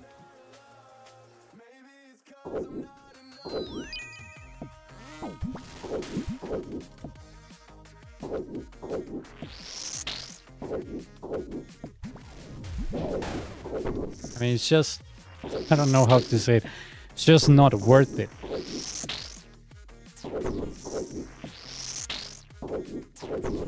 And see, all the HP that we lost on 64, we got it back here. So, all good. And you will be wondering, oh my god, why you killed that ranger? The major can revive it? I don't really care if he can revive it. If you're scared of that, just use rigor on the major. Like, if you have been lazy flicking all this time, you should have enough resources to rigor the last 3 waves.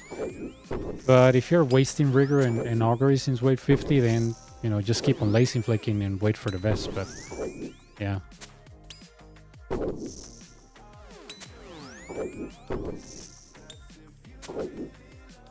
There we go.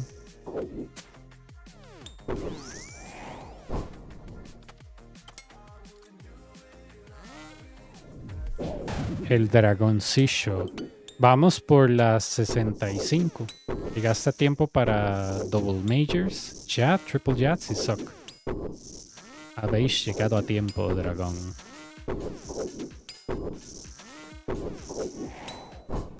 Vamos ya para wave 66.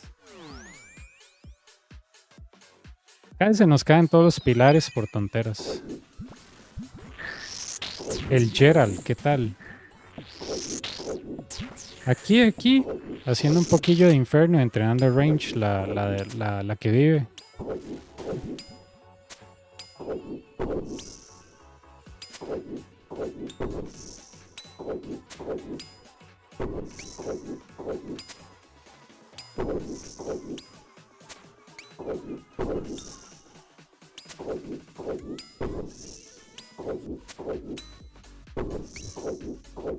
I got the feeling.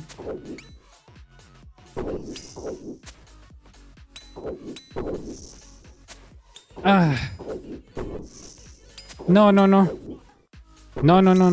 Es que había un carajo, ¿verdad? Que me dijo, mae, es que usted debería hacer el Inferno en sub 60. Yo, mae, a mí no me interesa lo que usted piense. Y yo le digo, mae, si usted es tan bueno, yo digo, ¿por qué su perfil de YouTube está en blanco, mae? ¿Que tiene miedo de sacar las bolas y poner una cámara porque usted es muy feo o qué? Y el mae, sí, es que usted no hace el Inferno bien, entonces, en ese sentido, ¿verdad? Yo soy muy bueno y, ¿verdad? Yo vendo capas y, vea, yo soy un profesional, ¿verdad? Y yo, mae, ajá. Entonces, yo, sí, yo, mae, aquí hay un baneo hermoso, váyase a la pinga y no vuelva a este canal. Váyase a la pinga, mae, literal. Sí, yo vendo capas en ese sentido. Entonces yo sé cómo hacerlo porque, ¿verdad? En ese sentido, yo, mae, no. Siempre hay un idiota. Yo digo, mae, ese es el típico estúpido que va a un stream de primer mundo ahí a saludar a su streamer favorito, le regala plata y le chupa las bolas y después está, ay sí, va, usted mi héroe, ¿verdad? Usted mejor que el héroe nacional de mi país, va, porque, o sea, solo usted puede hacer Inferno así rápido, ¿verdad? Y yo a esa la pinga, weón. A mí que me importa, ma, que usted lo haga en sub 60 o no sé qué, weón.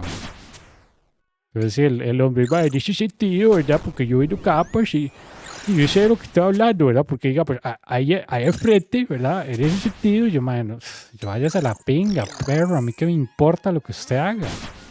Y usted vino aquí a hablar o vino aquí a hacer peleas, madre, literal. Digo, usted es un hijo de puta simple minion, madre, que viene al stream a causar problemas porque usted no tiene las bolas de ir a un stream grande, agarrarse con un streamer grande. Y usted siendo un streamer pequeño como yo, usted tiene que agarrarse con otra gente para validar su patética existencia. Digo, le voy a dar 2 consejos. Póngase una foto de perfil y tenga los huevos de salir en cámara. Y 2, si usted es tan bueno, ¿por qué no tiene video de su perfil? Váyase a la picha, weón. Sí, pero ese va, en ese sentido, ¿verdad? Porque yo, ¿verdad? Yo he estado mucho, ¿verdad? Haciendo Inferno, ¿verdad? Entonces, yo le voy a decir a usted, ¿verdad? O sea, que yo, o sea, en ese sentido, yo me voy a la picha, weón.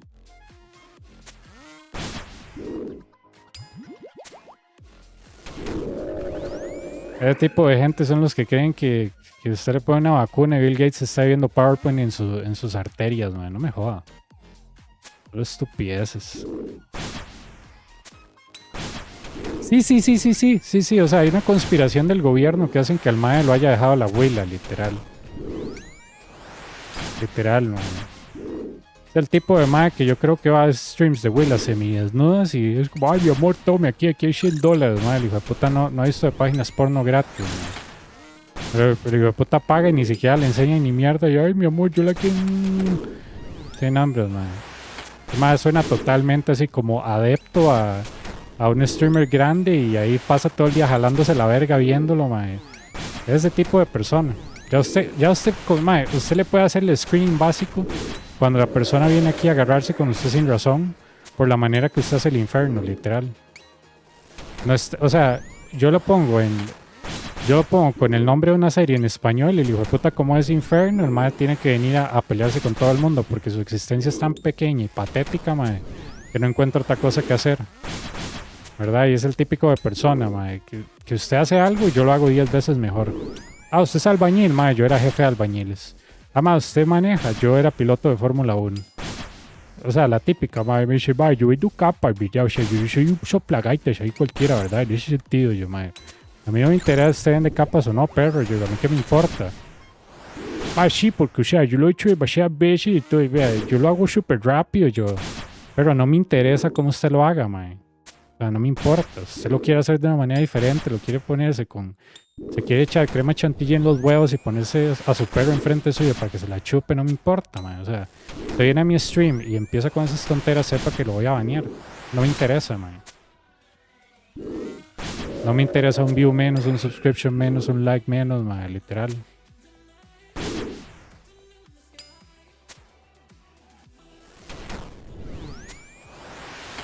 Sí, no, o sea, es que... Puta madre, yo digo, este hijo de puta viene aquí, ¿verdad?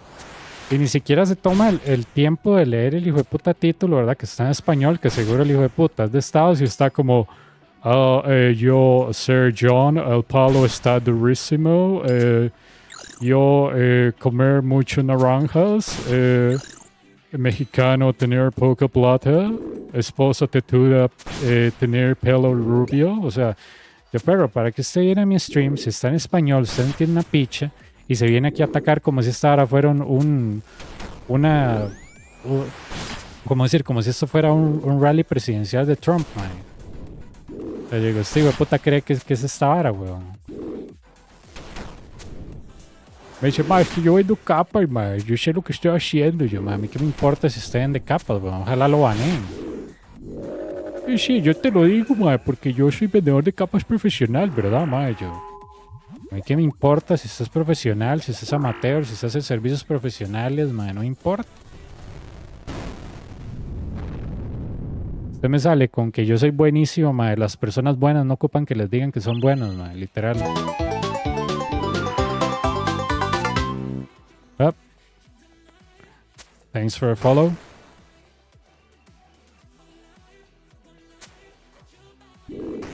Not much. Inferno while training on Nightmare Zone. How about you? Don't tell me you're an art seller, dude. If you're an art seller, you're out of here. Like, seriously. If you're gonna sell me crap like art, and I'm not being rude, but if you want to sell me crap, get the hell out of here. Seriously. Because only art sellers and bots use the line that you're saying, like, oh, how the game has been. So if you're an art seller, I'm not interested. Seriously. Don't waste your time.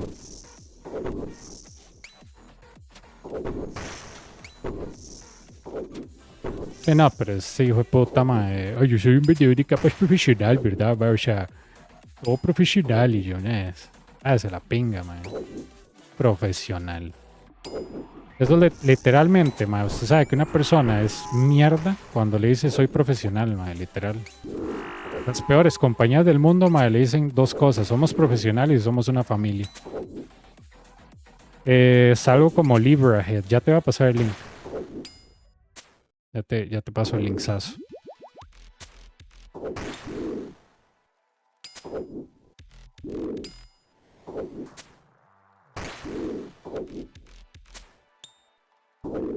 Ay, madre, ¿por qué puta no le puede pegar el 3, perro? ¿Qué hijo de puta pereza? Ahora ese timer me quedó mal, madre. ¿Qué hijo de puta? Ahora tengo que quitar como 3 segundos, madre. Y ya el hijo de puta verga, man.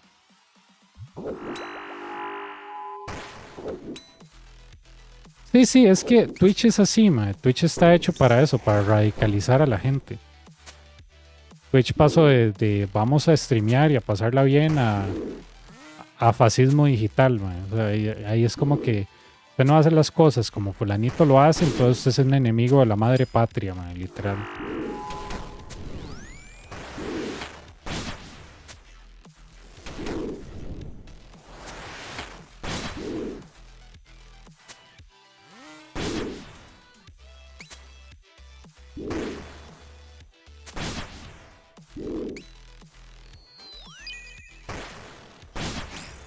Oh, muy buen barrage.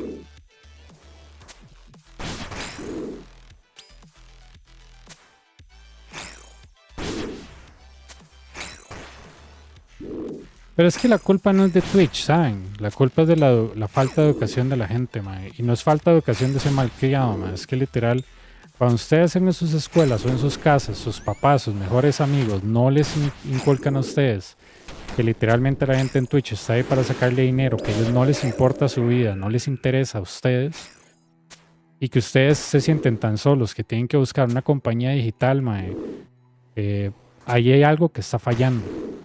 Hay algo que está fallando. De hecho, todas estas nuevas, no sé si ustedes han visto las novias AI. Ok, listo. Gracias por el follow, Dragoncillo. De hecho, ustedes no sé si han visto las novias AI que hay ahí en el mercado, ¿no? Un comentarista de CNN tenía un análisis muy bueno de esas novias AI. Y decía, ese, increíblemente me dice, la gente está distorsionando la realidad con relaciones AI. Entonces, hacen que por ejemplo, una mujer, usted la ve como un objeto sexual porque el AI está para eso, man. Entonces, usted no valora a la mujer en sí, porque el AI le hace lo que usted quiera, ma. Y si entre la tecnología se vuelva mejor, ma, su percepción de la realidad se va a hacer mierda. Entonces, por eso decían que AI está dejando atrás a varias generaciones de hombres jóvenes porque les está distorsionando la realidad, man. Entonces, sí, literal, man. Yo, qué miedo, o sea, el análisis que yo sé, es, vamos a llegar a un punto donde usted va a querer que su realidad sea la realidad misma, y eso no es cierto. O sea, una cosa es su percepción y su mundo en línea y otra cosa es la vida real. Y cuando se trata de mezclar los dos y usted insiste que sean reales, dice, ya usted pierde control de los hechos y de lo que es la realidad misma, yo. Santísimo,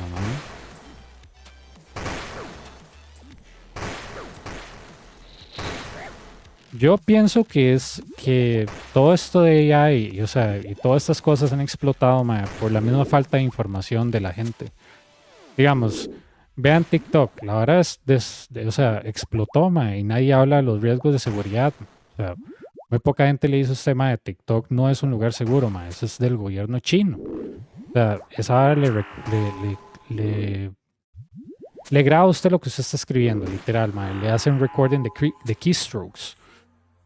Mae, el FBI, la CIA, CISA han dicho, mae, TikTok es una amenaza para todos los gobiernos del país, no usen TikTok. Mae, y usted le puede decir eso a quien sea, mae, y si una persona no entiende eso es porque no le da la gana de entender. Y usted le puede decir misa, mae, mae, no use TikTok, esa mierda, mae, da todos los permisos que tiene en su teléfono, mae, esa ahora es casi como un keylogger. Mae, sí, pero es que qué rico está Willa bailando, y uno, mae, no, pero es que no me interesa si está bailando, mae, o está chinga, mae, es que el problema es que esa vara es un riesgo nacional. Y usted le puede decir eso X, Y o Z, pero como está de moda nadie hace caso. Y el problema ahí no es la aplicación. Bueno, sí, la aplicación es una mierda, pero el problema es la gente que la usa, mae. Literal. Usted le puede decir a la gente, esa aplicación no es segura, esa aplicación hace esto y esto, y a la gente no le importa.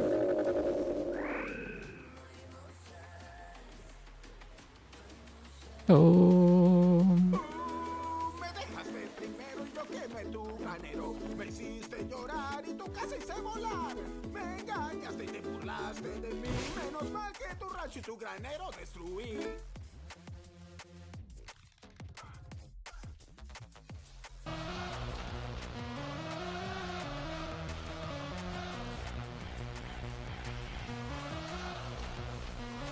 Cinco Bruce sin guante.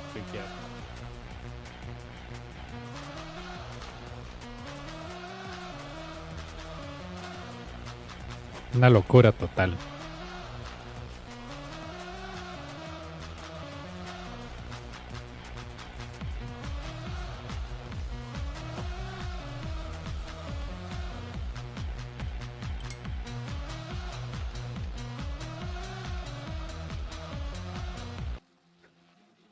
Pero si esas novias AI, me vieras qué loco. El reportero de CNN bajó una. Y dice, mae, vea, usted puede interactuar con ella, me dice, pero es limitado. Entonces, usted quiere que le mande fotos desnudo, usted le tiene que pagar. Entonces la mae literalmente hace como textos muy genéricos, como mae, hábleme de lo que usted me quiera hablar y yo voy a tratar de responderle de la mejor manera. Yo, si usted literalmente no separa eso de realidad virtual y AI del mundo real, mae, usted va a terminar con un problema en sus manos, mae, donde digamos literalmente, cuando usted quiera salir del mundo virtual o del mundo de AI y el mundo no funcione como usted quiere, mae, usted es más propenso a caer en la violencia. Literal. Cuando usted no sale y distingue de internet de la realidad, mae, ahí es donde empieza a haber violencia sin sentido. Literal, mae. O sea, ya ustedes se dan cuenta, digamos, como por ejemplo Rusia, mae, Rusia y China, mae, esa gente ya lo ha advertido el FBI, lo ha advertido CISA, lo ha advertido la CIA, que esos hijos de putas están tira y tira teorías de conspiración, mae, para ellos distraer al mundo de todo lo que están haciendo, de todas las campañas nefastas, de todas las violaciones de derechos humanos que ellos tienen en sus países, mae, con contenido falso, con desinformación de vacunas. Ellos literalmente, mae, están ganando guerras cibernéticas que nos están afectando a nosotros en la vida real, mae. Y es estúpido porque ellos se aprovecharon de la debilidad de que todo el mundo usa social media. Y claro, Zuckerberg no le va a decir a usted, ma, deje de usar Instagram, esa hora no es bueno para usted. O Zuckerberg no le va a decir, ma, deberías reducir tu ingesto de social media, ma, porque todo lo que ves ahí no es 100% cierto. O que Zuckerberg te diga, ma, sí, nosotros vamos a moderar que los rusos y los chinos no puedan comprar bots y no puedan promover contenido falso. A ellos no les sirve, ma. Ellos ponen el negocio por encima de toda la mierda. Entonces, como esa educación no está en los colegios, de decirle a los niños y a los adolescentes que tanto uso de redes sociales, primero, lo que usted ve ahí no es 100% cierto, y segundo, que es peligroso, la gente usa redes sociales como cualquier mierda, esa vara es peligroso. Esa vara es peligroso. TikTok es la esencia pura de una aplicación maliciosa, man. Literal, man. Ha habido challenges ahí que han terminado con la vida de la gente. Ese teléfono, esa aplicación es técnicamente un keylogger en el puto teléfono, o sea, ¿en qué cabeza, mae? Y yo me acuerdo que en LinkedIn, de hecho, hubo un revuelo porque un muchacho en Cyber estaba poniéndole, hizo un post que le decía a gente, mae, dejen de usar TikTok, eso no es bueno, esa vara es peligroso. Y salió una abuela de recursos humanos diciendo que TikTok es buenísimo para reclutar. Yo, usted no está entendiendo, esa vara es un riesgo para toda la seguridad nacional. O sea, entonces yo digo, el hecho de que haya funcionarios de gobierno usando eso, weón, hace que los chinos se infiltren en su gobierno, que le roben secretos del Estado a su país, que puedan robarle información bancaria a usted, que le puedan robar su identidad. Usted, o sea, usted no entiende la gravedad de esa mierda, de usar TikTok. Y usted le puede explicar eso a un funcionario público o a un adolescente y ellos no entienden, porque eso es culpa del sistema educativo que literalmente no entiende lo que es una aplicación, no entiende lo que es ciberseguridad, mae.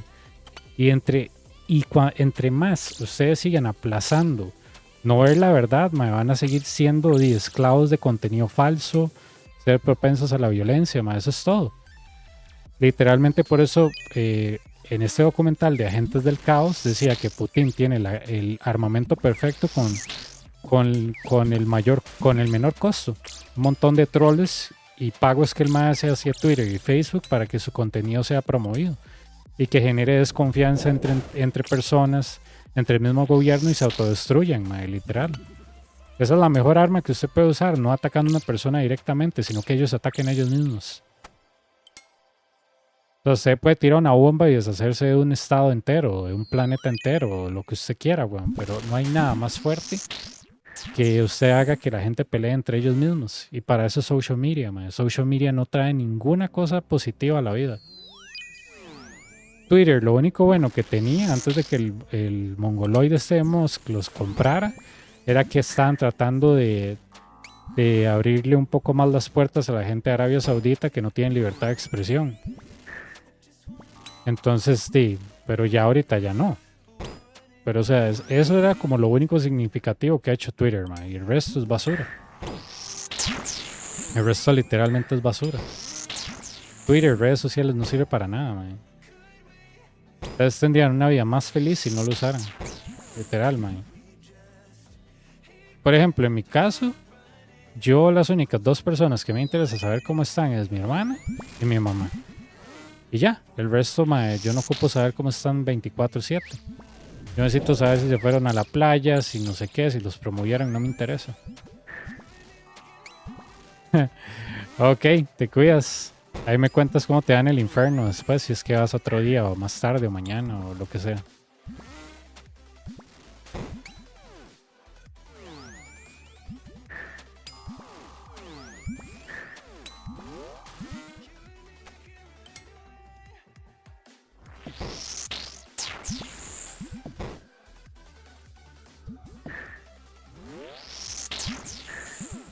Williams, ¿qué tal? Ah, sí, no, esa nos salva de todos.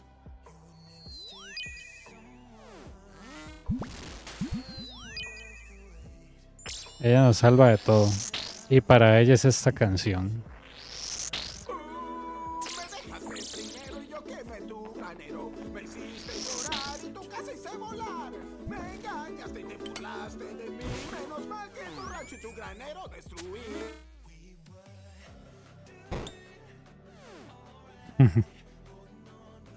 Por lo menos le destruimos la casa, Williams, eso es lo importante.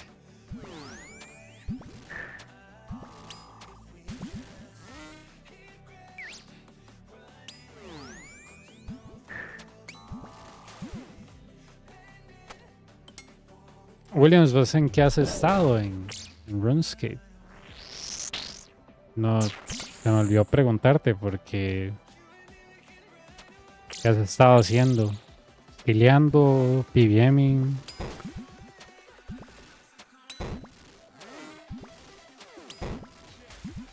Buscando a la ex en RuneScape. ¿Qué has estado haciendo?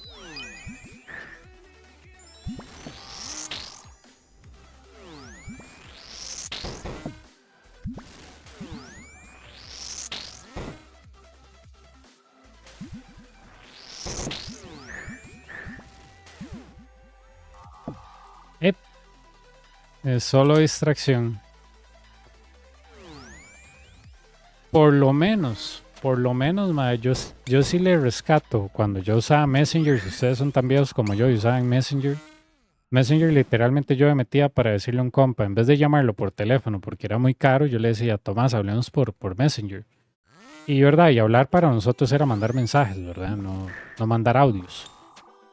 Entonces yo le decía, mae, va a jugar tal cosa, tal vara. Sí, ya me meto. Yo, ok, está bien, pero era solo para coordinar eventos.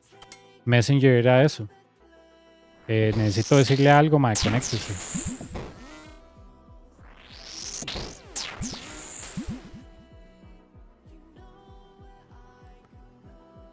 Pero sí.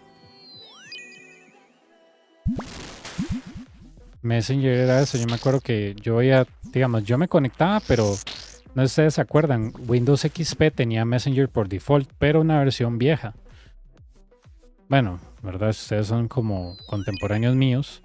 Y esa versión vieja no era compatible, habría que bajar la nueva versión, que era como unos muñequitos de colores, porque los que ya traía eran unos muñequitos azules. Y más esa no servía. Ah, si te acuerdas, que bien. Entonces yo tenía Messenger que empezara solo en Windows XP. Y literalmente, pero yo lo único que yo hacía en Messenger era escribirle a 3 personas cuando íbamos a salir o hacer algo. Pero digamos, no esa vara de que voy a subir una foto a ver quién le da like. No, hombre, espera. Esa vara genera vicio de que usted esté ahí chequeando cada 5 minutos. O sea, no. Oye, ¿y vos qué tal? Yo tengo mi teléfono para hablar con mi novio. Sí, es que eso es lo sano. Eso es lo sano, literal. Eso es lo sano.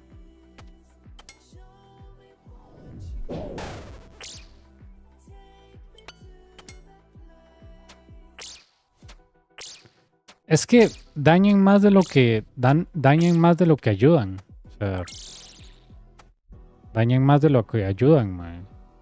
Nosotros vimos el efecto nocivo de las redes sociales cuando llegó el COVID, man. Literalmente, man. La gente dijo, va, sí, Bill Gates le está metiendo Office 365 esa vara, perro. Entonces ahora usted va a sincronizar con el cloud de Azure y no sé qué. Y eso es una vara para controlarnos. Y yo, man. Yo, pero ¿usted dónde sacó esa información? Más es que yo soy un investigador privado, no sé qué. Y es como la gente que no pasó ciencias, ¿verdad? Entonces, usted le dice, ma, ¿usted cómo sabe eso? Ma, eso es una conspiración, no sé qué, literal, ma. Y siempre anda metido Bill Gates, ¿verdad? No puede ser otra persona. Pero sí, nosotros vimos ese efecto nocivo en el COVID, ma.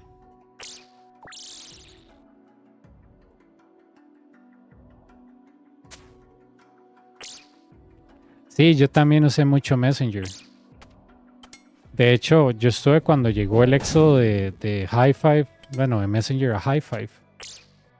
Madre, pero yo me rehusaba a irme, yo nunca me fui a High Five. Le decía a la gente, madre, ¿para qué quiero High Five?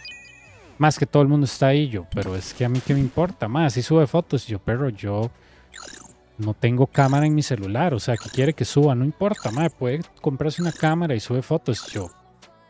¿Para qué? Di no, madre, para estar donde está todo el mundo. Literalmente eso fue lo que me dijo mi mejor amigo en ese entonces. Madre, que es que irse a High Five porque ahí está todo el mundo. Yo, ¿y a mí qué me importa, madre? Yo solo hablo con usted, con 3 personas más. Y me dijo, madre, sí, pero ahí va a estar más gente, no sé qué. Yo.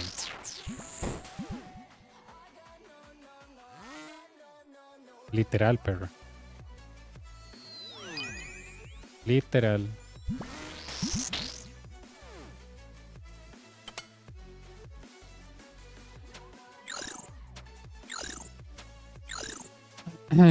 Yo la única vara que...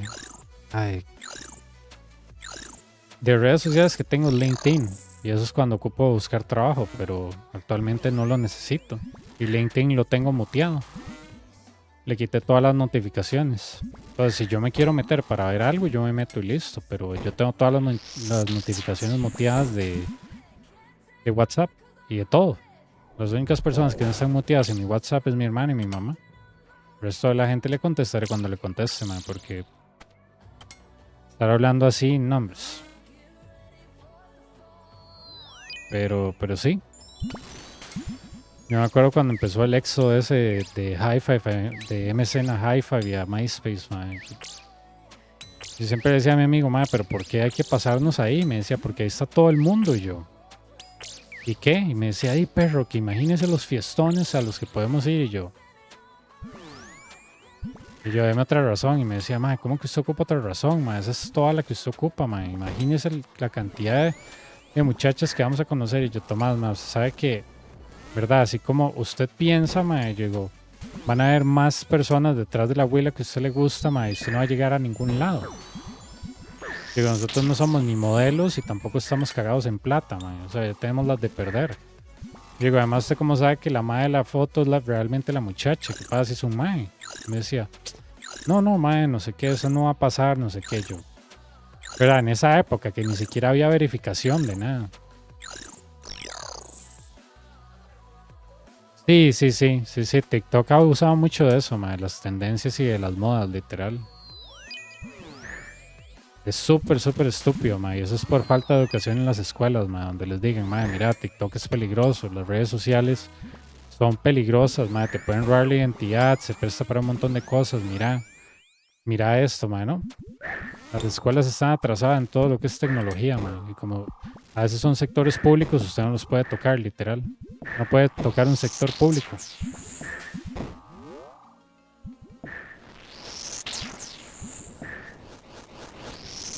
Enseñarlo y en la cuenta de que está en Nightmare Zone, sacarlo con Dragon Crossbow.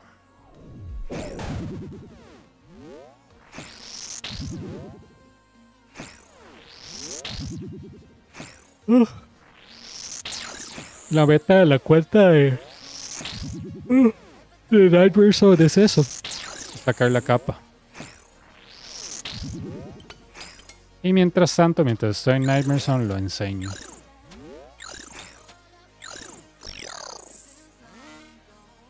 ¿Sí?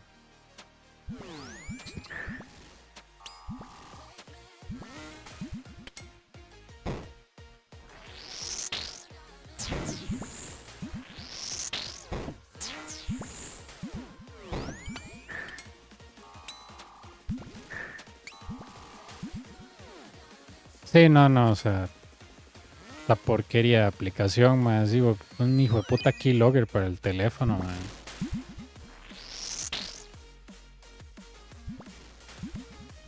Ahora tiene más permisos que la ex con la tarjeta de crédito, man, literal. Se instala esa mierda, usted todos los permisos que pide TikTok, man, asústese. Literal. Ahora le pide acceso a usted a todo. Ahora usted abre el teléfono, mae, para que usted literalmente lo espíen. No. Yo no sé cuántas veces, mae. TISA, el FBI, la CIA han dicho, perros, no usen TikTok, esa mierda no es buena. Les están espiando todas las conversaciones, les están robando información sensitiva. ¿Qué importa? Igual yo no soy importante, es que ese no es el punto. Su identidad es quién es usted, weón. Literal. Usted le roban eso, usted no tiene nada. Y la gente no entiende, mae, literal, mae. Eso es por falta de conocimiento en lo que es ciberseguridad básica.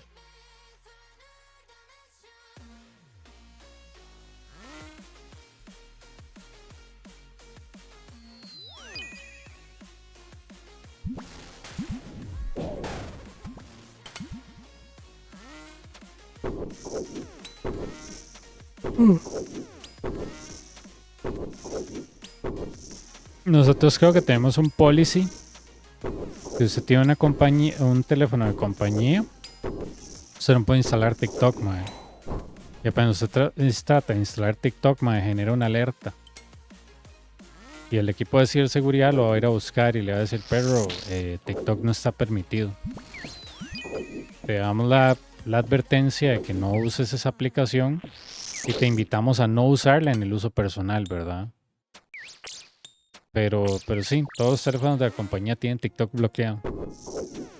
Por cuestiones de eso, de privacidad. Porque eso le abre una ventana literalmente al gobierno chino, man. Y no lo digo yo, y no es una teoría de conspiración, man. Lean literalmente lo que ha publicado el FBI, lo que ha publicado CISA, que CISA son los entes supremos en ciberseguridad de Estados Unidos.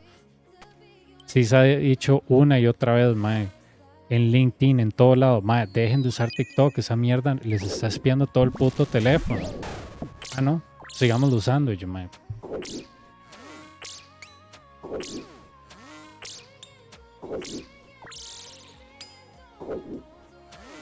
No, y lo peor, mae, yo hasta ahora he visto gente que recluta así recursos humanos a través de TikTok y yo, mae, están locos. O sea, yo digo, están locos, imagínense, están usando los teléfonos de la compañía para instalar TikTok, mae. Entonces todos los datos que usted le mande a esa muchacha o muchacho de recursos humanos, ya él lo tiene, Xi Jinping se está jalando la verga viéndolos a ustedes, mae. O sea, siempre piensen que toda la información que ustedes mandan hacia otra persona, mae, se guarda en alguna parte. Es un concepto básico. Y el hecho de que la gente diga, no, a mí qué me importa, yo no soy importante, yo no tengo nada más de nombres, pero créanme, robarle la identidad a usted y cometer un crimen, mae, y hacerlo bajo su nombre, eso está muy mal, mae. ¿Qué pasa si alguien se hace pasar por ustedes y empieza a tratar de pedir pornografía a menores, mae? Y suplanta su identidad al 100% y usted le cae el Interpol encima. ¿Usted cree que eso es divertido, mae? Eso no es para nada, o sea... Ay, mae, si mi identidad no vale nada, mae, toda la información vale. Literal, mae, toda su información vale, cuiden todo. Cuiden lo que dan, cuiden lo que no dan, mae, pero es que, puta madre, yo no sé... Fue CISA, de hecho fue CISA y varias gente de ciberseguridad ha sonado la alarma con TikTok, mae. En el gobierno de Estados ya los banearon de teléfonos del gobierno, ya los banearon, mae. Literal, ya era hora, ya era hora.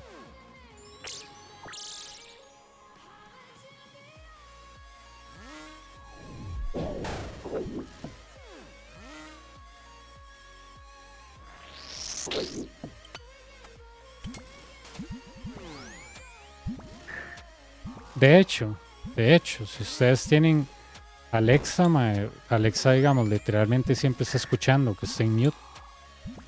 Esa data para nada es bueno, mae. Eso le manda toda la información suya a Amazon. ¿Quién puta sabe qué hace Alexa con su información? Y eso le sirve a Amazon para que ustedes le sigan mandando ads personalizados. Le pueden vender la información a scammers. Sí, o sea, toda esa tecnología que nos hace la vida más fácil, madre, literalmente es siempre es alma de doble filo, madre. Ustedes ponen cámaras en las casas y ustedes no se chequean las vulnerabilidades, pero ojalá la cámara con micrófono se las prenden. Ustedes ojalá llamando al banco, dando información y ¡pum! Ahí está toda esa información.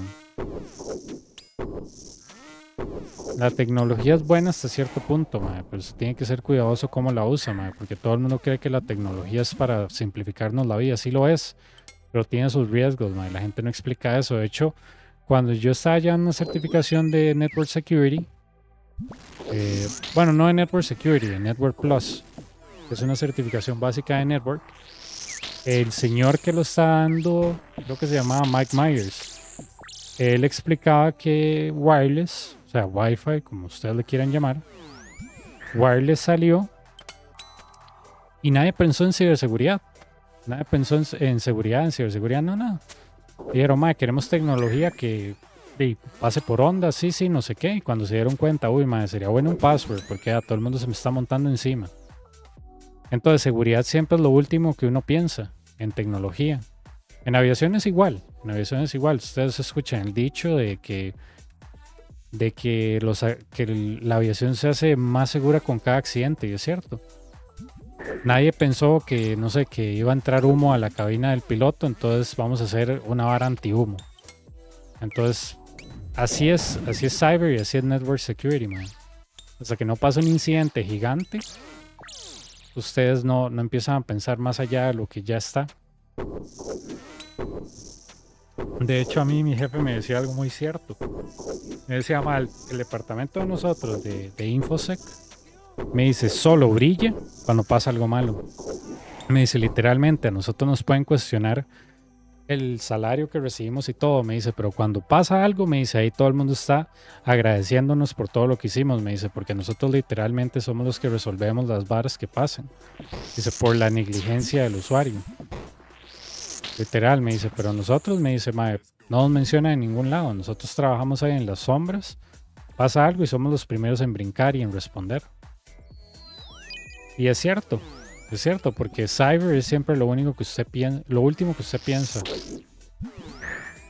Es en lo último que usted piensa, cyber. Usted siempre piensa por ejemplo, un departamento y usted nunca piensa en el departamento de cyber porque usted dirá, esos más yo nunca los veo. ¿Qué estarán haciendo? Y finanzas siempre se ponen como, más es que yo a esos más no los veo produciendo. Y uno, pero nosotros no producimos, protegemos. Y no es como que, wow, qué importante es su labor, mae. Sí se ocupa en realidad. Pero yo he visto literalmente compañías que dicen, no, yo para qué le voy a pagar a este mae un salario de analistas y a mí nunca me han hackeado. Los hackean y son los primeros en saltar de, ay, mae, hubiéramos tenido a alguien que nos hubiera manejado el incidente. Ay, mae, ¿qué hicimos? ¿Para qué nos deshicimos de este carajo, literal?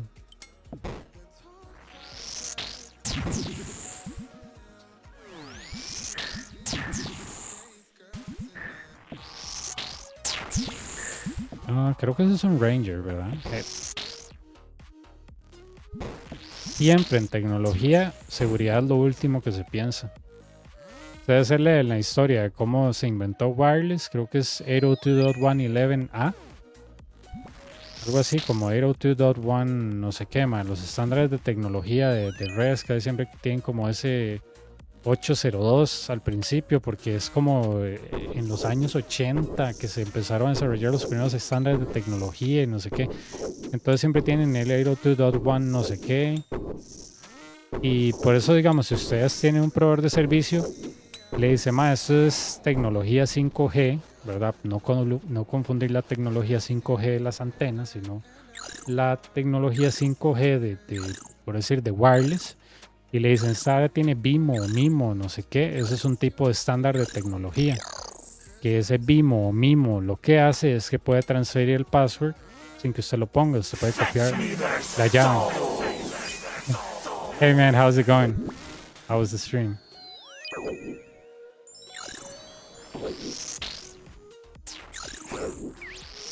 Oops, I wrote it.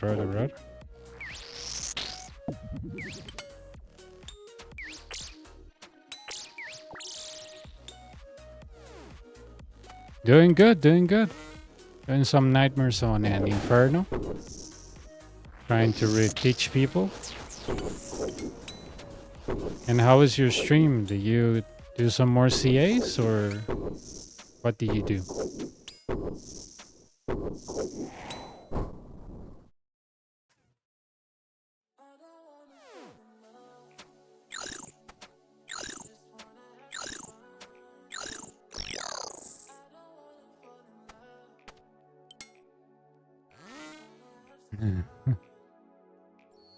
Are you missing any CAs on the Inferno? I thought you had them all.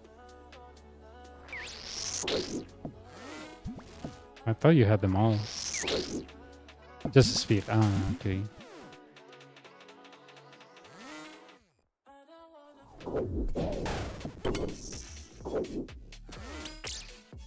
The last time that I was checking my corrupted gauntlet CAs, which I don't hunt, I think I was only missing the speed one. In fact, the one that to do it without Egonals, I did it without even knowing because I couldn't find a Green Blade. And I was like, okay, I'm just gonna lazy flick the gauntlet, whatever. But it was funny. I was like, okay, that was a combat achievement I didn't even know. And once I did it without armor because honestly I couldn't find Fenbark to make level 1 armor, and I was like 50 seconds less, and I was like, oh no. I'm not gonna exit the run for not having an item, so I did it naked. And I was like, what? That's a combat achievement? It was rough to do it without armor, but it was interesting because he could hit me 15 to prayers instead of 13s and very constant, so I guess that was fun.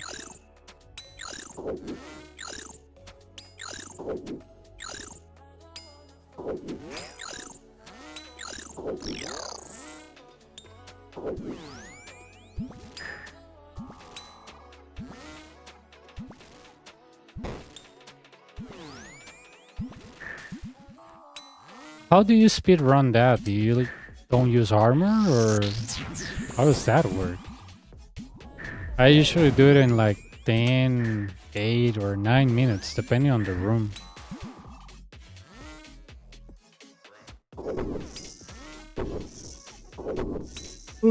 How do you speed run that thing?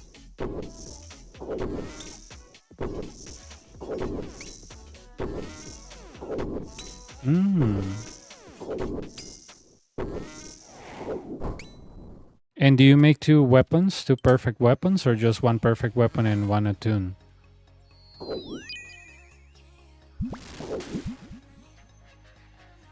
And tier 3 or 5-1.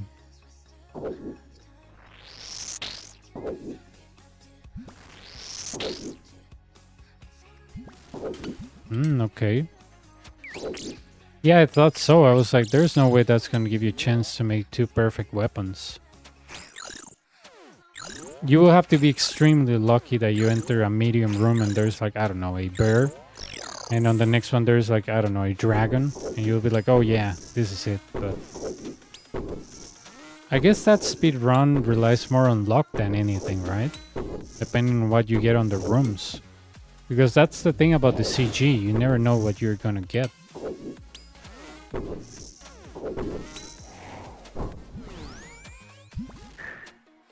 Yeah. That really sucks because it's not your skill, it's the luck. Literally.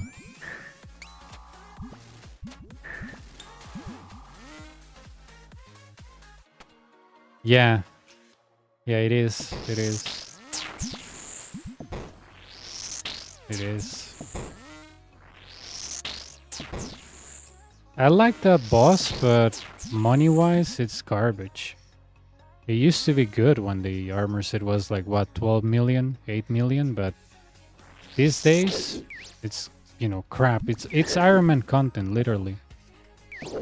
Gauntlet is now Iron Man content. It's not even for normal players.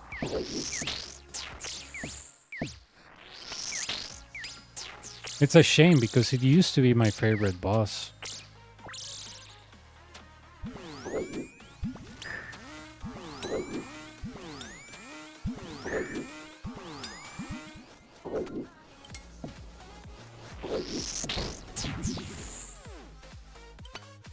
I like it because you don't need any...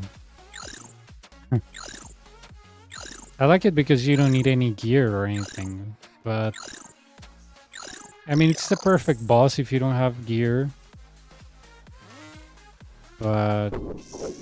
yeah, I mean, it is fun. It is fun, but I wish it was more rewarding. I wish they will add that drop from Salcano, the one that is worth like 16 or 14 million, on the drop table. But, you know, they should add other stuff. I mean,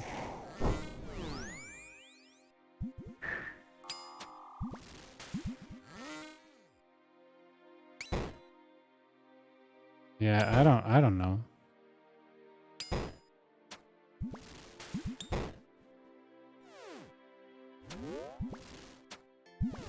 I think I have like 700 crystal shards on my bank.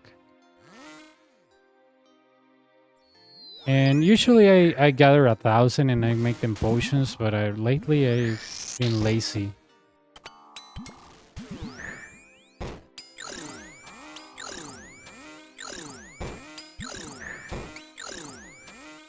My goal was to get 4,000 KC at the Gauntlet. I have like, what's 3,700? And I just simply got bored of it because the RNG there for me is not good. And because he was one of my first bosses that I did in a competition with a friend. And we pretty much were betting like who can get the first 100, who can get the first 10. And he was beating me on it until I understood the gauntlet better, and I was able to, you know, beat him. But yeah, the gauntlet has like that sentimental value that it was one of the first PVMing bosses that it actually took some effort for me to figure it out. Because I came from the Hydra.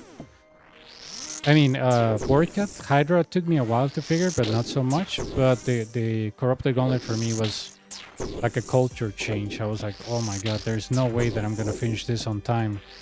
Oh my god, why can he hit me through prayer? Why is the floor changing? What are those tornadoes? So the Gauntlet, you know, it was very fun because reminded me of dungeoneering and reminded me that, you know, there are times to hit, there are times to run. And if you rush too much without even knowing how the room works or predicting or counting the attacks back in the day, because the animation of the attack change didn't exist, you will end up dying. Yep, the Gauntlet. I always tell people, if you like the Gauntlet, you're gonna like the Inferno, because literally the Gauntlet is a lot of timing. And when you reach wave 69, you have to do a lot of timing with the healers, with Jad, with Suck, all of that. So I always tell people, if you like Gauntlet, trust me, you're gonna love the Inferno.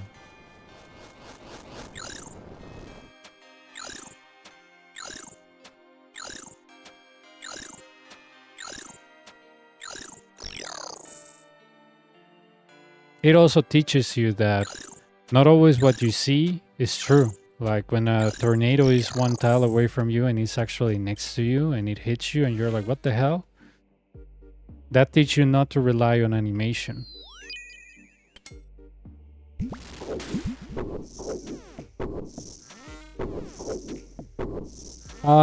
Yeah, probably I will. Probably I will. I have like, I think 4 billion in cash laying around, so I think I have money to waste on, you know, content that it's gonna be challenging and I will have to waste some resources. But yeah, you know, I have that a lot of money that I have there, that if some interesting content comes, that I can put not all of it but a part of it to grind at Colosseum. It's gonna be an interesting experience.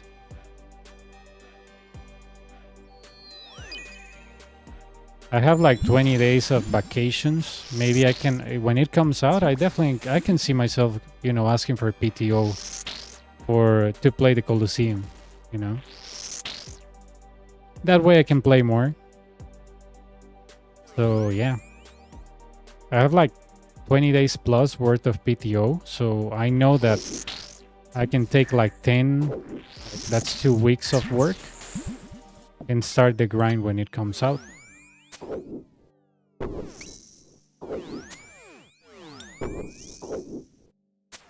Yeah, it's gonna be interesting. It's gonna be interesting.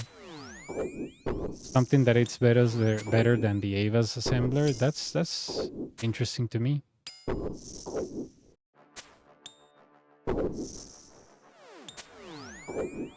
Probably the new equipment of the thing that replaces Ava's assembler can help you on your speedruns, I guess. Right?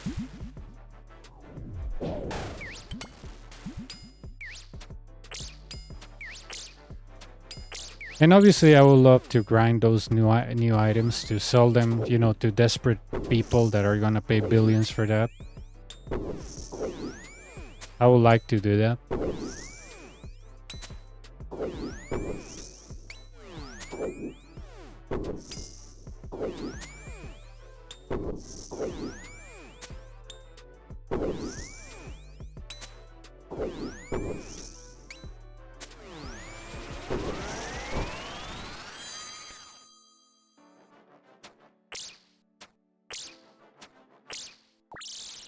There we go.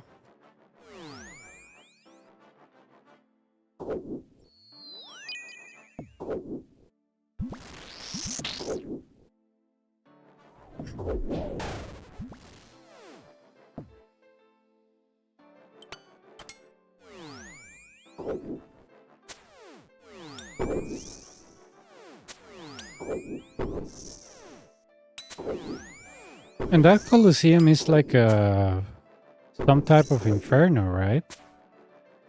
Or is it a different thing? I don't know if I'm mixing two things together.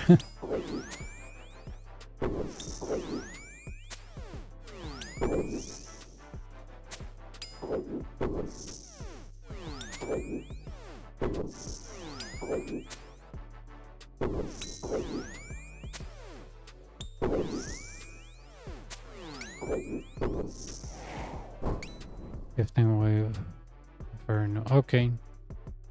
Interesting. That's gonna be quite interesting.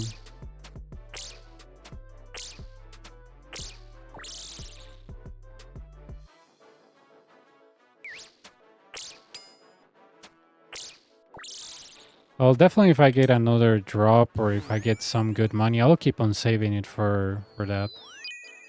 For the attempts and resources and everything.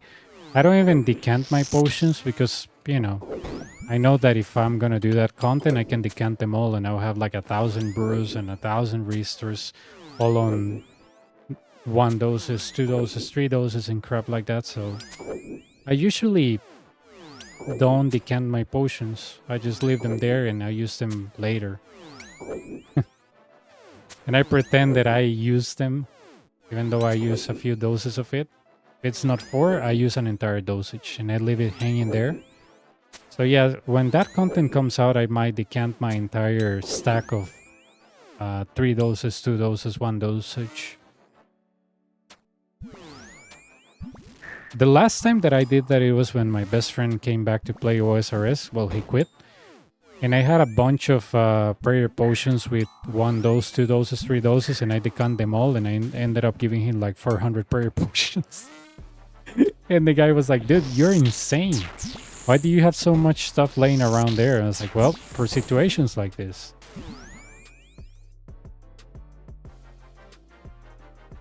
He gave them back when he quit, but yeah, it was funny. He was like, why do you have 400 potions on, you know, small dosages? I'm like, well, for these situations like this, you never know.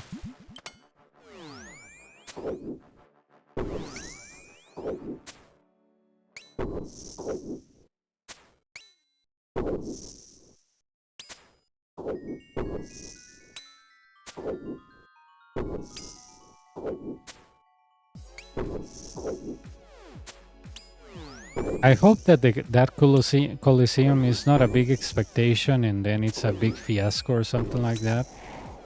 You know, like they did with Desert Treasure. Oh my god, the rewards, so they're good but not so good. Oh, prayers, oh no, they're too powerful. Oh, this axe, oh, it's too powerful, let's nerf it. Okay, it's useless, no, let's rebalance it. So I hope it's not like that.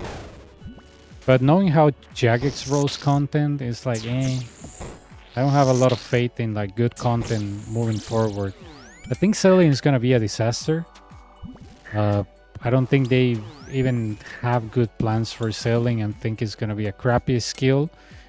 And once people start maxing it, they'll start adding content later. But I don't think they even thought about what to do with sailing and stuff like that. I think they're just, you know, throwing random ideas, but they don't have anything that backs them up. That's what I think. From the content that I have seen, I think that they don't think stuff through. They just throw ideas and then they're like, oh, I hope this works. And, you know, they're like, oh, that better work because now it's in production. And you'll be like, what the hell? Didn't you test all of this? No, why?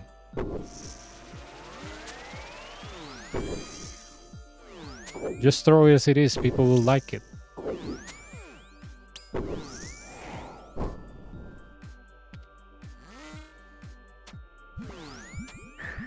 They do the opposite of every software developer. Like they test and they check that everything works and they test with end users.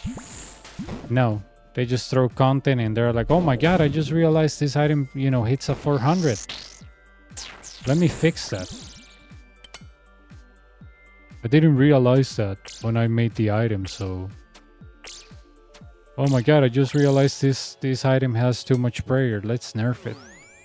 Like, you didn't realize that when you were developing, you're waiting on people to be your guinea pigs? Like, come on. That's like poor designing of your content. If thing catches you by surprise a lot, like a lot, that you really have to rely on people telling you what you did wrong, you're not a good software developer.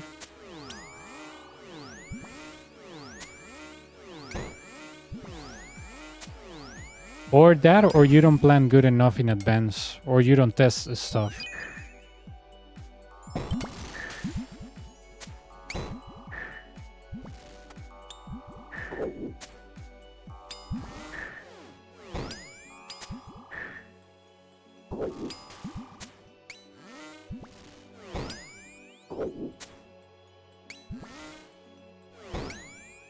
So I don't expect a lot from that Colosseum, like, to be actually good.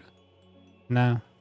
I expect a lot of people finding bugs, the armor or whatever they give not being very good, giving it a buff, giving a nerf. I don't know. I don't know. These people kind of like disappoint me every time that they promise something.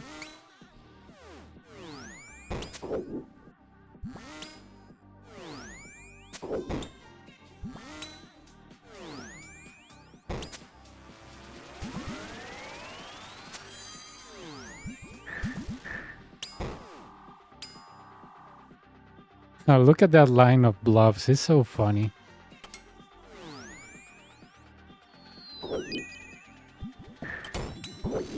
Here we go. Yep. Oh.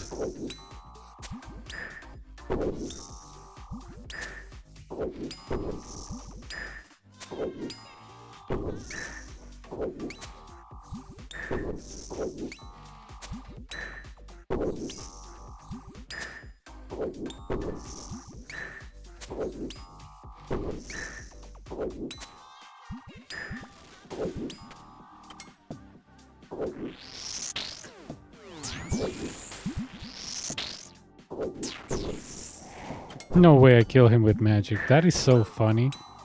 I wanted to hit the other monsters next to it, but I kill him with magic. That's hilarious.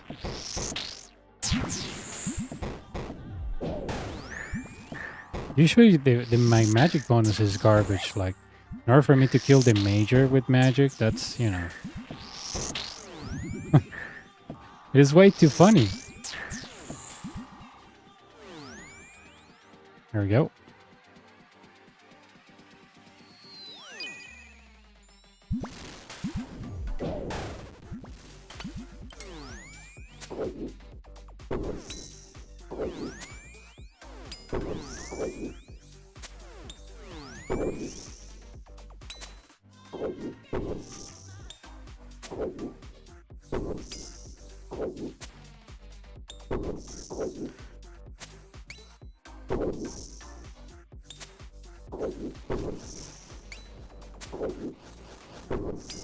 Oh, come on.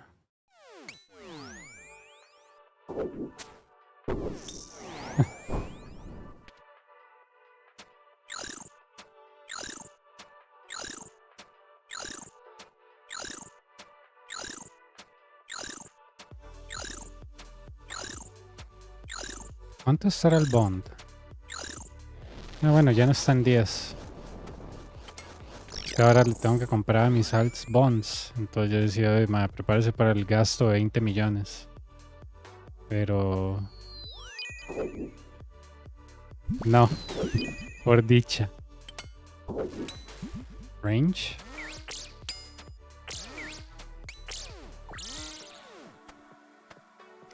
Would you...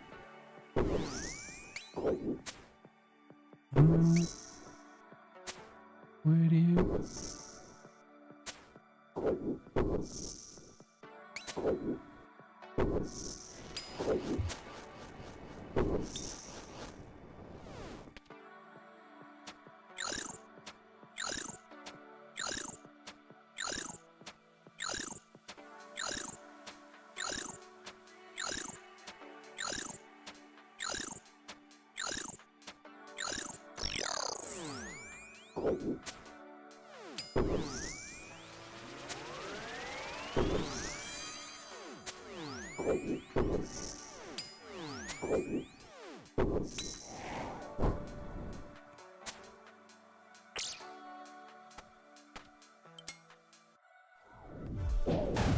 Ah, me cago en el Eldritch.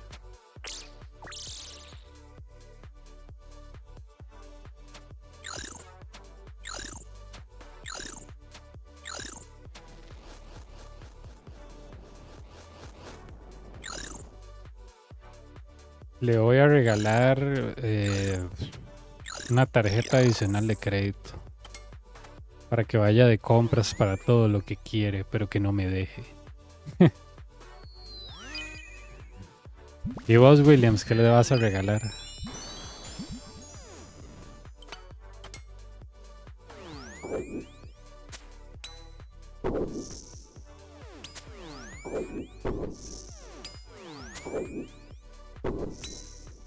Uf, ya le hicieron shipping a mi orden de Amazon, muy bien.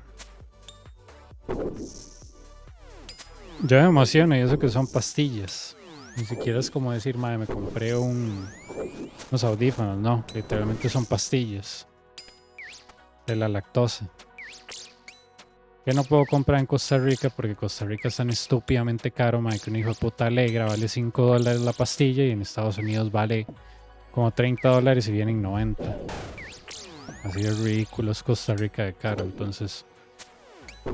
no, hay que traer las medicinas de afuera, madre, porque aquí las farmacéuticas parece que...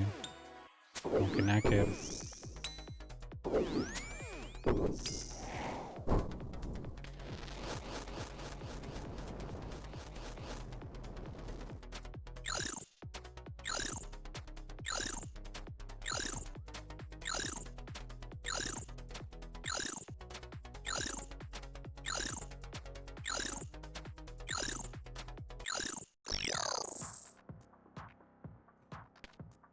Sí, seguro esas pastillas de la lactosa me llegan como en qué, como el...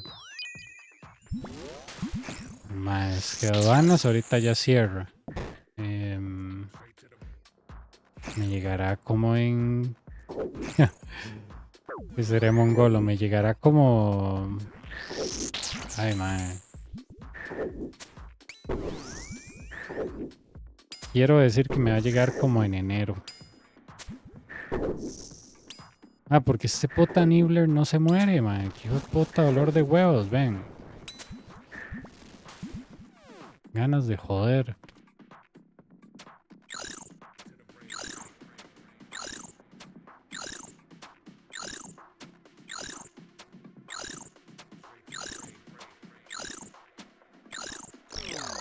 No sé dónde andan. Ya.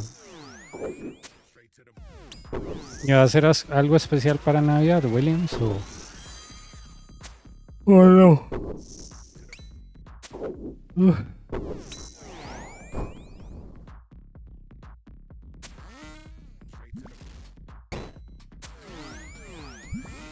Sí, yo digamos, yo no puedo comprar Nexium en este país, man, literal. Yo sufro de gastritis. Y literalmente aquí cada hijo de puta. Nexium vale... vale como $3-4 en Estados. Me venden como una caja de 30 cada una, $40. Y yo, puta, y con todo y pagando impuestos me sale como $1 la pastilla. Y yo, sí, claro. Y yo no puedo comprar eso al barato porque literalmente no me sirve. Si no es Nexium no me sirve, no me hace el mismo efecto. Y lo tengo que tomar 3 veces por semana. Entonces, pero a mí sí se me va bastante en medicinas. Y ahora no tanto, porque ya un médico naturista le descubrió que yo era intolerante al gluten. Entonces estoy evitando todo lo que sea pan, harinas. Ahora digamos, como pan sin gluten, que el pan de masa madre, buenísimo. Pero sí, o sea... todas esas mierdas sin gluten son caras, ¿no? Ustedes tienen problemas celíacos, ustedes saben que toda esa mierda es cara. Literal.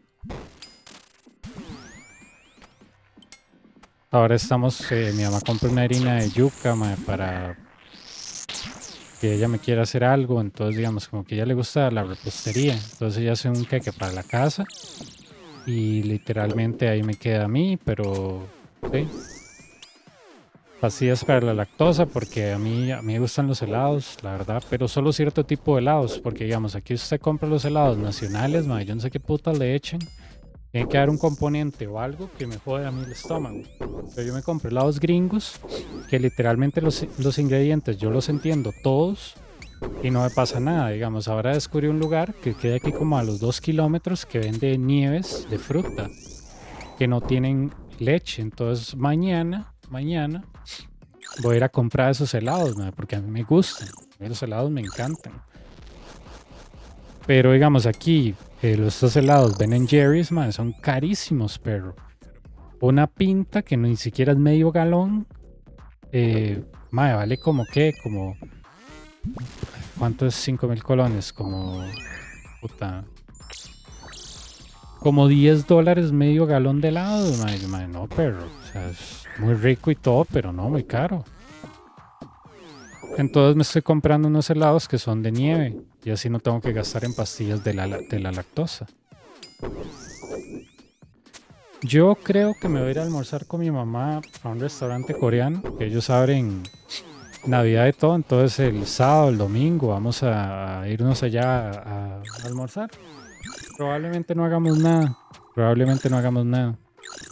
pero sí, más que todo estar en casa y pasarla ahí tranquilos, porque vieras que yo tengo, ese sería mi primer año que me dan los feriados que tienen que ser, ¿verdad? Como de persona normal. Porque yo estoy acostumbrado a trabajar en una operación 24/7, que no importa el día que sea, usted le toca trabajar un día feriado, usted le pagan doble, pero lo trabaja. Esta compañía no, esta compañía en la que trabajo me dijo, mae, usted quiere agarrar por aquello, mae, en Navidad cerramos. Y yo, ¿cómo? Y me dice, sí, en Navidad nadie trabaja aquí. Yo, pero sí, yo llevo 12 años sin agarrar Navidad, Año Nuevo, mae. Pero, no sé, yo pienso que tal vez Navidad uno lo celebraba más cuando era niño, mae. Ya cuando usted ya es más viejo, ya... A no decir que uno es un anciano, mae, pero... O sea, ya como que Navidad no es lo mismo. La Navidad lo disfrutan los niños, pero uno ya siendo grande, mae, lo que usted lo ve como momento para descansar, literal. Porque está cansado de tanto trabajo. Más bien para disfrutar el aguinaldo o algo así, pero digamos, como fiesta, usted ya no lo ve, literal. Cuando usted crece, ya usted Navidad es como cualquier otro día. Es bonito y todo, ¿verdad? Pero no es como que la gran fiesta cuando uno era niño, ¿verdad?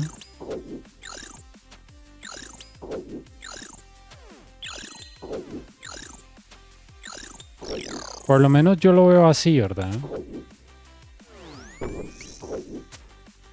Tengo demasiada alergia.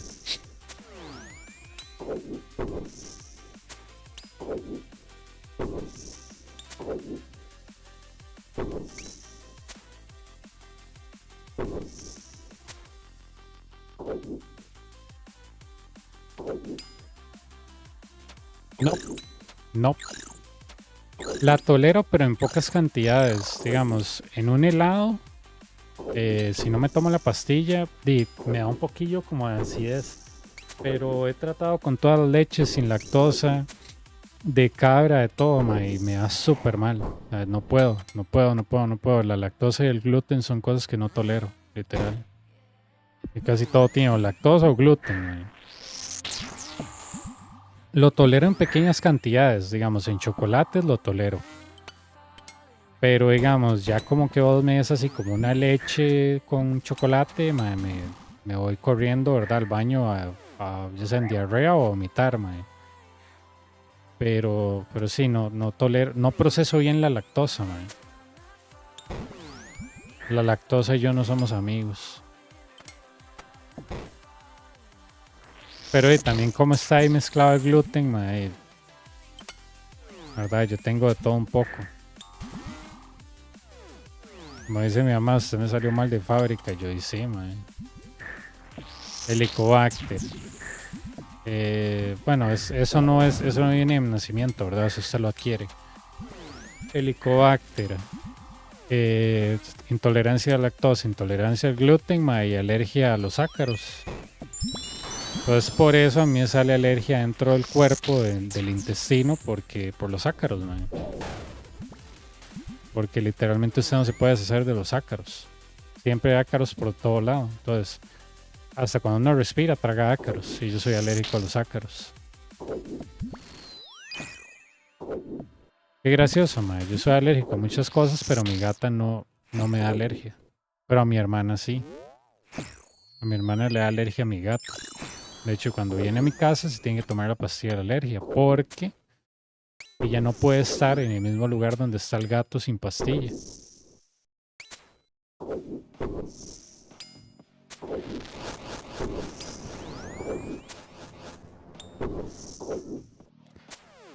Sí, antes no sé. Uno, digamos, veía Navidad y uno decía, uy, qué bonito estar con la familia, los regalos. Y ahora cuando uno ve Navidad es como que es otro día. Por lo menos no trabajo. Por lo menos si trabajo no hay mucha gente. O antes cuando yo iba a la oficina a mí me gustaba ir a trabajar en Navidad porque literalmente no había presa.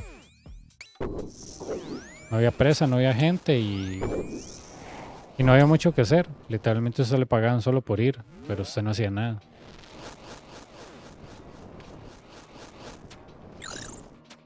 He probado de almendra y de soya y no me caen bien. Son como muy pesadas para mi estómago.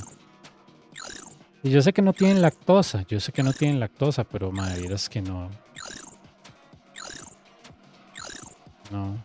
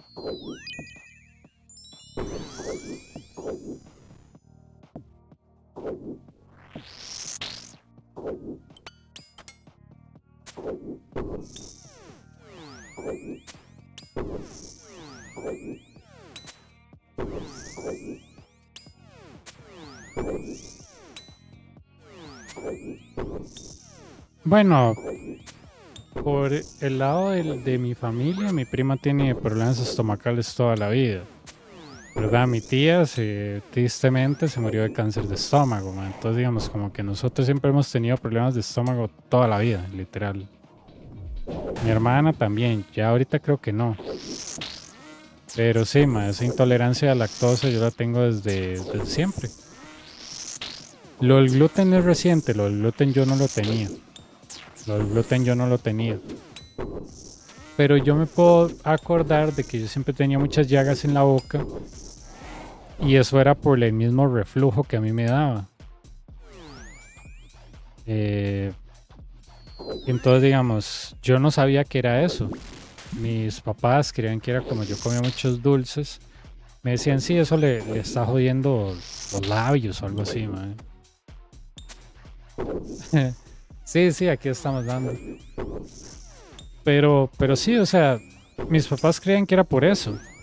Pero digamos, como a los 15, 16, por ahí yo me di cuenta. Madre, no puede ser confites, porque, o sea, yo no estoy comiendo confites, yo no estoy comiendo dulces. Y literalmente me sigue doliendo el estómago. Y yo decía, eso no puede ser. Y entonces empecé a hacer pruebas. Y yo no sabía que era intolerante a la lactosa. Y entonces, claro, y me comí un helado y quedé hecho mierda.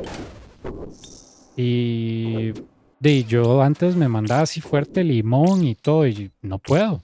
El doctor me dijo, mae, nada picante, nada de limón, nada de gaseosas, toda esa vara le sube el jugo gástrico usted a lo loco, nada de chicles. No sé.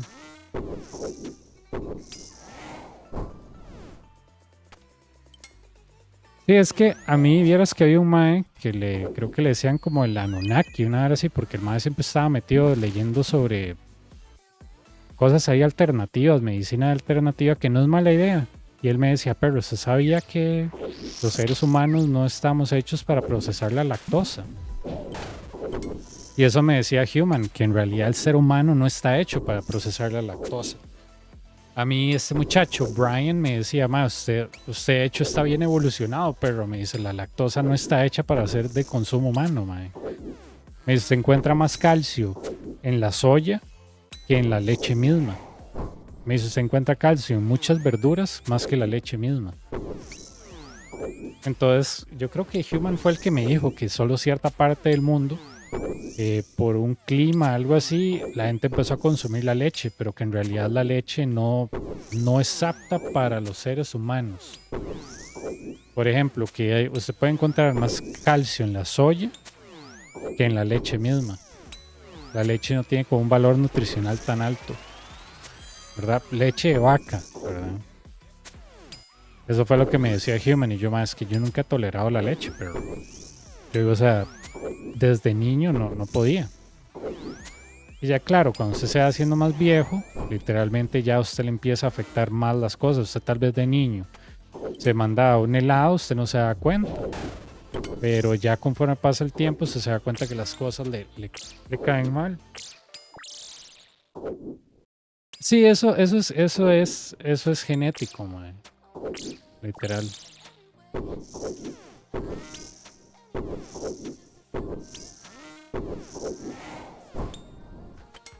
Williams, José, Human me dijo que es posible que él después de las... Bueno, es que yo le llevo 2 horas a Human porque Human está en Pacific Standard Time, porque él vive en Washington, creo. Él me dijo que es posible que vayamos a TOA como después, como a la 1 de Costa Rica. Eso sería, creo que por las 3 para vos. Pero si es que yo estoy despierto, ¿verdad? Entonces, Human me dijo que él se duerme a las 8 de la noche. El mae sigue un horario. Esos son las 10 para mí, serían la medianoche para vos, creo, ¿verdad? ¿Qué hora es para vos?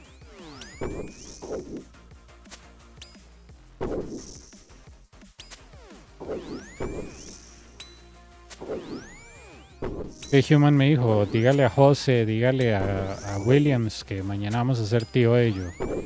Ok, ma, está bien, pero dígame usted la hora, porque usted me dijo evening para mí es la noche.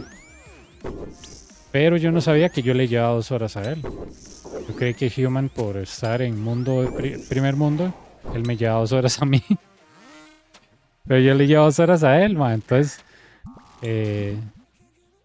Ajá.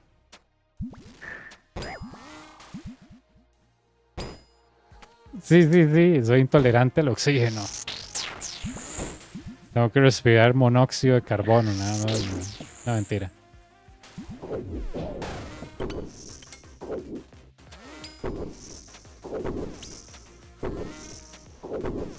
Pero sí, mañana es posible que en la tarde vayamos con Human a hacer raids. Yo traté de comer tofu, vieras si me fue mal, Williams. Le quería echar algo al pan, porque yo como el pan así pelado. El pan de masa madre yo no lo como con nada.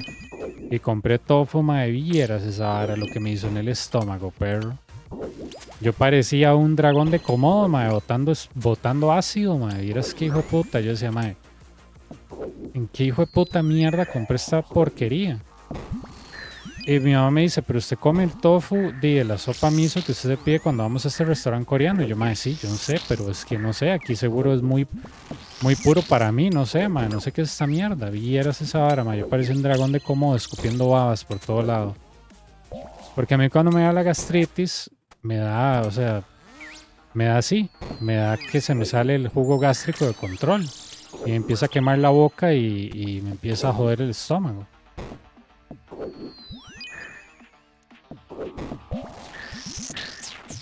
Qué hijo de puta ese Ranger, mae. ¿Cómo es posible que no se muera y se muera el Major, mae? Qué ganas de jugar del Inferno. Ya.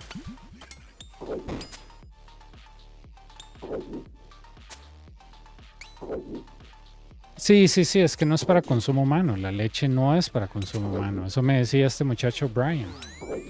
Me decía, más, pues está bien evolucionado, pero nosotros al no ser intolerantes a la lactosa, me dice, es porque nosotros no estamos bien configurados, bueno, eso está bien configurado yo. Listo. Pues casi me toca hacer un brew ahí, perro.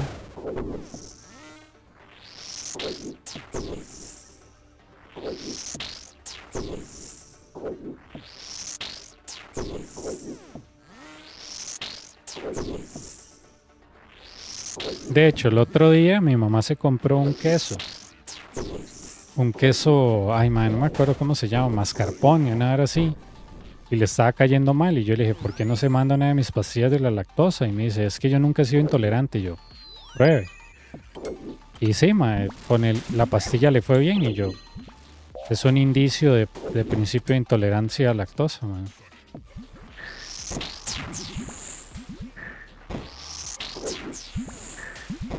Ok, está bien. Igual Human se va a dormir técnicamente tarde, Williams, porque él está 2 horas atrasado mía. Yo lo que uso cuando estaba en Firewall, yo usaba una aplicación que se llama, bueno, no es una aplicación, es una página que se llama World Time Buddy. Y en World Time Buddy vos puedes poner de dónde sos y el tiempo de alguien más. El tiempo de Human es Pacific Standard Time, PST. Entonces ahí puedes coordinar como las horas que él te dice para decir, ok, es la tal hora en tu caso de Venezuela. En mi caso es tal hora de Costa Rica. Pero sí. Solo para coordinar, porque yo sí quiero ir a tío ahí con él, porque Human es un carajo muy gracioso y el mae le gusta enseñar mucho tío ahí. Aunque no saquemos nada, por lo menos vamos a divertir un rato, man.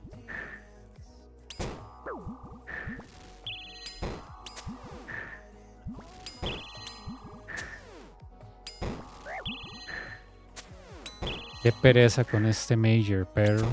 Como un tío no le puede pegar un one hit que a un bicho con 15 HP, mae.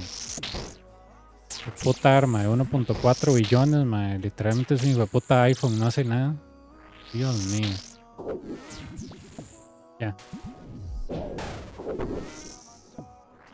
5-5. Bueno, en realidad nos comentemos ahora, me taguean en el Discord y cuando... Ok, sí, está bien. Está bien. Hay un tab en el Discord que se llama TOA. Seguro ahí vamos a estar avisando. Human me dijo, me avisen ese tab porque Human tiene un server aparte. Entonces yo le dije que si le aviso en ese o cuál. Pero él me dijo que cualquiera. Yo, ok, man, entonces en el mío. Literal. Ah, pero eso me va a pegar horrible.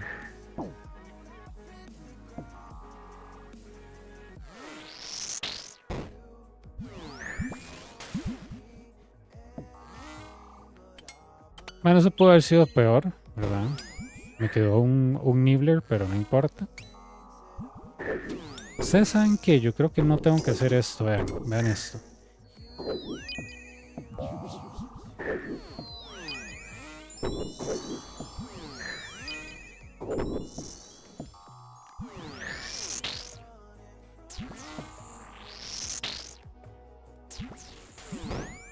Es que lo que me preocupaba a mí era la integridad del pilar, no me preocupaba tanto el Ranger y el Blob, me preocupaba más mi integridad del pilar. Si hubiera sido el pilar solo del oeste, que me agarre esta, ¿verdad? Pero, o sea, es el pilar norte, es el pilar americano, literal, es el único importante. El resto son no importantes.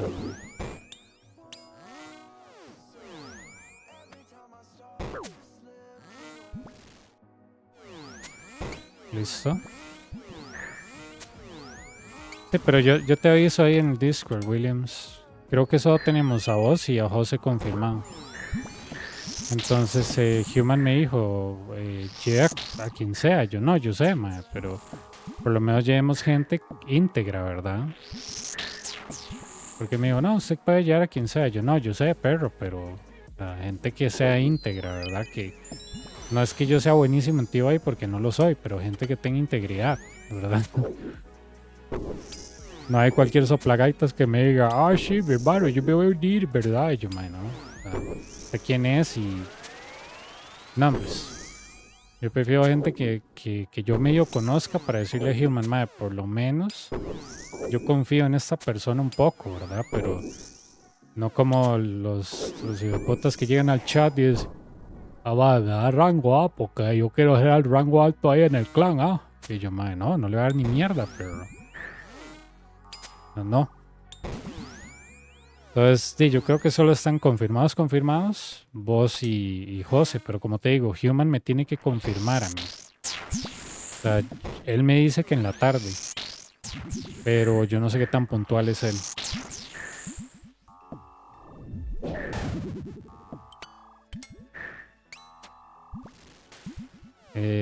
Ok, Wave 56 listo, 57.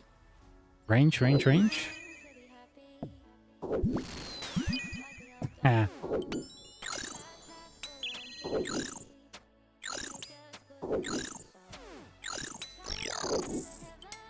qué rico salió ese wave, mae. One hit KO los Nivelers. Congela al melee, mata al Ranger, mata al Major. ¡Pum!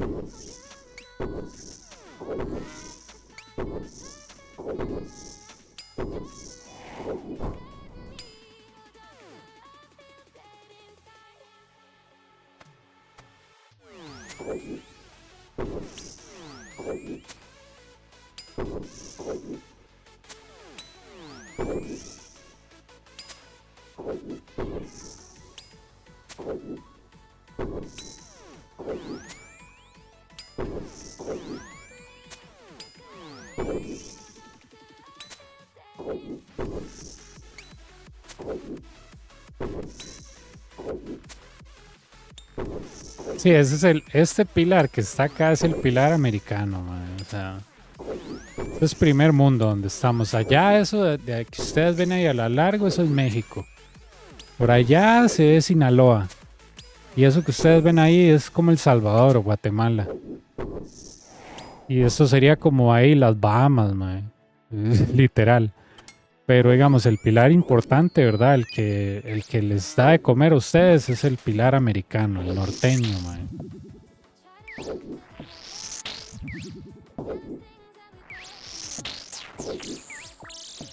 Siempre recuerden, el norte es lo mejor, mae.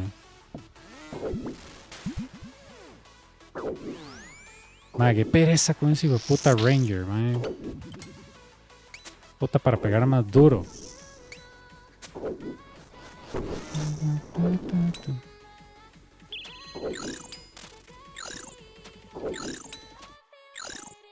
O sea, un error de Ranger no me cuesta tan caro como un error del Major, ¿verdad? Pero...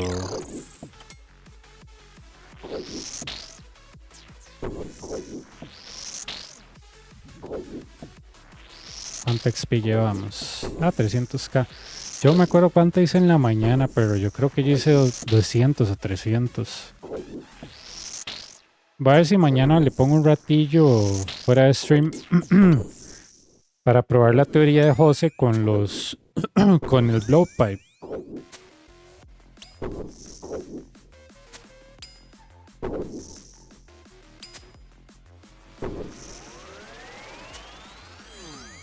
Es que literalmente, mae, yo no puedo usar un blowpipe porque me sale muy caro. O sea, lo caro no son los dardos, lo caro son los skills.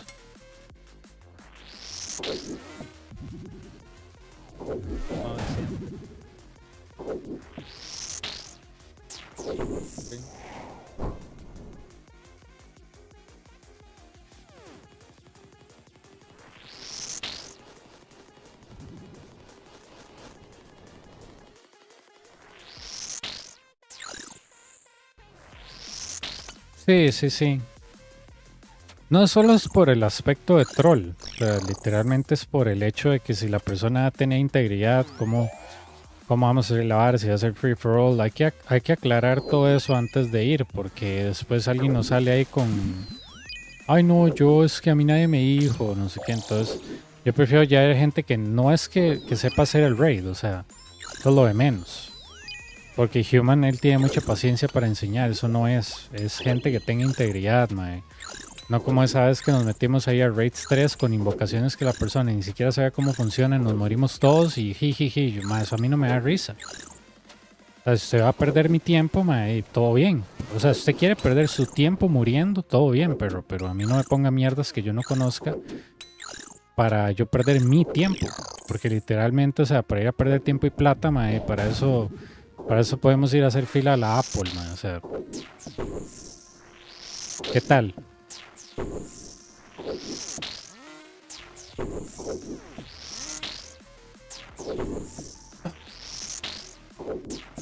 Yo es que como te digo, yo no espero sacar nada, pero tampoco me gustaría perder mi tiempo, literal.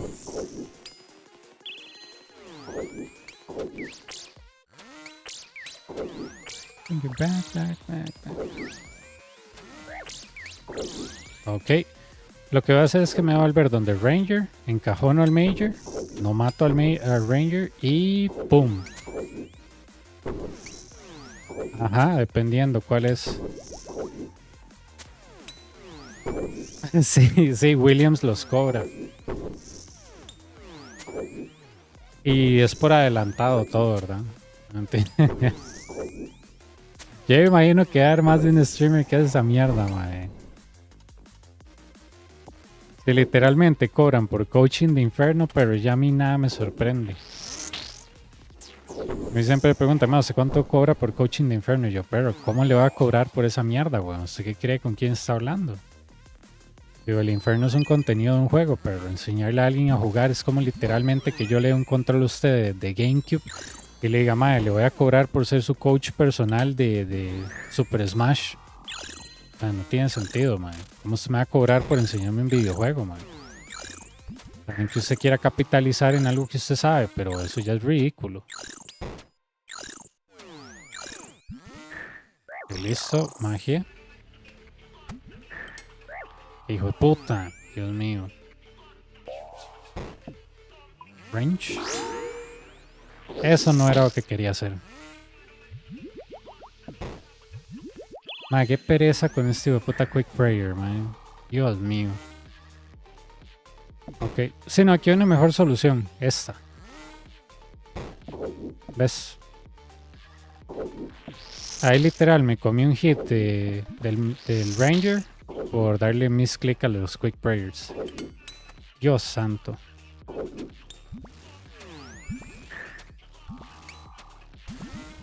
Ah.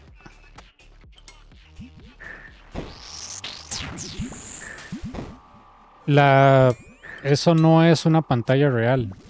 Eso es una proyección de OBS. Mi pantalla real no se ve así.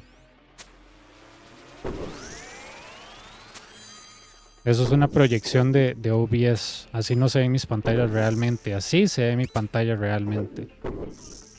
Así se ve mi pantalla realmente. ¿Ves? Es como todo está encajonado en una sola pantalla. Lo que estás viendo no es real, es una proyección de OBS.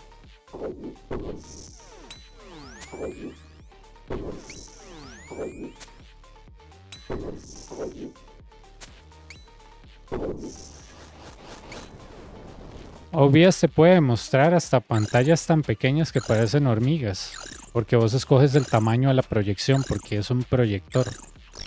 No significa que esos tamaños sean reales.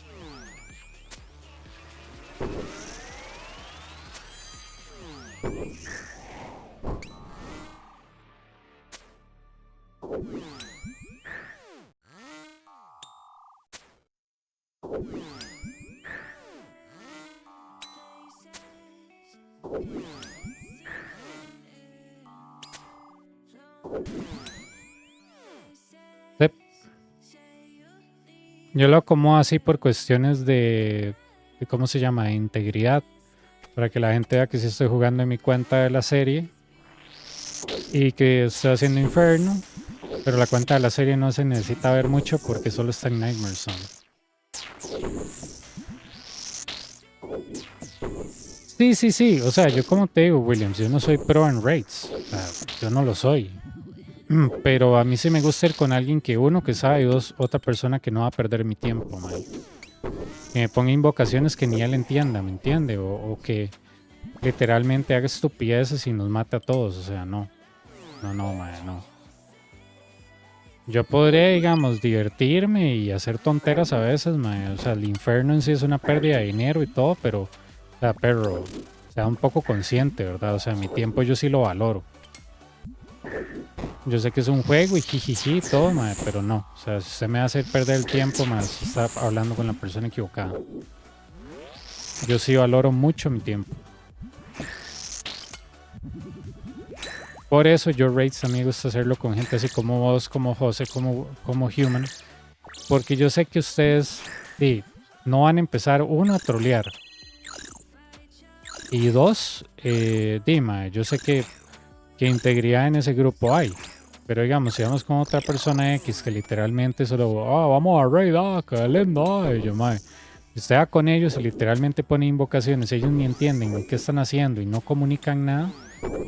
Cale, no, nos morimos, ahí perdimos 500k. Pero se disfrutó. Y yo, mae, no. No se va a disfrutar muriéndose, perro. ¿Qué clase de retrasado mental es usted? O sea, si a usted le gusta perder su tiempo y plata, mae, iPhone, cómprese un iPhone, mae. Dios mío. Pero, o sea, nada que ver. PBMing. Todo lo que sea PBMing a mí me gusta. Pero sí, no. O sea, más que todo, por eso yo decía integridad, Williams. Porque esto es muy difícil de encontrar en RuneScape. Eso es muy difícil de encontrar en RuneScape. Alguien que, o sea, que respete su tiempo, literal.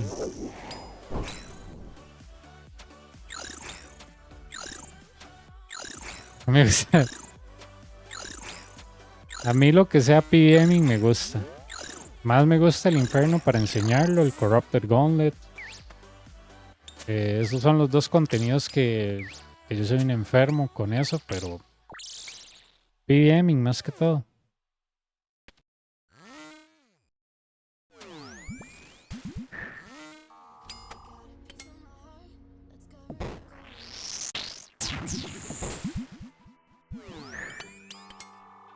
Era Wave 61, ¿verdad?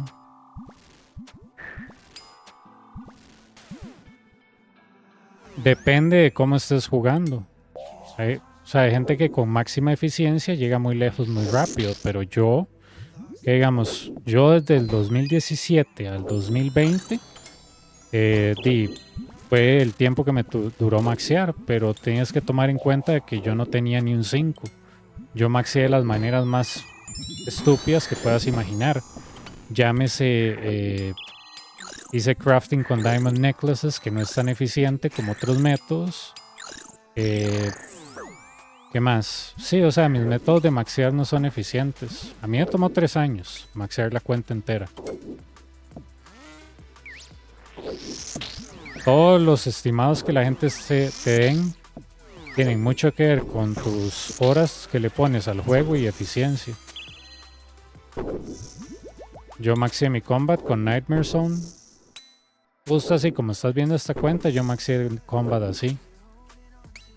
Yo maxeé crafting con diamond necklaces. Yo maxeé woodcutting en el woodcutting guild porque no tenía plata. Yo maxeé firemaking en Wintertot. Yo maxeé cooking, cocinando sharks y un montón de estupideces porque no tenía dinero y hacer vinos era muy caro. Entonces sí, fueron como una travesía de 3 años.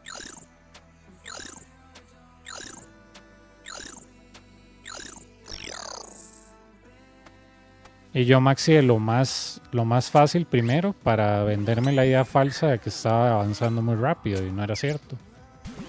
Así que yo empecé a maxear primero magia, que es una magia con plankmate, que es un chiste literal. Maxeé magia con plankmate, que ese fue mi primer 99, y después empecé a sacar cooking, woodcutting, En realidad maxear es fácil, porque es gratis. O sea, digamos, si vos te pones a pensarlo y haces maxing de una manera no enfocada en tiempo, todo lo que sacas en las skills lo puedes invertir de vuelta en maxear. Yo no tuve que hacer PVMing para maxear. Yo tenía 0 boss skill counts en todo cuando maxeé. Porque yo toda la plata que saqué de las skills, yo lo invertí en otras cosas. Literal. Yo soy de las pocas personas que literalmente reutilizó el dinero que sacó de otras skills para invertirlo en otras. Por ejemplo, Wintertot a mí me dio como unos que 30, 20 algo de millones. Lo guardé. Woodcutting me dio como 20 algo porque yo lo hice de la manera más boring posible con Magic Locks y U-Locks. Fletching yo saqué profit con eso, lo guardé también. Cooking saqué profit con eso, lo guardé también. Entonces ves el patrón. Literal. Range. Dale al Major. Yo saqué primero las de Combat porque Combat era gratis con Nightmare Zone.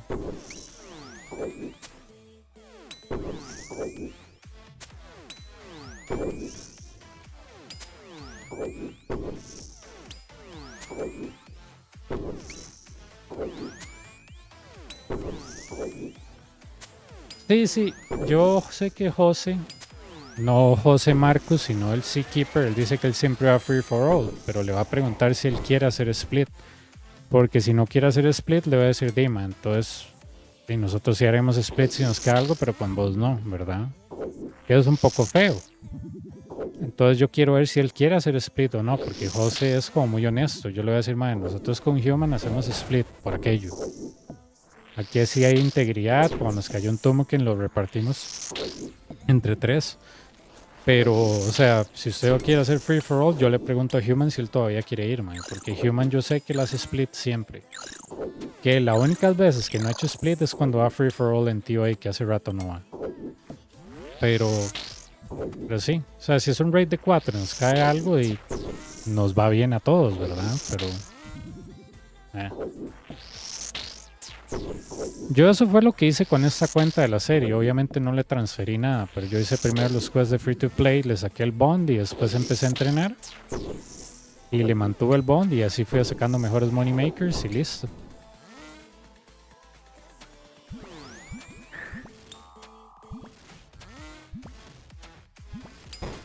Listo.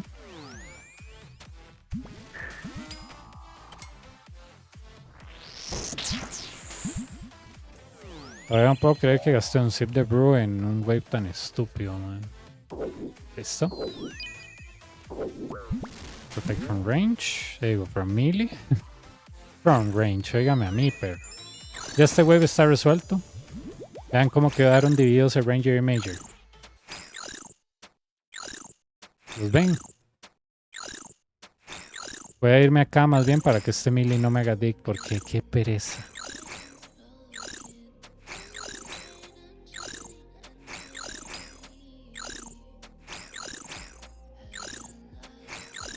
Va bien, eso sí, muy bien. ¿Qué meta le tienes? ¿Maxearla? Ay, Mike. Yo sí que soy mongolo, ¿verdad? Viviendo al límite, literal. Ok. No le voy dando clic afuera, perro. Ah, no, sí. Con esos stats y con ese plan que tienes, sí. Todo tienes que saber que maxear no es literalmente hacer PVMing para maxear. Uno puede maxear de manera relajada. Y si solo quieres maxear así, yendo, ¿verdad? Tranquilo, puedes usar el mismo dinero de las skills que hiciste, como cooking, lo que sea, y usarlas para maxear otras skills, literal. Yo me acuerdo que a mí un muchacho me decía, haga PVMing para que pueda maxear Perry. Yo no ocupo hacer PVMing.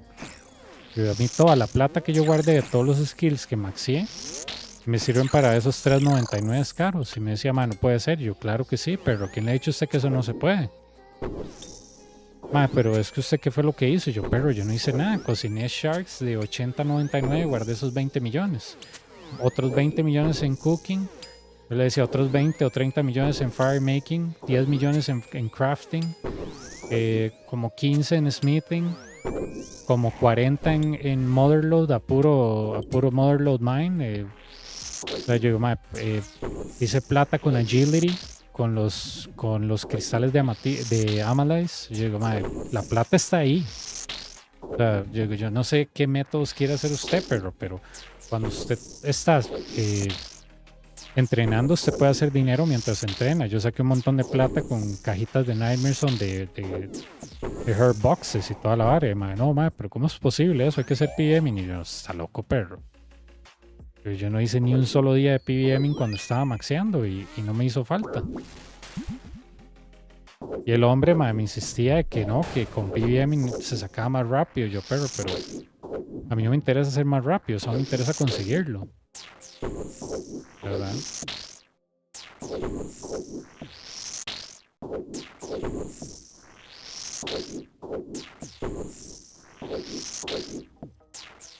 Yo con lo que son bots, es como la gente que se vuelve narcotraficante, mae. No tienen un ¿cómo se llama? Un lifespan o como una vida muy larga. Es gente que eventualmente los agarran. Yo creo que las personas que literalmente usan bots en este juego es porque literalmente se creen muy importantes, tal vez como, ay, yo no tengo tiempo, perro, sáqueme un gráfico de Pi de lo que usted hace con sus 24 horas y yo le puedo a usted sacar en qué puede reducir, literal. Yo le puedo sacar a usted en qué puede reducir, master. Usted puede reducir horas de sueño si usted quiere progresar en el juego. Y es totalmente posible, man. No me venga a mí a decir que usted no puede dormir 5 horas. Claro que se puede. La pregunta es qué tanta convicción tiene usted por sus metas. Eso es todo. Es un gran vago y "Ay, no puedo con menos de 8 horas de sueño". Ah, papito, ay, pobrecito. ¿Verdad? No, hombre, si usted quiere algo, usted tiene que ir por él. O sea, literalmente, o sea, si usted me dice, no, es que yo ocupo bots, ocupo a alguien que me haga cosas, no, hombre, espera. Usted tiene una mentalidad totalmente errónea. Pero la gente que usa bots o compra capas, madre, merecen ser 100% baneadas. Literal.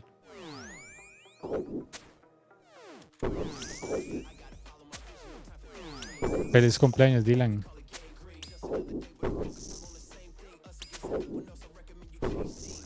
Ahí está tu respuesta. Ahí está tu respuesta. Vos duermes 4 horas para cumplir la meta y ya tienes la convicción. Todo te falta eventualmente llegar ahí. Qué lástima que el día del cumpleaños, bueno, el día anterior al cumple te hayan hecho eso en el trabajo, Dylan, porque muy mala nota, ¿verdad? Uno espera que el empleador le respete uno el cumpleaños, ¿verdad? Pero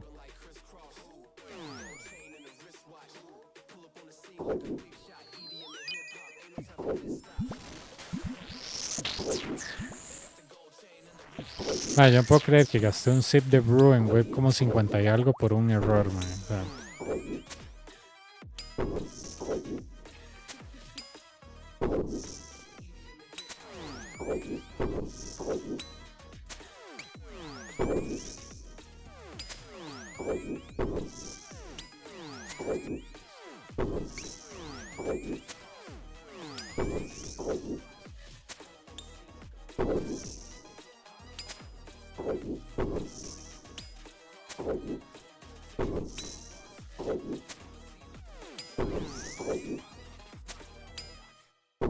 cuatro. Sí, 4.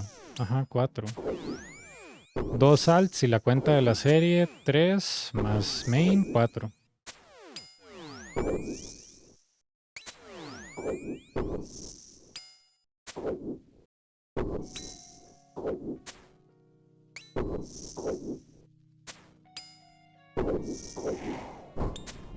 Cuidado con el pilar, perro.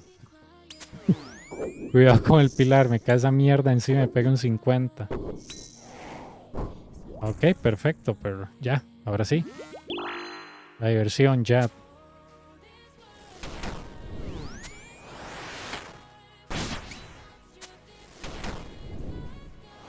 Ok, Williams, te cuidas. Hablamos mañana para ver qué hacemos con Human.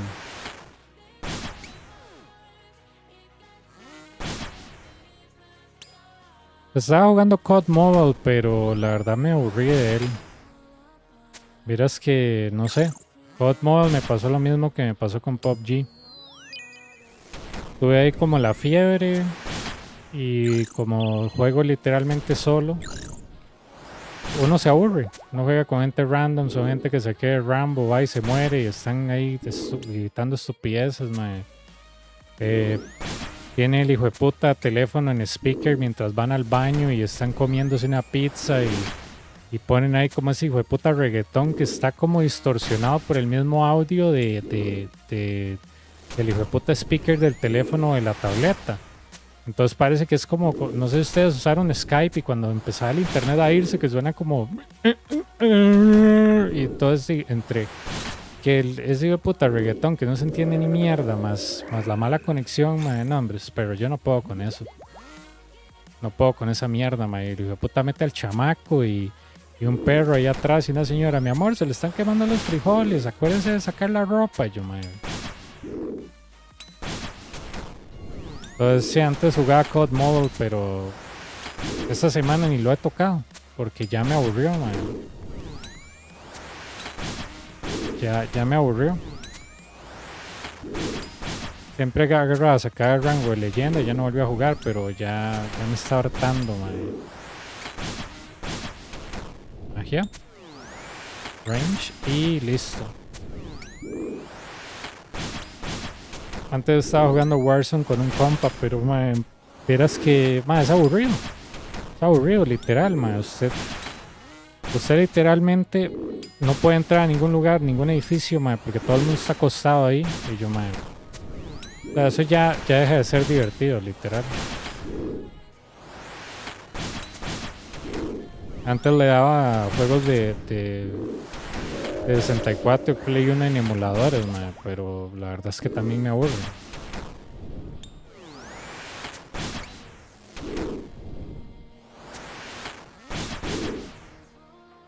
Pero sí, sí. Call of Duty Mode cuando salió, madre, era buenísimo, madre, pero ya... Como todo, ya dejó de ser bueno. Magia. Range. Vean que bien nos quedaron los healers, miren.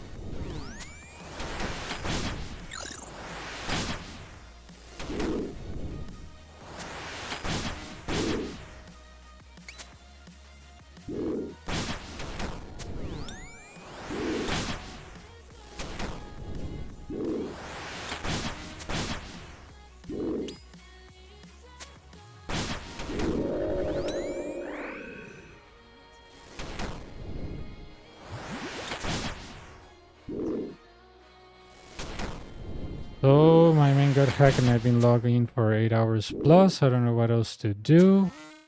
As a customer support doesn't cover this kind of situation. My main account is the name of bank, no, blah blah. I don't know what to tell you, man. I really don't know what to tell you. It sucks that you get hacked, but you know. Usually, well, there is a misunderstanding here between hacking and getting phish. Because getting hacked is somebody, you know, accessing the servers of Jagex, literally, and looking for you, or literally looking for a set of customers, and, you know, you are there. And there is another thing that when you download malware, or you visit malware, or you receive a malicious file on Discord, if you haven't read about Pegasus malware that was sent to Jeff Bezos by Mohammed bin Salmani, I recommend you to read on that. So you realize that you shouldn't be opening videos or photos or anything on your computer, either from Discord or WhatsApp. Remember that they don't give a damn about security. So yeah, I mean...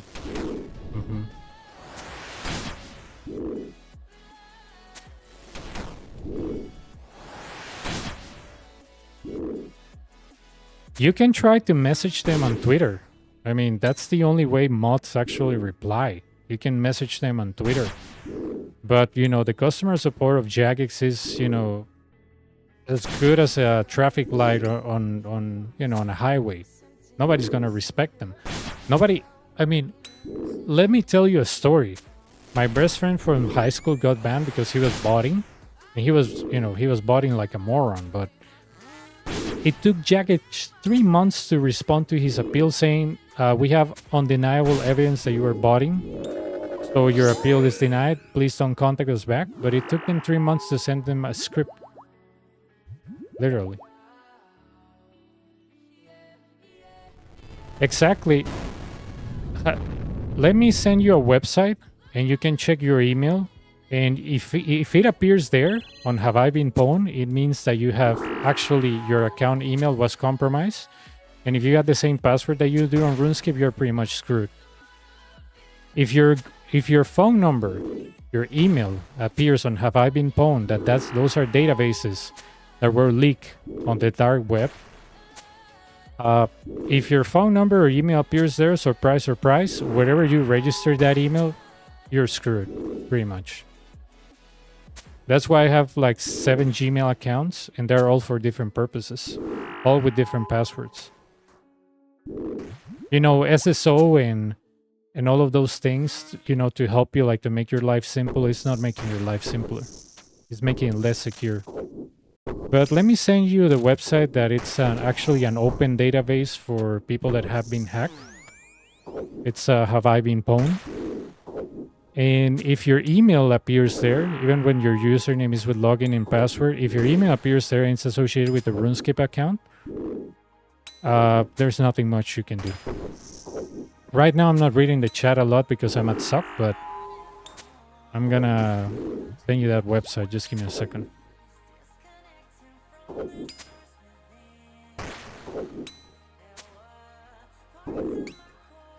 Usually when this happens to you, you have to ask yourself if you receive any file on Discord, WhatsApp, or any instant messaging. That's why I was telling you about the Mohammed bin Salmani hacking Jeff Bezos.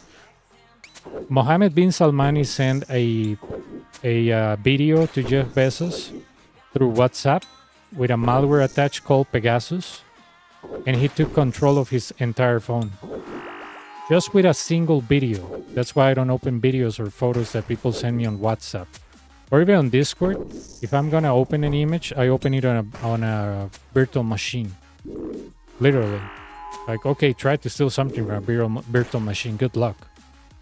But, I don't know if you accept any file, if you're on any clan or whatever, but yeah, definitely if you didn't give your credentials out on fishy websites, either you share your account or you receive a malicious file, because there's no way, or the email that you had associated with your RuneScape account got hacked on a database.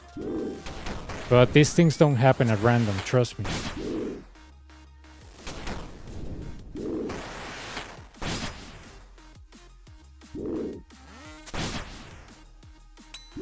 That's why I'm very proud to say that I played this game by myself, and I almost, don't receive any files from anybody or videos, whatever, any popular content. I just erase it all.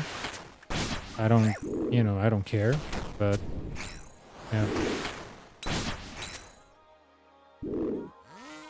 Normal meditation. Dude, come on. How come this guy's not dead yet? Like, seriously.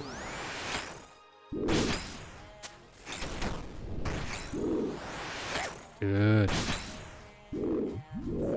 No way he waited all that time to die, like, seriously. Okay, here we go. I'm gonna hit him once. Redemption. Ranging potion. I'm gonna hit him on the other way, the other corner. I'm gonna hit him here just for fun. And here I hit him with rigor. Hit this. One more. Come on. One more. One more for me. There we go. Healers. Not the best way to start healers, but decent enough.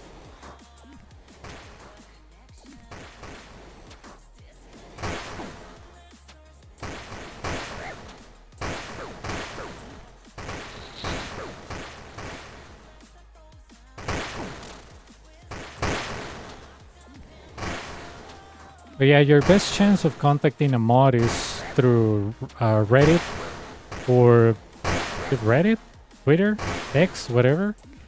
Because, you know, customer support from Jagex is not good. Ever since I was playing RuneScape when I was freaking 15, dude, Jagex customer support is the opposite of, you know, what customer support is. You know, they don't answer, they give you dumb answers, they send you scripts, they don't even read your requests. Yeah, I mean, if you want bad customer support, contact Jagex. Seriously. And I'm not saying this to flame the company or whatever. I'm just saying that they don't know how to treat customers, especially paying customers. They probably rely like, oh yeah, where is they gonna go? Fortnite? Like, probably that's the way they're thinking. Like, you know, they invested so much time on this, they're never gonna leave. So we don't need good customer support. Like,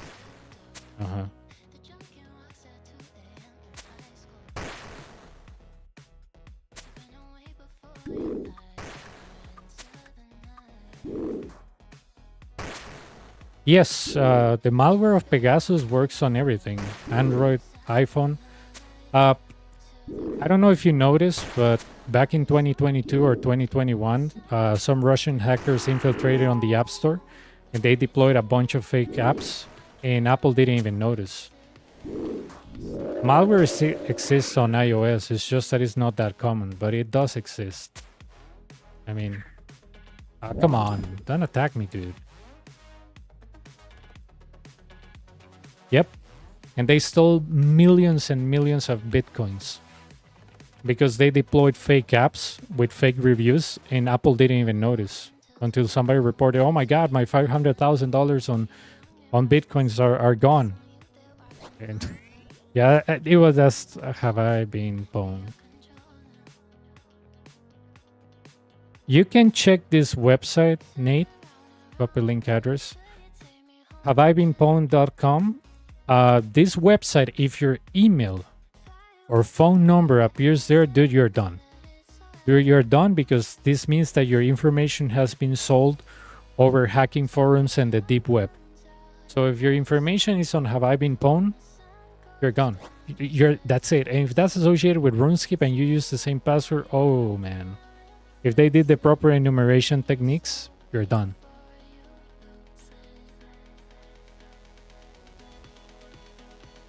Have I Been Pwned is let's say a global database of people that have been hacked, and it's constantly updated. Obviously, for the premium version, which I don't pay, it will tell you on what forums you appear. But if your information is there, phone or email, you're done. Voy a leer los mensajes de Río.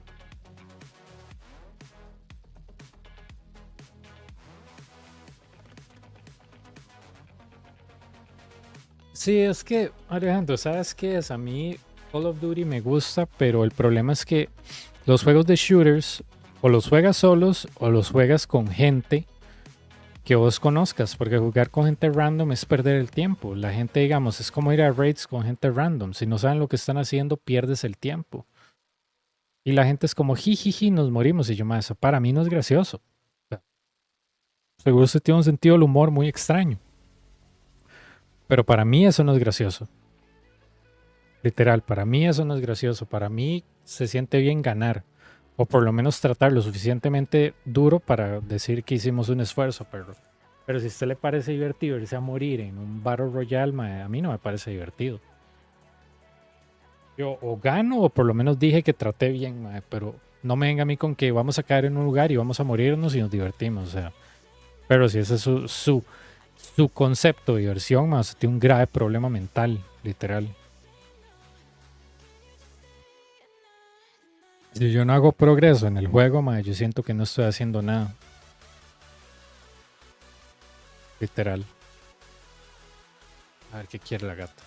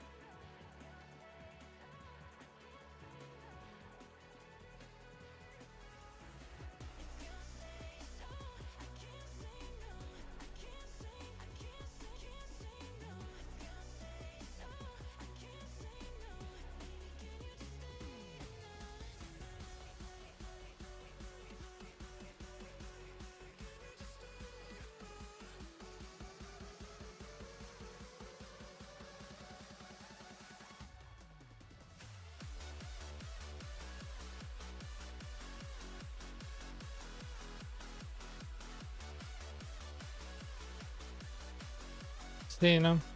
Yo, yo la verdad, sí, no. Yo shooters solo jugaba con gente que yo conozco, mae, porque yo no soporto gente mala en shooters, mae, porque si yo me estoy esforzando, yo quiero el mismo compromiso de la persona. O sea, ¿me entiendes? Si yo me esfuerzo, ¿por qué usted no se esfuerza, perro? O sea, no me interesa que sea un juego, mae. Usted no se esfuerza, entonces usted no me sirve, literal. Yo ocupo a alguien que se esfuerce, literal.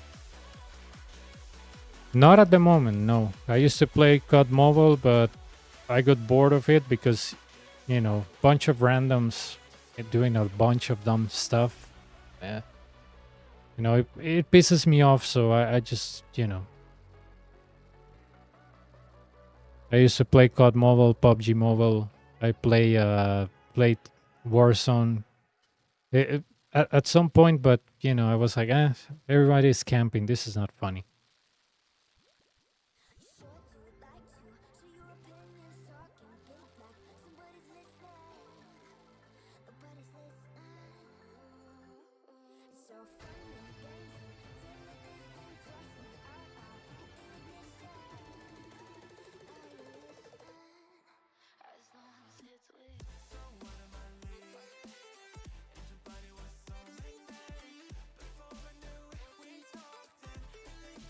Vamos a hacer una más, a ver si sacamos la cuarta. No hay cuarto malo.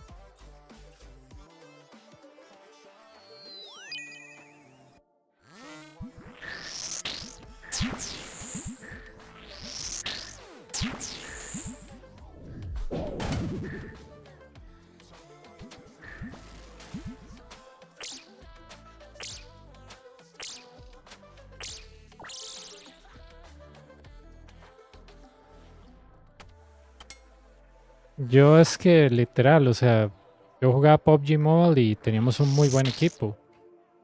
Pero dime, se entiende, o sea, la gente tiene otras prioridades en la vida y tiene otras cosas que hacer, pero a mí lo que no me gusta es que cuando la persona ya no quiere jugar o ya no tiene el mismo compromiso, no te dice.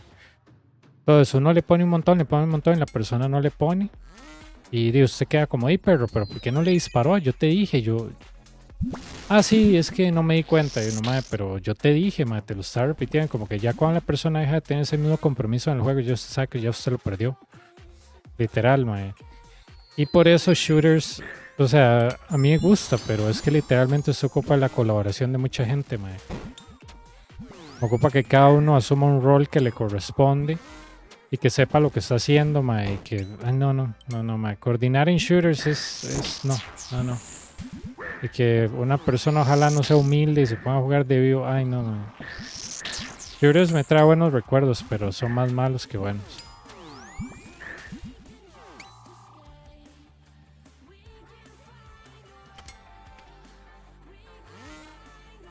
Yo por eso, yo no hago raids por dinero. Depender de otras personas no me gusta. No me gusta, me gusta hacer las cosas yo solo. Yeah, I enjoy mostly teaching it because people have a lot of misinformation about this content. Like that you need to one-tick flick, or that you shouldn't freeze the melee, or stupid crap like that.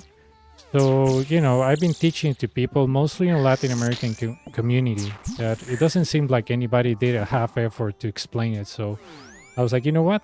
I'm gonna make the change and explain this content in a very simple way and show it in the way that it should be done. Not just one tick flicking like a moron. No, all you have to do is just pay attention and resolve waves with logic and you'll be fine. And you see me finishing the Inferno. I finished it with like 5 or 6 brews. And a lot of people tell me, oh, you end up with more resources than people normally do. I'm like, yeah, is that good or bad? They're like, no, that's really good. And I'm like, well, you know, why you don't do it this way? I don't understand. But yeah, I mean, that has been my focus since I got my AC number 4 or number 3. Also, I'm gonna teach this because it looks like the guides out there, they're just focused on one thing. Do it like I do, or otherwise you don't know what you're doing. Period. No discussion. And people have gotten used to the Inferno in such a way that they will condition your gameplay to theirs, and if you don't do what they do, you're doing it wrong, even when you get the cape. It doesn't make sense. Meeting. No tengo idea. Yo solo me acuerdo que yo hice Mithril Darts y Adamant Darts, pero no me acuerdo de qué nivel a qué nivel. Yo solo me acuerdo de Mithril Darts, Adamant Darts, y hice Profit y no perdí nada más. Eso es lo único que me acuerdo. Yo creo que... Making very great again. Yeah, but I'm just trying to battle the misinformation that it's out there of the Inferno. People just keep throwing, random crap that it's not even accurate. And they tell you that you have to do Inferno that way. And if you do it in a different way, oh, you're kind of cheating because, you have an Eldritch, and I have done this with a Kodai. Oh, you have an Elisha, and I have done this with a DFS.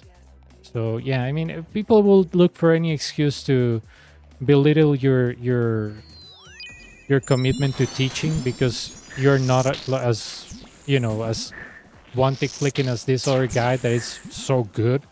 So, they'll be like, oh, you're not good because you're not one-tick flicking. No, brother, you don't live in Latin America. You don't know what it's like to have constant mistrust on your freaking ISP. Like, come on. I'll give you my ISP for 3 months. And if it doesn't fail in that 3 months, like give you an unstable connection during the night, you will be surprised. Like, seriously, you'll be surprised. But yeah, I mean, I'm just trying to, teach the Inferno to whoever wants to learn it.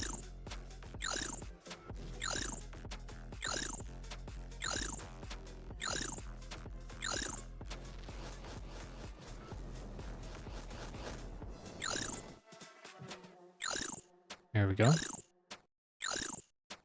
I wonder if I'll get the HP level on Sunday. It'll be 96. Not bad.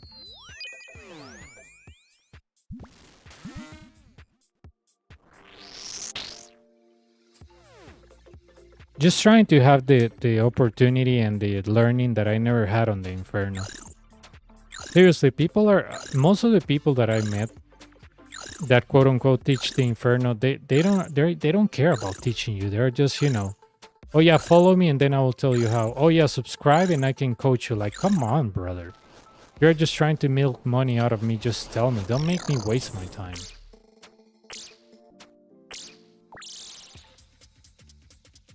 Right now, I'm just focusing on training this account to get it to the Inferno.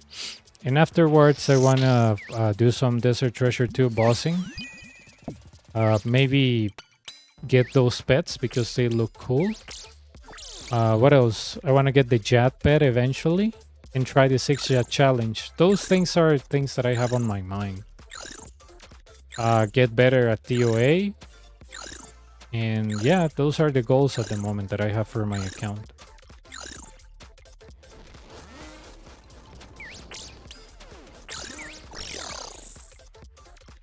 Oh, and learn the Fosani Nightmare. Because I always told myself that I was gonna learn it when it came out. But honestly, dude, I never did. I broke that promise because... I think I had too much work and I didn't even have time. Literally, I had too much work. I was falling asleep while playing RuneScape, so I want to learn the Fosani Nightmare even when it's garbage. I like that pet. I want to get that pet. But yeah, there's content that I want to do later when I finish my series. Which I'm planning to finish this Saturday. Not this one, but the next coming Saturday. Hopefully the account will be ready for the Inferno. And yeah. Those are the goals. Desert Treasure 2, learning TOA, getting my Jet pet, 6 Jet challenge. It's gonna be fun. It's gonna be fun.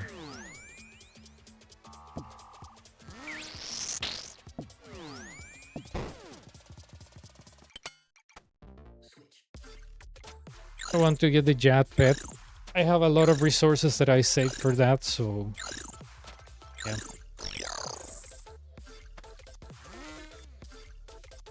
Hey, Nate, did you check the website that I sent you, haveibeenpwned.com? Did you check if your credentials are there, your email, your phone? Because like I said, if it's there and if it's associated with RuneScape, most likely you got hacked that way. One database, like Aaron said, it got compromised, and you know, they did the enumeration technique correctly, and they, you know, map your RuneScape account, you use the same password, and boom, see ya.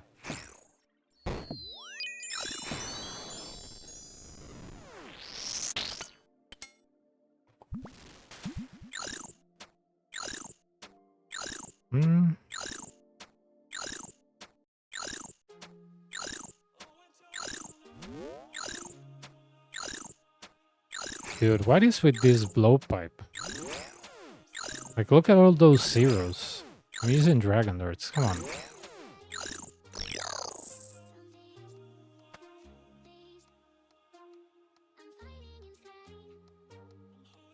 Yep, that's pretty much it. Yep. Just with one email and password, they input on a script like 1,000 different websites. Whatever it hits, that's it. And they steal everything. Yep.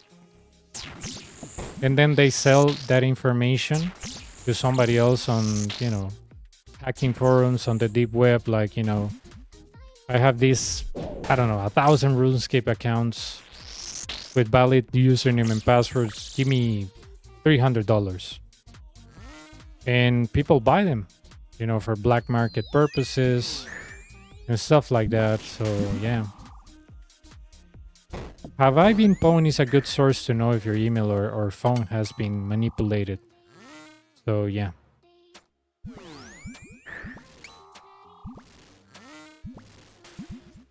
Yep. Through dictionary and brute force attacks, they can try over and over and over and over and over automatically.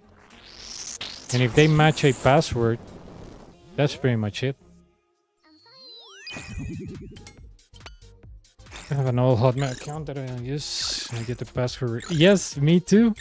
I have a Hotmail account and I get so much garbage on it, like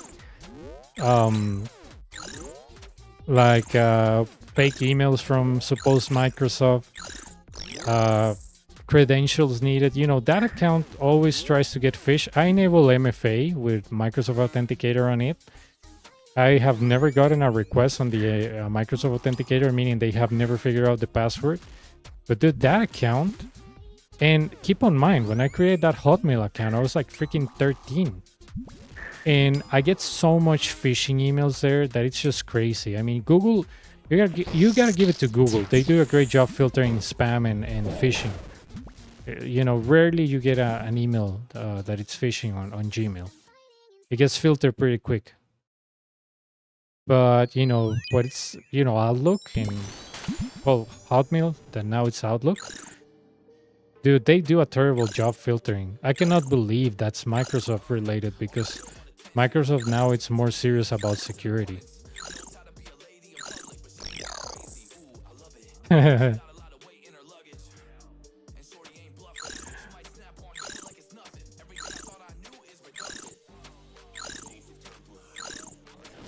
Yeah, Gmail is great. Gmail is great. I mean, Gmail gives you everything in one place. It gives you, you know, Gmail, gives you YouTube, gives you Google Drive, gives you Google Sheets, gives you Google Docs, gives you Google Chat, Google Meet. I mean, Google, you know, they are very good at what they do. I'm surprised that they didn't see like a future in the gaming industry, because I'm sure if Google will have created something like Twitch, they will be the owners of the gaming platforms and streaming. I mean, YouTube is like the king of streaming content. I mean, Twitch is like the, you know, the annoying teenage brother. But, you know, YouTube is actually the king of the content. It's like the old school that keeps, you know, just getting better. YouTube is the only platform that I know that when you subscribe to somebody that you like and you see a new video, you actually get happy when you see it. But Twitch is like flipping channels. Right now I'm doing a multi-stream, so this is being transmitted also on Twitch. But Twitch has a lot of scammers.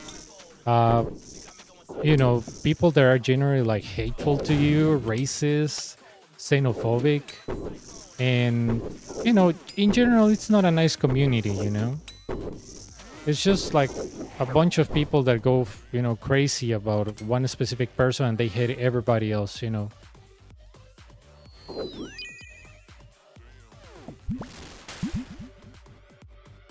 Yeah, it's a shame because YouTube is more solid than Twitch. YouTube has better cybersecurity policies. YouTube, everybody can have a Twitch account, but not everybody can have a Gmail account because Gmail you have to associate it with a freaking phone number. So even if you can fake a phone number, sure, but not everybody, it's willing to put their name or their full name or their name on an account. On Twitch, you just have to create an account and that's it. But Google is a little bit more sophisticated nowadays if you want to create an account. And if you try to associate it with a fake number, they will usually know and tell you, oh, this number is associated with too many accounts.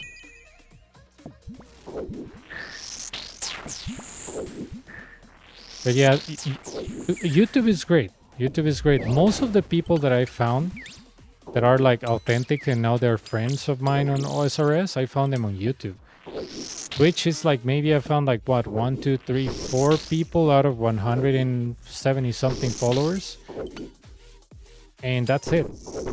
That just tells you, YouTube is more like a personal experience, and Twitch is just like, I'm flipping channels. Oh, look, I found this guy. Oh, 20 minutes later, oh, look at this semi-naked chick. I want to see her. Like, Twitch is more impersonal. I do the multi-stream now because of the OBS plugin, but trust me, YouTube is the king of a stream. YouTube is the king of content. If Google tried harder, they will take Twitch place in no time. Like, seriously.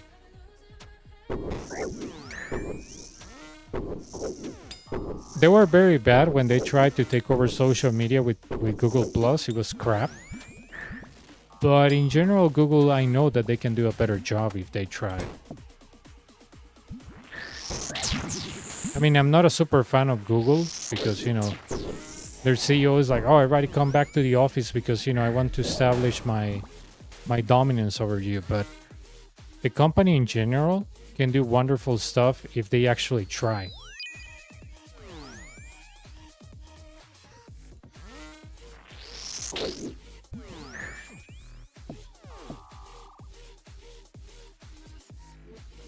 I don't know. I've seen people that they say, oh, I'm also streaming on Kick. And Kick reminds me of Mixer. I don't know if you remember Mixer. That Mixer that was from Facebook. That they started paying all these famous people to advertise. Oh, I'm streaming on Mixer. I'm streaming on Mixer. Yeah, and pretty much Kick reminds me of that garbage. Like, oh yeah, I'm streaming on Mixer, and I'm streaming on Kick, and you're asking why? Oh, because it's better. Why is it better? Dude, it's the same crap. Oh no, it's better because, it's better. Just say, I'm getting paid to say that. It's much more honest than you saying people, Kick is better. Why is it better? Explain me. Give me benefits. Why me as a viewer I have to use Kick? Or why I have to migrate to that platform? Kick is the exact thing about Mixer. The owners of the company tell well-known streamers to tell everybody to migrate there. And when it goes, to the garbage, they'll be like, oh, I'm back to Twitch, guys. XD. That's what Kick reminds me about. Like, people are, why are you stream on Kick? I'm like, why should I? Like, in that case, I will just stay on YouTube. It's even better.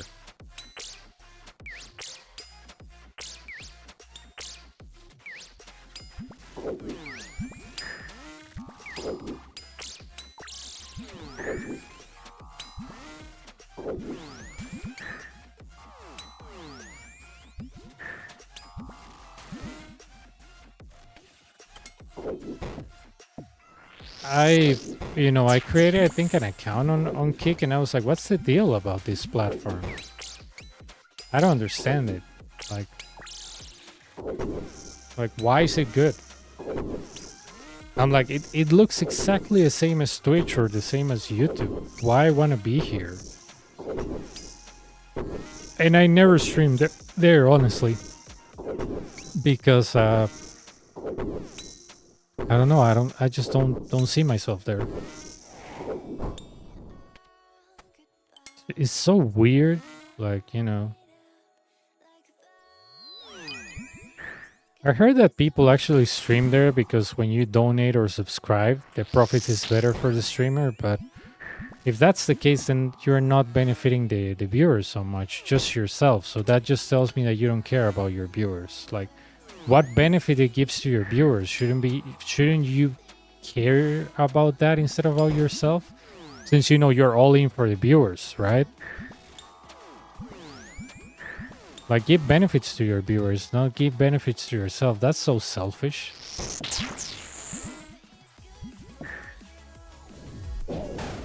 Oh yeah, no, Twitch is like a freaking 4chan with streaming purposes. Like, Twitch is like, you know, 4chan and X combined, you know? I'm surprised that, you know, they haven't formed a coalition, a fascist coalition to take over the world.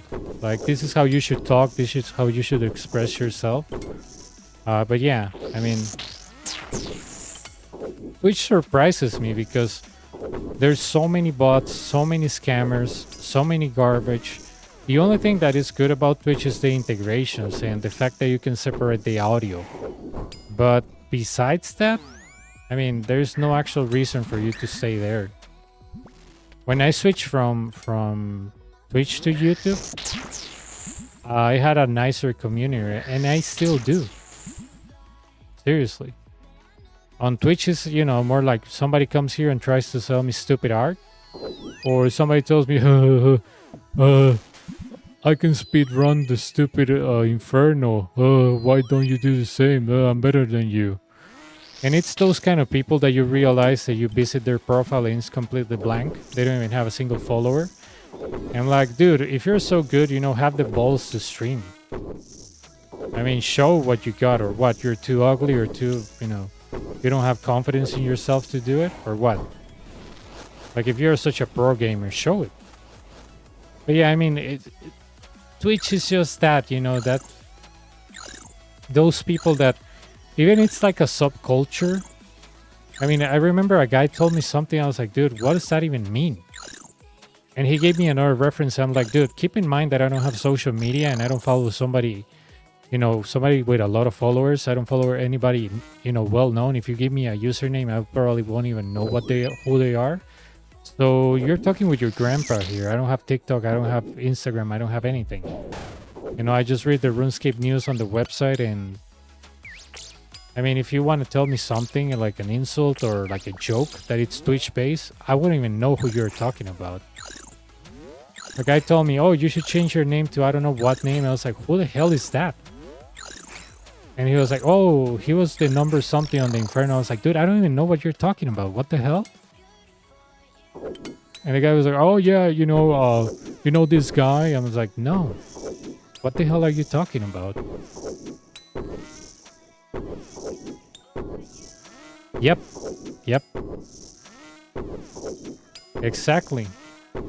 People that are unhappy with their life or they have struggles mentally and physically, they will attack others, especially on Twitch that are not well known. But you will see them on big streams and they'll be like, you know, sucking the dick of the streamer. Be like, oh dude, you're so good. I love you so much. You give meaning to my life. Here's like $100. It's the typical behavior, you know? Little streamers trash other little streamers. But if they go to a big stream, they'll be like, oh dude, I love you so much. And I'll be like, dude, come on. It's like if you yell at the people that are homeless, but a billionaire comes and you give him your money. That doesn't make sense. Shouldn't you be supporting the people that are of your same kind? Small streamers? Instead of just going blindly to somebody that is well known that doesn't even care about you? Like, doesn't make sense. It's like, oh yeah, I'm not gonna give money to a homeless guy, but you know, this billionaire, oh my god, dude, I love this guy. And you're like, seriously.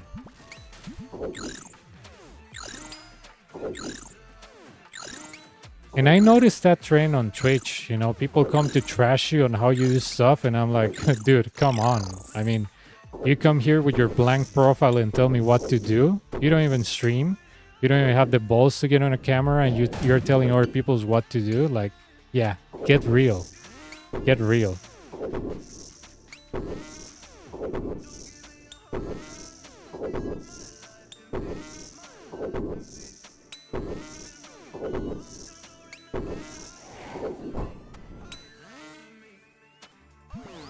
But yeah, the Twitch community just tends to attack others and don't do stuff or say the stuff that they do.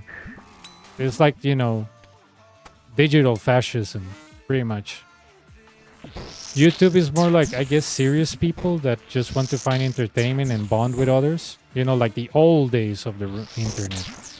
But Twitch is like this, you know, this, I don't know, this side of the internet, or at least the worst of the RuneScape community. It's there constantly looking for a reason to, you know, to start a fight, you know?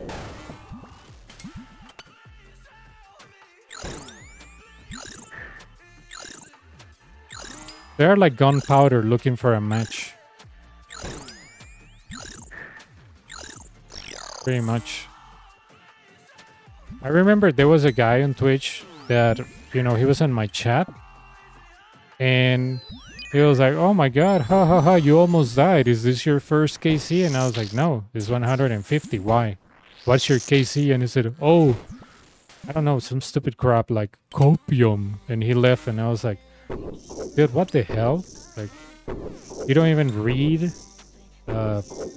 You know, my username is right here. I showed my RuneLite client. Can you look me up on high score before opening your stupid mouth? Like,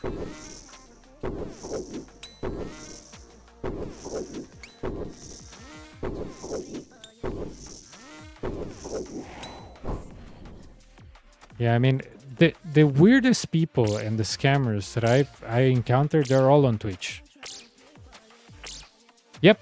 Yep. Usually they tell you, oh no, I have this and this, I have done this and that. And when you ask them why you don't stream it, and they give you all these excuses.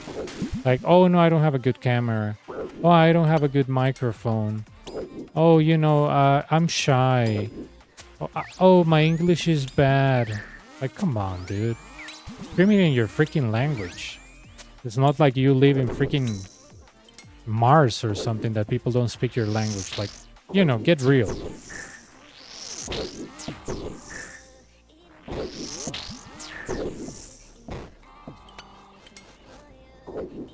But yeah, I mean, the weirdest people or the meanest people that I found are on Twitch.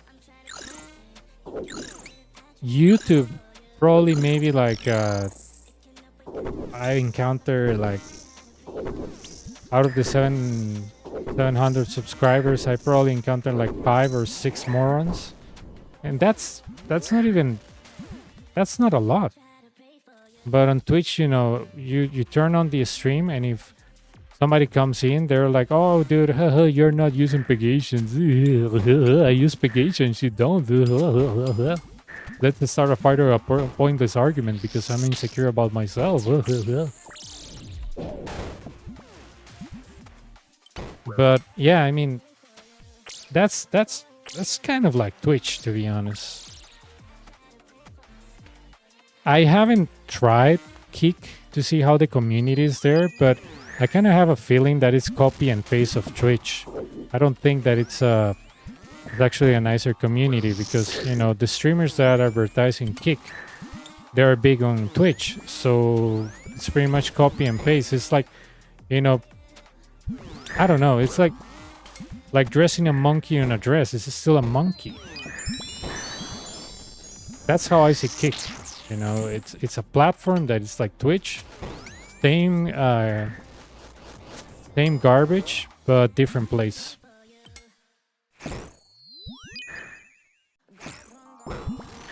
Exactly. that's why I didn't even try to get into Kick, because I was like, nah, this is garbage.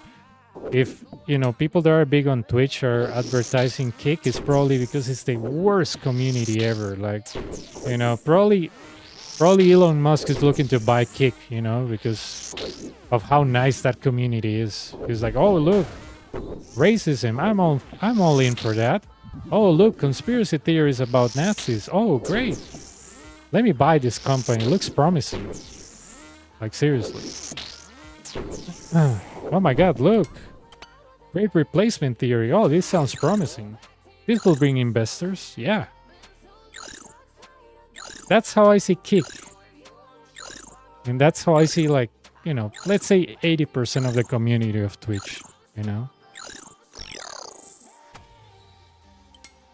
People that consume so much social media, they're, that they get triggered by anything. Like, seriously, anything. They will see you doing Inferno, but you didn't bring big Asian boots or an occult. Oh my god, dude, you don't know how to do Inferno. Let me teach you. So, yeah. I mean, it's... I don't know, they're kind of like radicalized. People that use Twitch like a lot or spend a lot of time on Twitch, they get radicalized.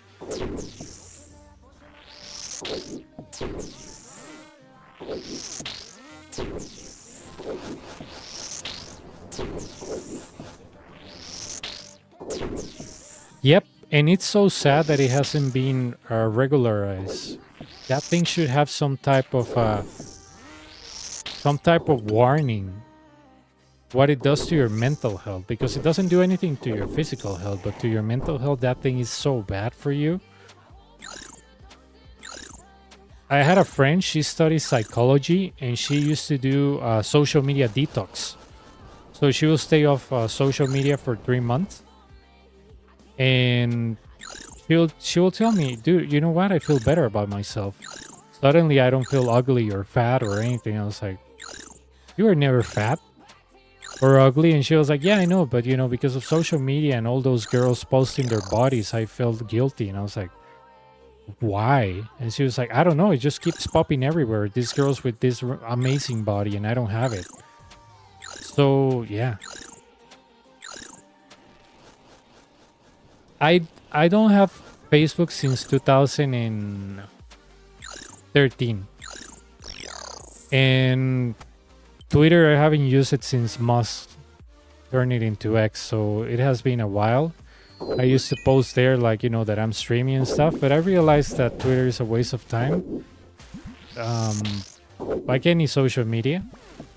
And I don't think I have any other social media other than LinkedIn, but LinkedIn is for job related, so I don't consider that as social media that I actually check constantly. If I'm looking for a job, which is not the case because I love my job, then I'll go there, but that's the only like social media.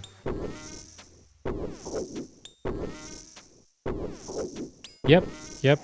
A lot of people, when they take a break from social media, they get less aggressive.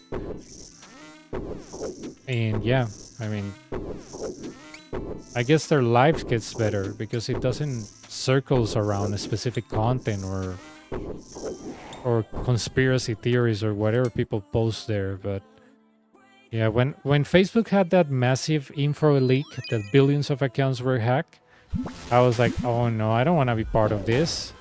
And I disabled my account and never ever came back.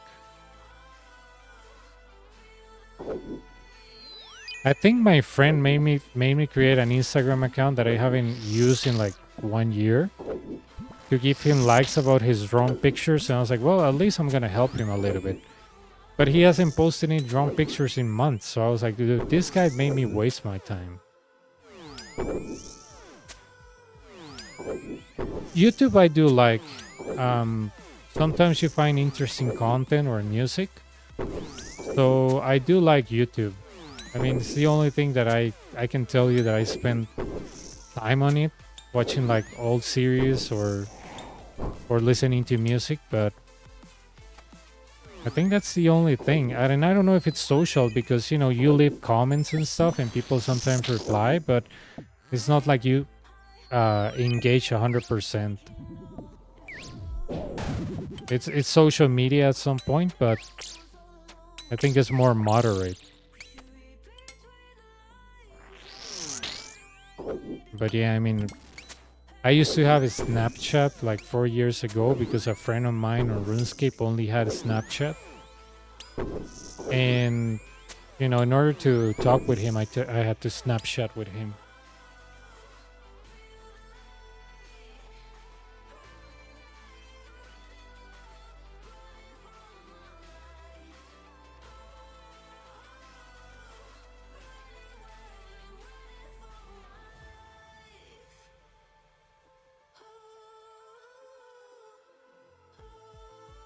Yeah, I think the Snapchat started dying when TikTok came out, right? I don't know. It used to be very popular when I was in what 2015, 16. And I think TikTok took over. But yeah, people still use Snap. Well, I don't know. I think last time that I read an article about social media, they said that preteens and teens, they don't use a Snapchat anymore. That, you know, that Snapchat is more like millennial-ish, along with Facebook. That what preteens and teens were using was Instagram, TikTok, and that's it. And if you were using like WhatsApp or, well, no, they use WhatsApp.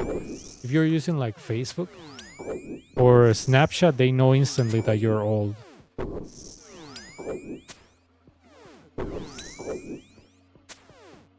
Oh, good. I have never used TikTok, and I'm proud of that because of all the security concerns that the U.S. government advised people, and all the, you know, the information they harvest of your phone. I think anybody that has TikTok, they don't care about their privacy and they don't care about their personal life. Anybody that uses TikTok, you know, they're just beyond dumb. It's just letting the Chinese government in your phone. It's a freaking keylogger. It catches what you're typing, and people are like, "Oh, no, yeah, it's an app." Yeah, sure. That thing is so poorly regulated. I think that thing got banned for U.S. government officials to use them on their corporate phones. We have it banned in the company. On the company I work for, it's banned. You cannot download it on your company phone. It's banned on Android and iOS. You cannot install it. Because of the, you know, the fact that that thing just opens up your phone to the Chinese government. Like, just because it's popular doesn't mean that it's good. I mean, COVID was popular and I didn't get it, you know? I avoid, you know, contact with people at all costs. And I was safe and everything, but, you know, just because something is popular doesn't mean that it's good. You actually have to think about what you're downloading. I don't know how many warnings the US government gave about TikTok. How bad it is, how insecure it is, how your data gets, you know, transferred to China, how it captures your keyboard inputs, how it takes screenshots of stuff you do, how it accesses your data and makes copies of it. Like, dude, if you look TikTok and just press on Google TikTok and cybersecurity, and you will see all those articles from well-respected people, from CISA, from CIA, from the FBI, telling you TikTok is dangerous. It's dangerous for every country. This thing is not a friendly app. This thing is spying on you. Yeah, exactly. Exactly. I mean, you know, YouTube, at least they give you a privacy policy and they tell you that, you know, we collect some data, blah, blah, blah. But TikTok, you know, they were just accessing your stuff and they were not telling you anything. They were like, oh, yeah, oops, we collect your data. Like, come on.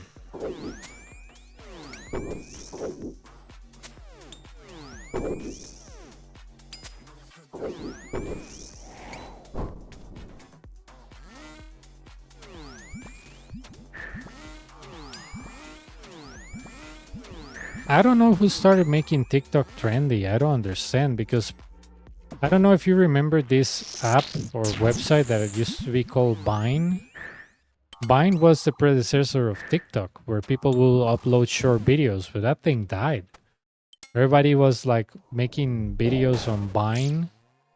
There were like small videos about themselves doing stupid stuff like pranks or people, you know, doing random stuff. But yeah, I remember Vine. I remember a few coworkers had Vine. You know? But yeah, that's the predecessor of TikTok because it was pretty much the same short videos. And I remember it got very popular, but then it died. Good for the Vine. Yeah, for a Vine. Yeah. I don't know what happened there because like I said, I've never been a fan of social media. When all this started, it started in Latin America with High Five and MySpace. And I refused to create accounts there. And I was 14. I wasn't aware of cybersecurity. I just told my friend, I don't want to go to a platform where I have to upload pictures to a bunch of strangers. That doesn't sound right. And he told me, no. I mean, nobody else can see your pictures, only your friends. I'm like, but why do I have to upload pictures? And he said, oh, so people can, you know, comment on them. I was like, dude, I'm not going to do that. I'm not going to create a MySpace or a High Five account. What is wrong with you?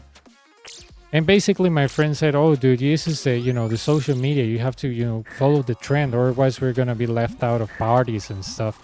That's kind of like a valid argument if you're 14 or 15, which I was. But if you're an adult, or even if you're a teenager, your parents should tell you the risk of TikTok, the risk of social media, the risk of, you know, your mental health going to hell because of that. I mean, or at least your school should warn you what happens with your data on TikTok, or, you know, the dangers of social media.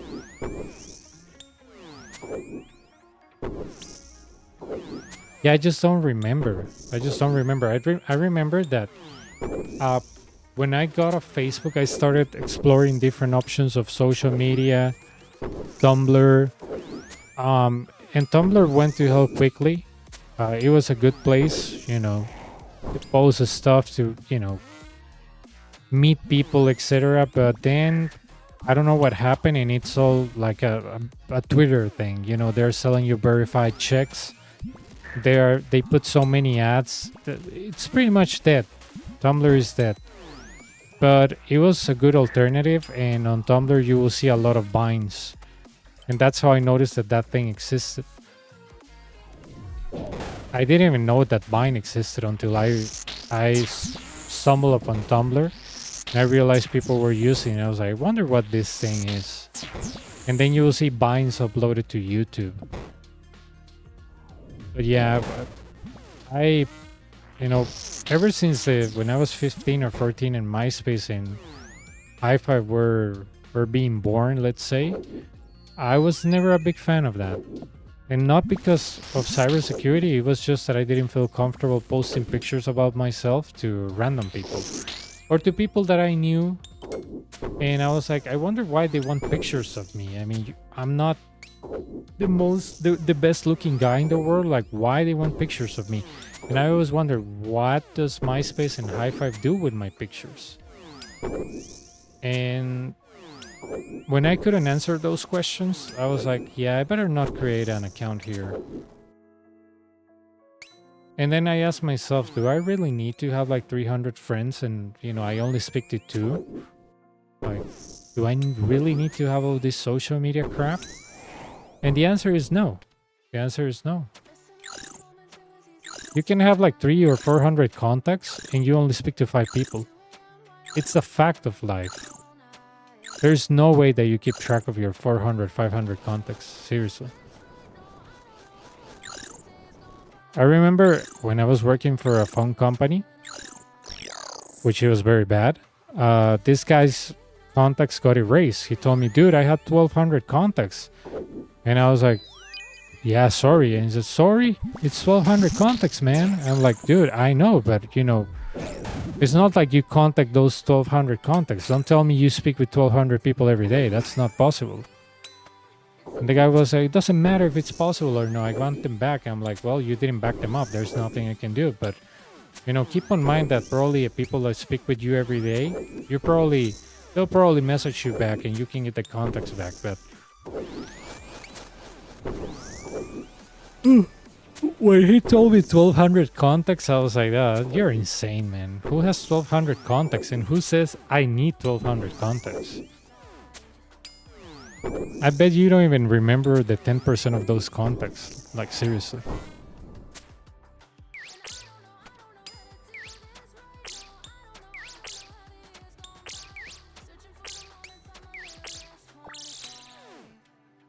$1,200 contacts is an insane amount of contacts.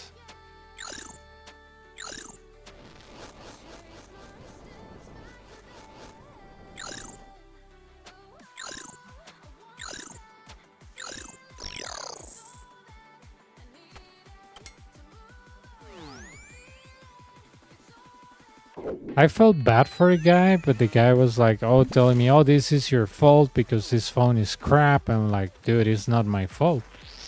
I mean, what type of person never backs up their information? And the typical, oh, it's a smartphone. I thought that this was my computer. I was like, no, the smartphone is not a computer. Why do you think it's not named computer phone? You know? Recently, let me check my notepad because I have everything noted what I do daily. I died on the 11th of December on the 4th kill. I think I got killed by... Oh yeah, I switched my prayers wrong from range to mage and I got stacked like 100. So on December 11, I died once. But the past, let's say 3 days, haven't died, no.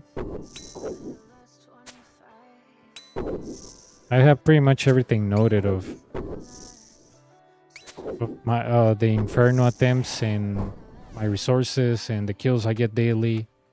It's just a thing I do. When I was learning, I was doing the same, so I kept my original notepad and I update it every day. That way I keep control of resources, time, information, stuff like that.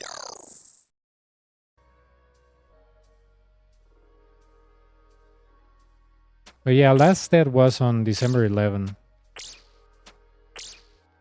So 5 days ago. 5 days without any death. Good, right? I mean... Yeah, dying sucks, but... Yeah. Range? Why did I put range? The blob wasn't even there.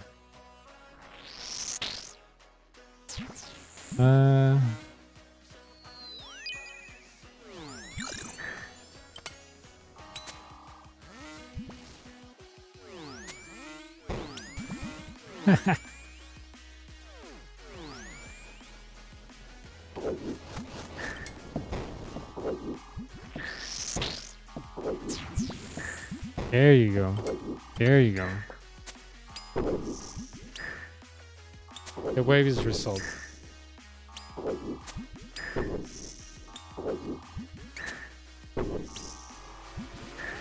Ah, come on, dude. Don't spawn that crap on me.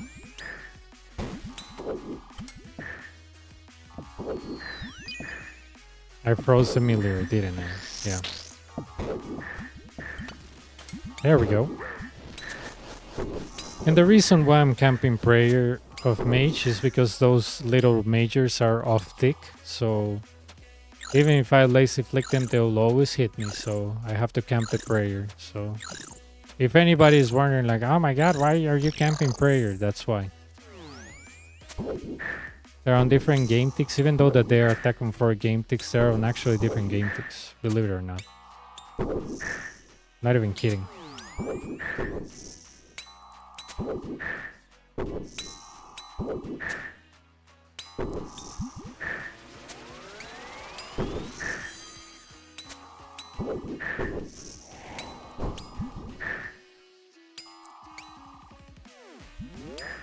There we go.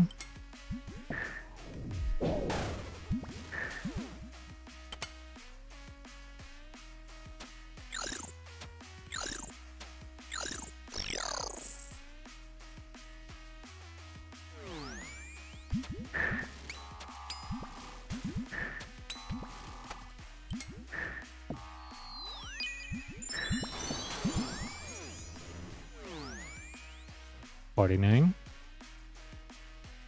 49. Ah, no, suave. ¿Cuál fue 49, perro? Es que como vi dos blobs. El speech que me hice. 46. 46.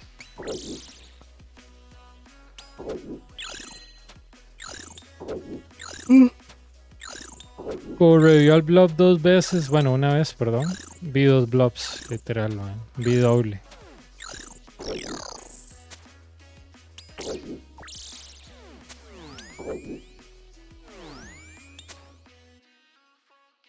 Pero ya. Dios mío. Qué puta colerón.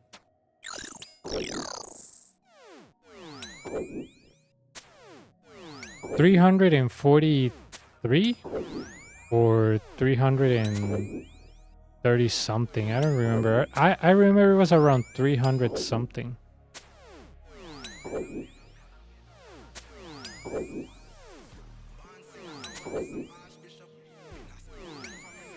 Let me check.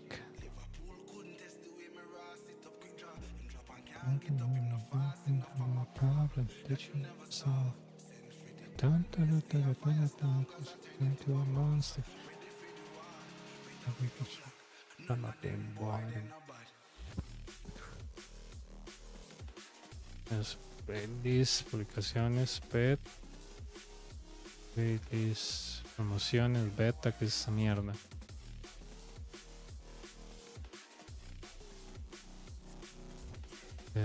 Subtítulos, comentarios, analytics.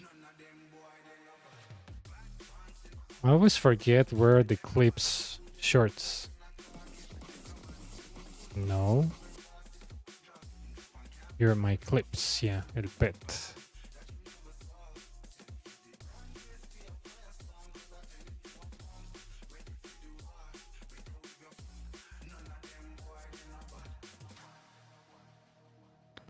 Let me check.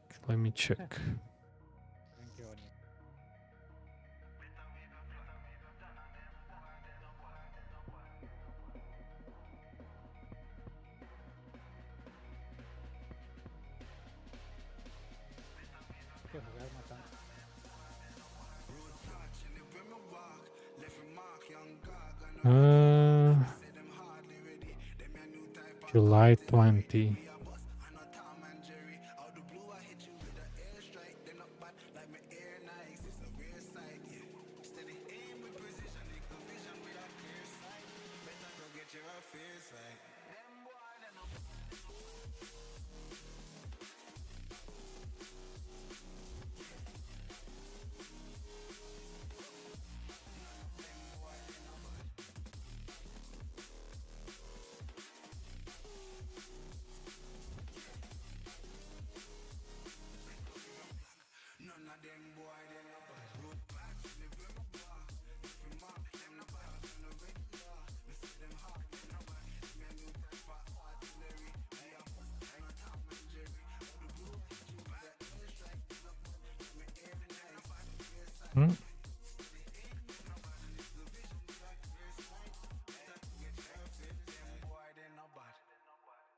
July 20. Yeah, 300 and something. I'm trying to check my original video.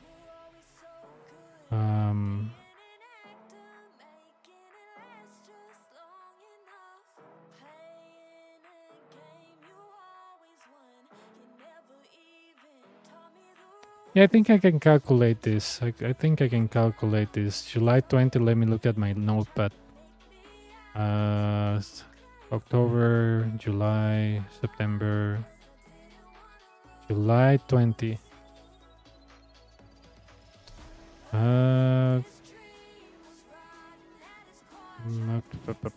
July 20.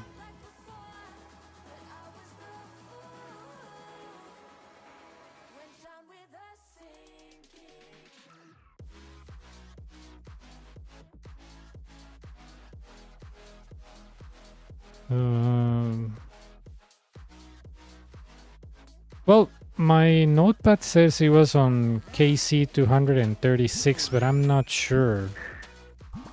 I'm not sure. I'll have to check because I thought it was 300, but yeah, my notepad says it's 233. But I could be wrong. I don't know. I thought it was...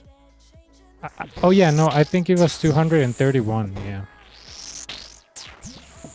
Yeah, I didn't gamble my capes. Probably that's why, you know. I remember Human was telling me, oh, gamble your capes. And I was like, oh, dude, no. You know, I love my capes. You know, it took me a while to get my first one, so I'm not gonna gamble them. Like, I do like my capes, you know. And they look good back, so why would I gamble it, right?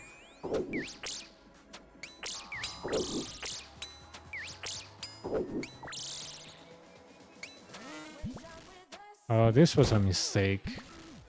I should have tried to freeze the stupid meteor. Yeah. Inferno Cup drop party. Yeah. Probably they will disappear before I can drop them all. There are way too many.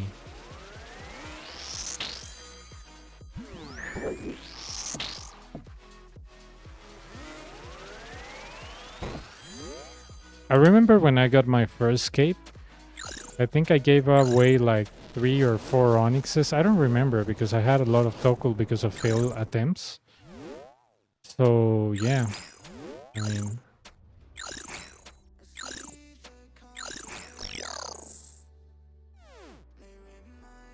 Well.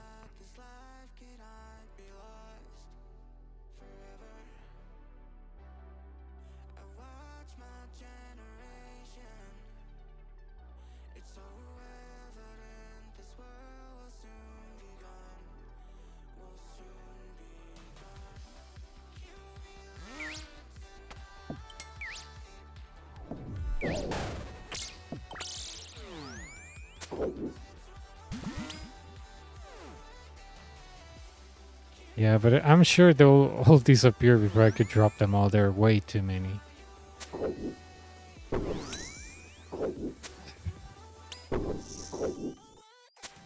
I still remember my first cape.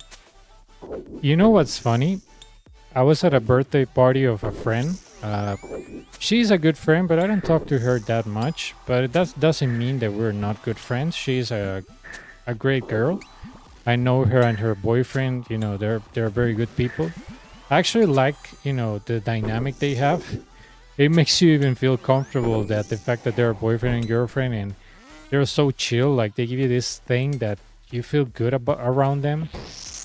And I talk with her about everything, work, life, you know, games, whatever.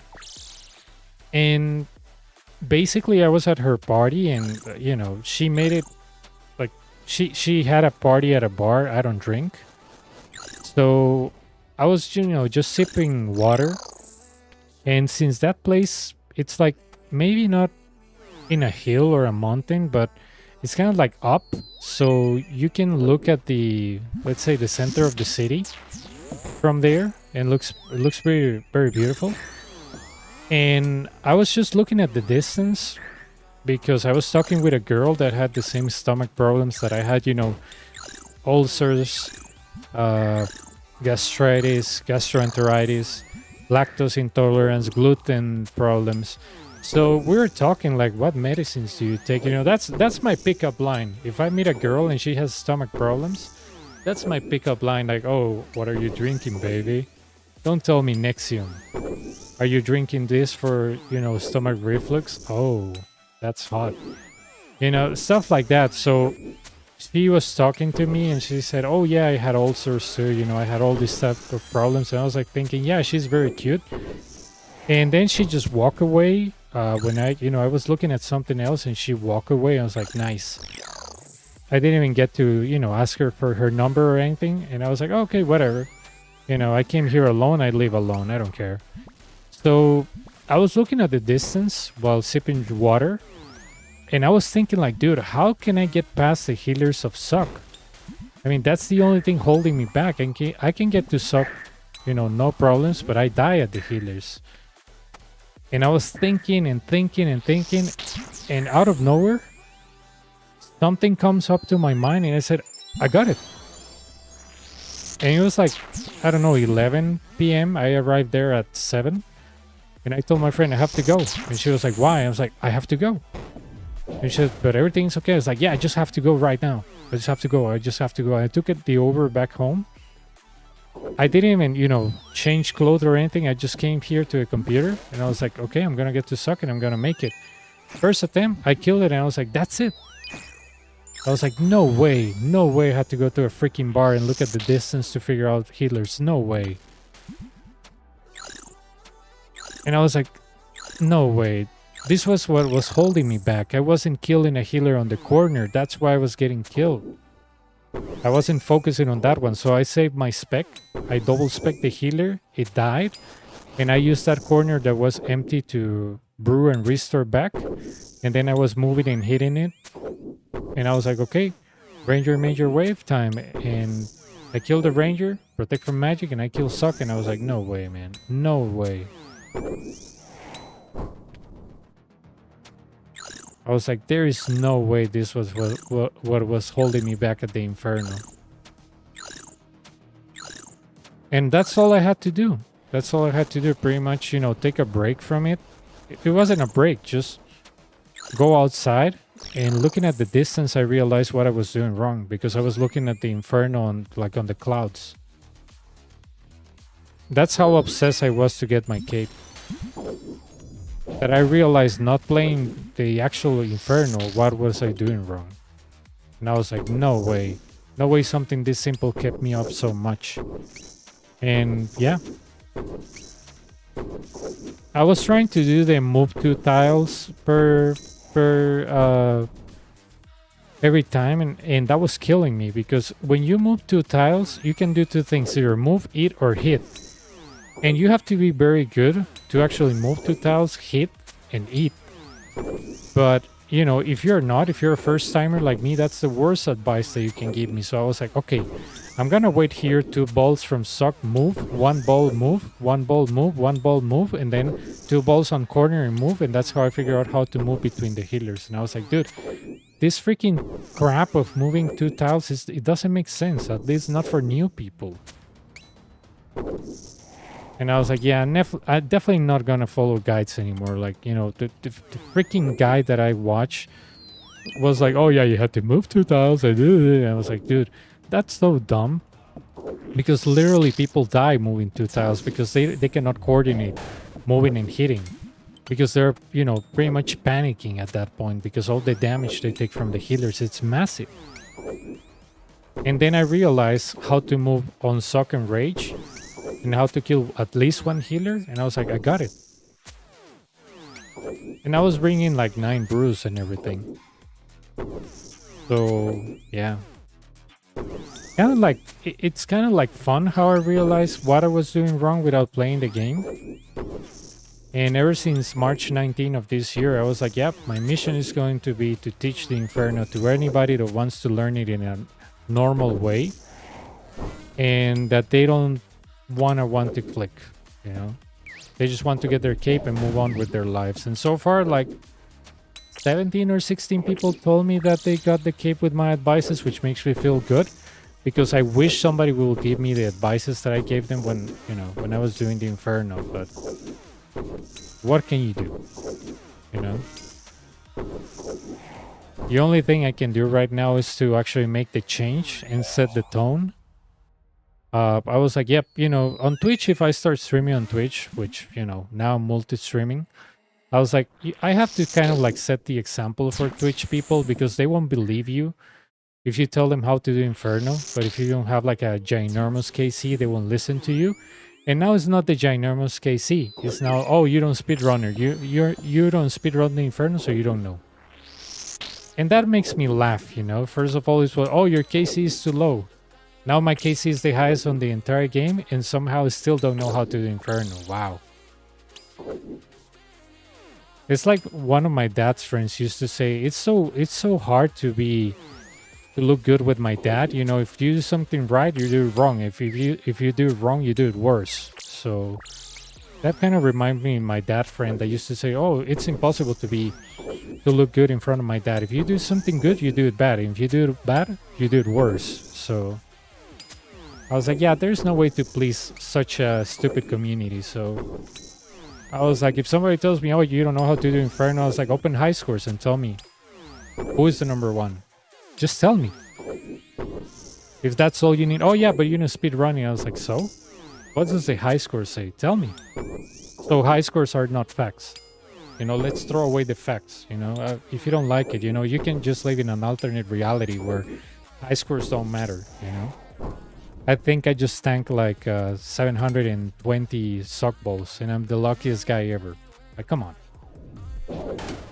That's how you have to pretty much treat most of the Twitch community. Seriously.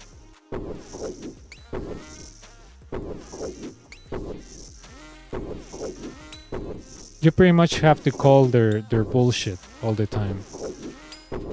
Like, "Oh, I cannot do guides on the Inferno because I don't have high enough KC. Now I have high enough KC, but I need to speedrun it." And I bet if I speedrun it, "Oh yeah, but you don't have the world record, so I'm not going to listen to you." They will always find something to use against you.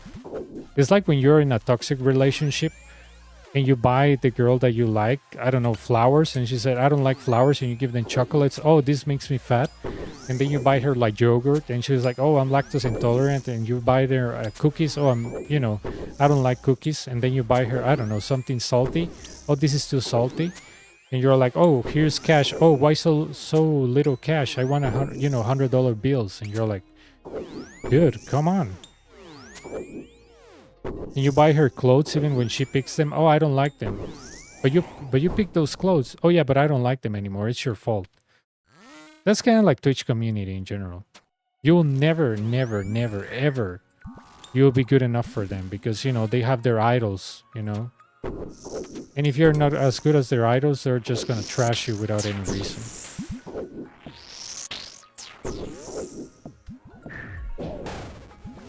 And it's funny because that guy was like, "Oh yeah, you cannot speedrun the Inferno." I'm like, dude, you don't even have...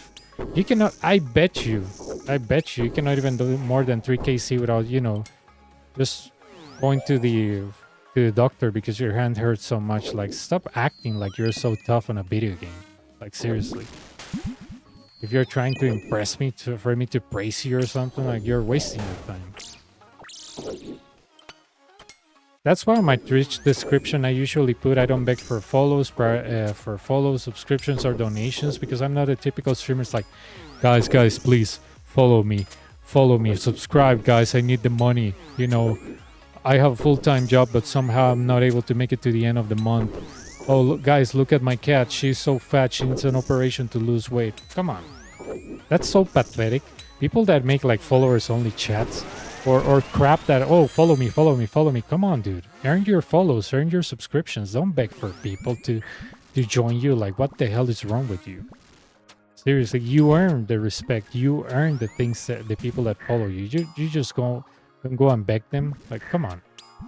That's beyond dumb. Like, seriously.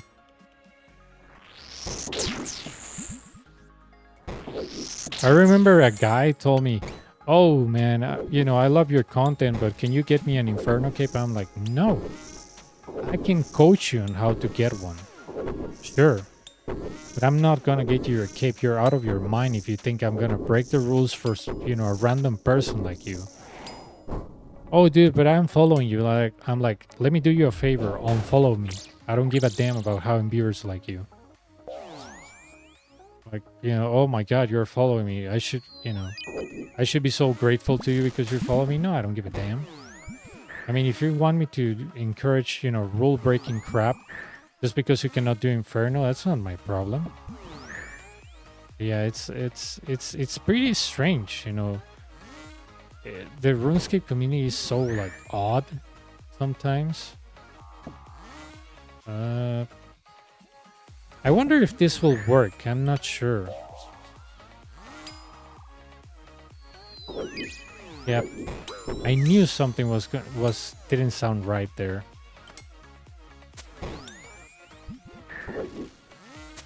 I don't need to do this. I still have range here. I realized that there was something wrong because the bats move when they attack. So I was like, yeah, this is not good.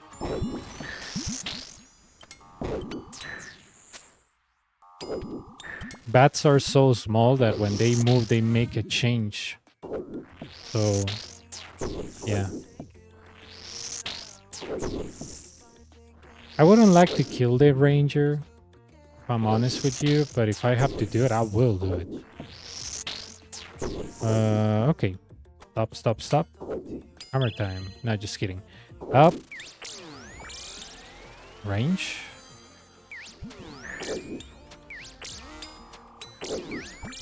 There we go. One hit KO and see you later. Now, the only bad thing about this is that maybe the bats, if they get revived, they can hit me. But I'm gonna do something. I'm not gonna hit the ranger, he's too low. Protect from range. Protect from magic, and this should be resolved. Because the blob is already killed twice, he cannot be longer revived, but he can revive the bats. But because I closed the space between the pillar and myself, the bats will revive either on the left or behind him. And wave resolved. That's it.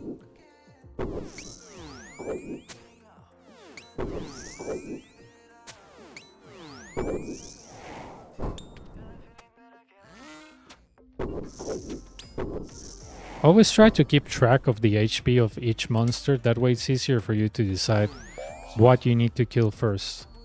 This is a bad wave. Oh, that guy almost maxed me, like what the fuck, dude? You see that?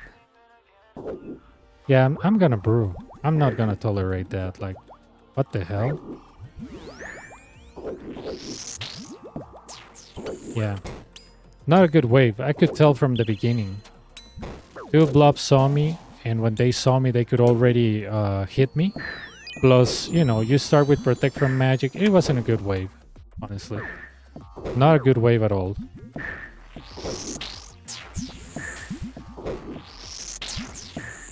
And this is the reason why I tell people, you know what?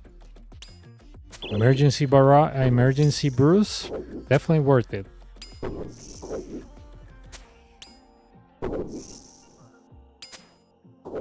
And I bet you on wave 63 I'm not gonna spend even a single sip of brew. It's just the blobs being mean. You know, maxing me. This guy maxed me. He maxed me with a 46 or 45. So yeah, I mean, very, very bad RNG.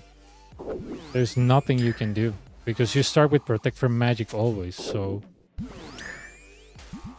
this type of things happens. There's nothing you can do. ¿Cómo durmió, ma? Ya no tiene ese dolor.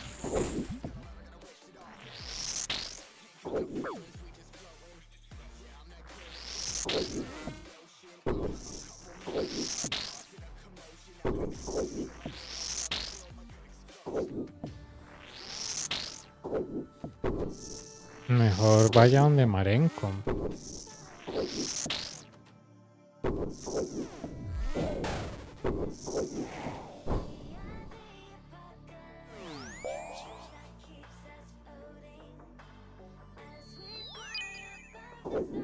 Ah, dude, come on.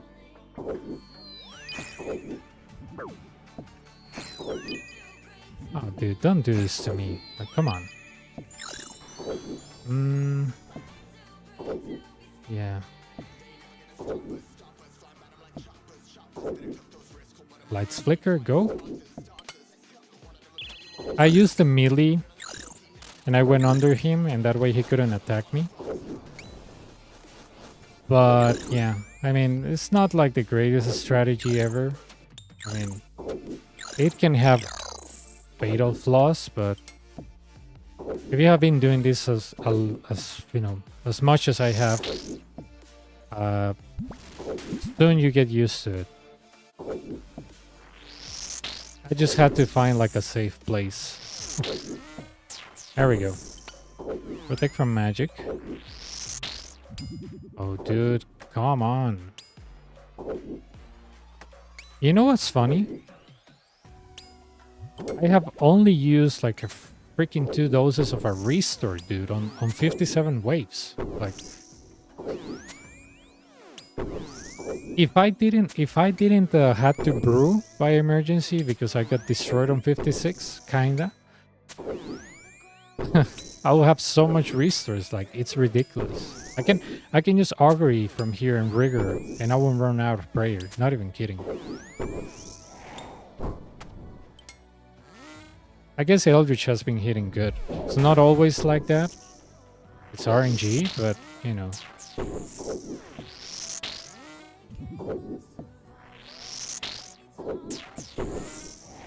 There we go. Click from magic. Augury. Dude, what's with this ranger? Come on. Oh, you don't freeze the meteor because you shouldn't. I can and I will. I have magic. I can use it and I will use it. Somebody tells you not to do anything, tell them facts. Facts. That's the only thing that matters. If they cannot give you facts of one not to do something, then they don't know what they're talking about. Seriously.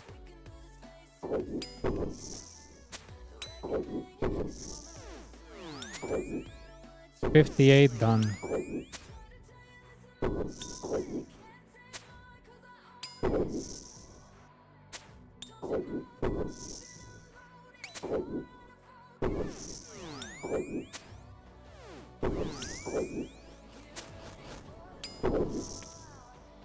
Pepi hermosa. Okay. I really don't need to step out here, but I just want people to see that this safe spot works for the bat, but I really don't need to go out. That's kind of like not needed. Dude, what are these Eldritch specs? They're so good. They rarely hit that way, but it's the Eldritch is hitting non-stop. I'm not complaining, I'm just saying that it's unusual.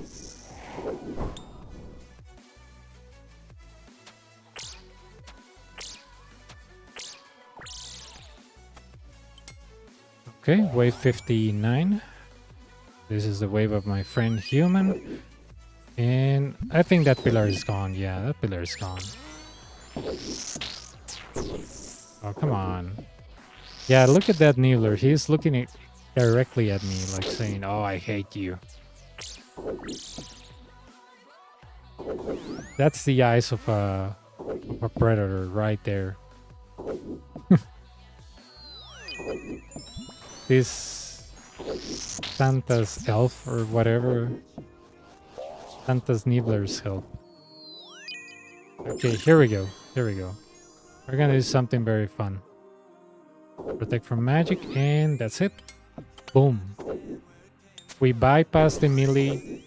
We alternate the ranger with the major. And we got to the major without any damage.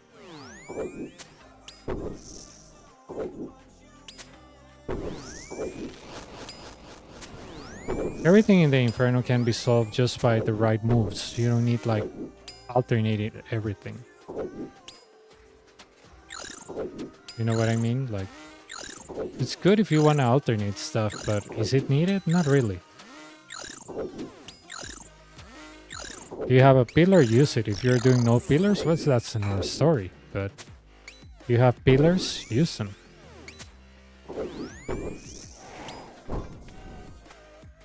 Okay, I'm gonna use my last spec on this guy, like...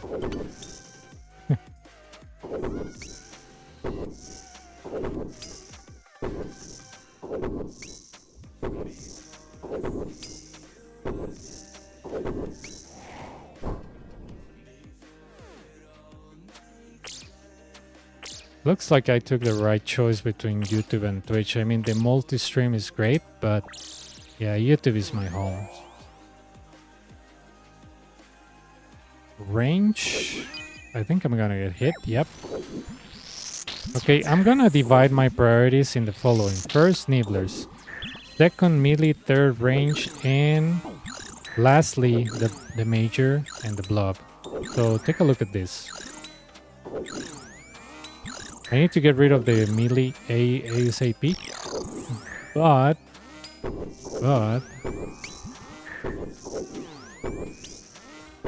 okay, I'm a little bit low on prayer. Don't worry, I know, trust me. This drives my friend human crazy because he's like, dude, you're such low prayer. And I'm like, trust me, on the Inferno, if it's not jets, triple jets, and suck, if you stay 30 or 20 points, it's good because when you have to brew, if you make a mistake, it's better to brew when you have low prayer than high prayer. Hey man, how's it going?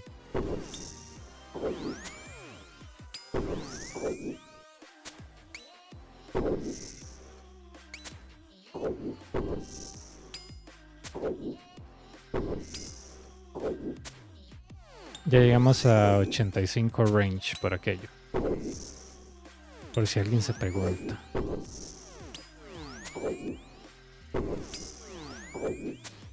Vamos, sí, hoy sacamos como unos 700k de XP, literal.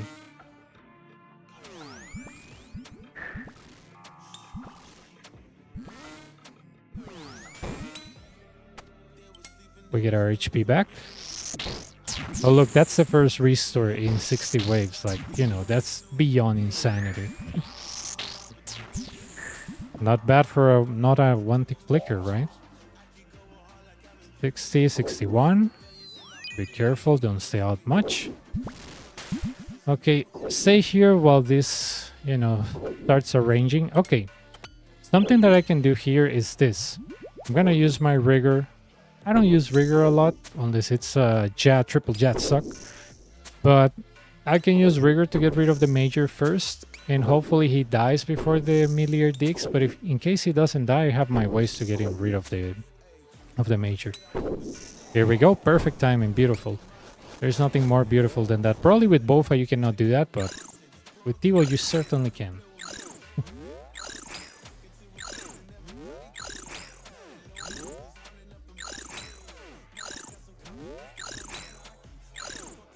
That's it.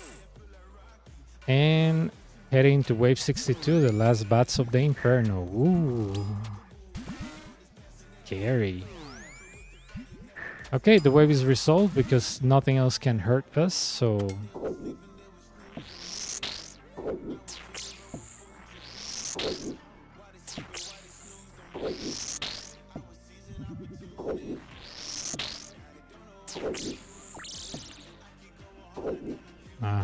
I'm gonna get rid of those two little blobs. Gonna drink a small sip of Restore, just to be 50.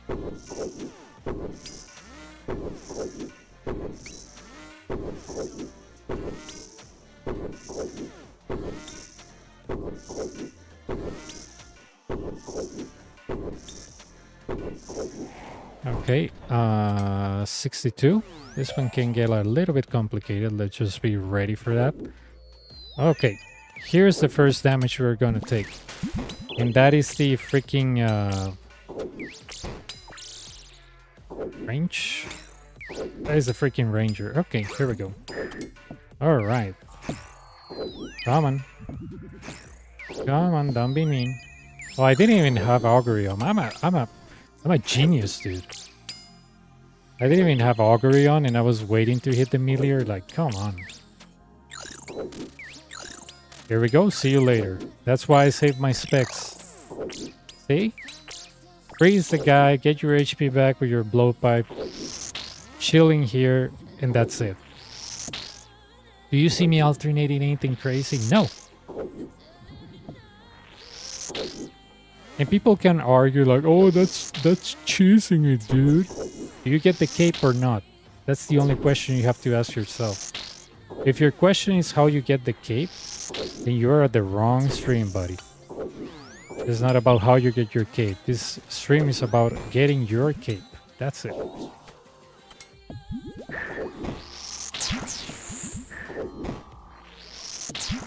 That's it. Divide it and conquer.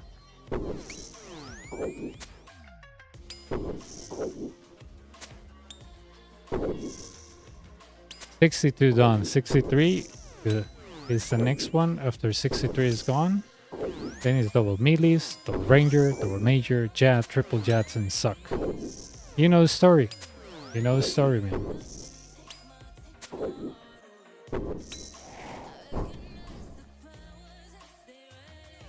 After this, I'm probably gonna end up the stream. I think I can raid a guy that was trying the Inferno, but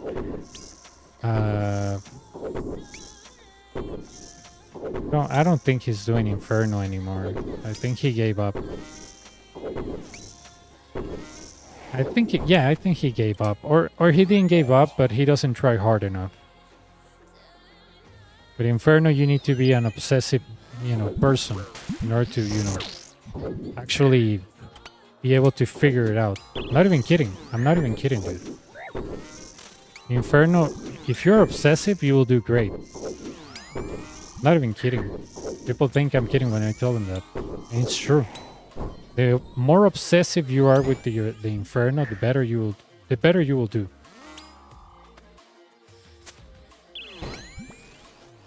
There we go. Awesome. Here we go. And that's it. Yeah, I got slammed by the blob, but I miss a prayer on the ranger. I mean, I wasn't expecting like a great welcome, so I mean, it's wave 63. Come on. Give me a break.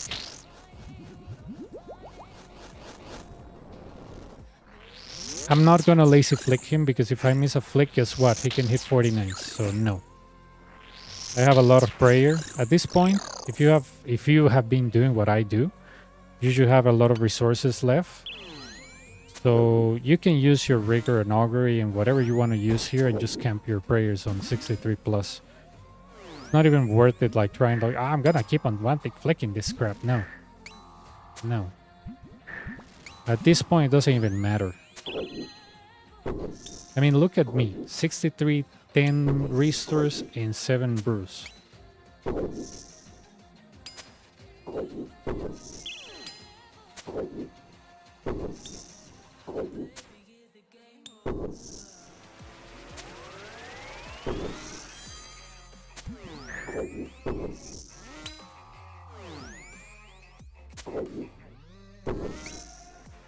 There we go. Come on, brother. There we go. Range and mage. Alright, let me get my HP back from this little guy. Not a lot, but it's something. And protect from range, magic. Okay, if you don't want to die, that's fine. I'm gonna kill you later, man. Okay. Protect from range. Magic, don't worry. I know I'm 6 prayer. Don't worry. I know my friend human is going crazy like, don't stay so low prayer. There we go. Protect from magic.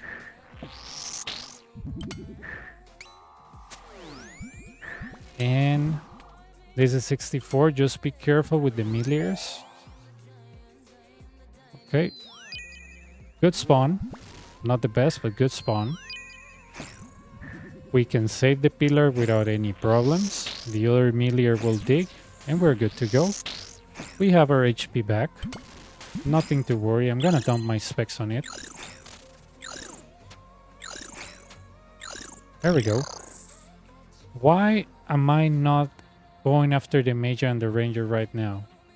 Because that melee in front of it makes it be on the make them be on the same game tick. So even if they're like fancy solutions, you know, that you can use, I'd rather just wait him to dig. Like I said, I'm here to teach. I don't care about my speed. I'm not looking for a PB at the moment, so solving the Inferno, not showing off. Solve. They start with the same letter, but they mean totally different things.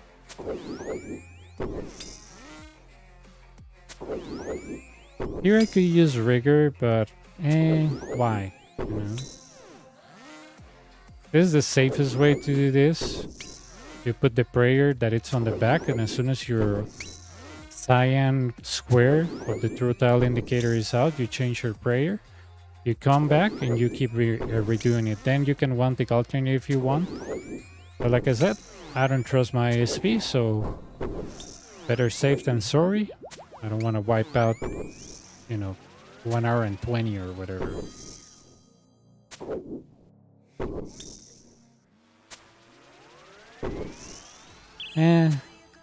Gonna see if I can get rid of him with rigor, because I see what he's doing. He's gonna revive also the ranger, just watch. I knew it. And he's dead. I was like, I'm gonna risk one hit. It wasn't a real risk, but I was like, I'm gonna do one more hit. Immediately digs. Now that he digs, I can use my blowpipe and get rid of him fast. And goodbye. Look at my resources. The only time that I had to brew was wave 56 because of dumb mistake, but that's it. That's it.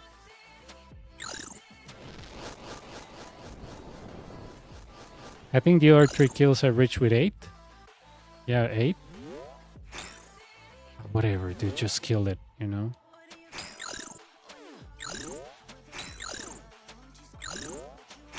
There we go. 2 rangers and a major. Oh my god, that's gonna hurt.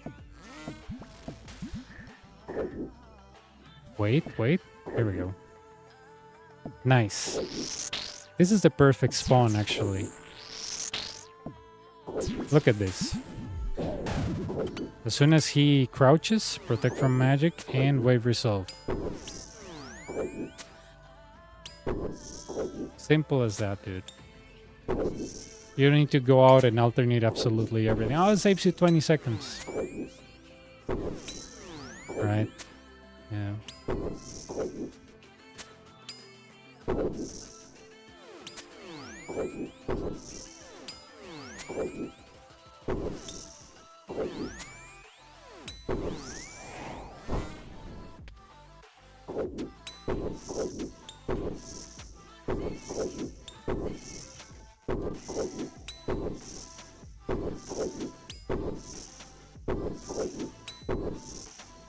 I think we can affect this guy. We got prayer back. And here we go.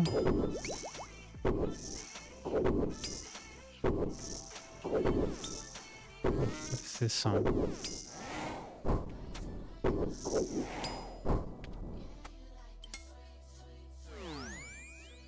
Here we go. Protect from magic.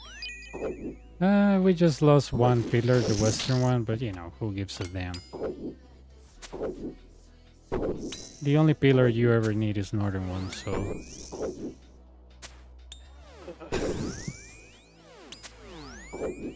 Protect from magic.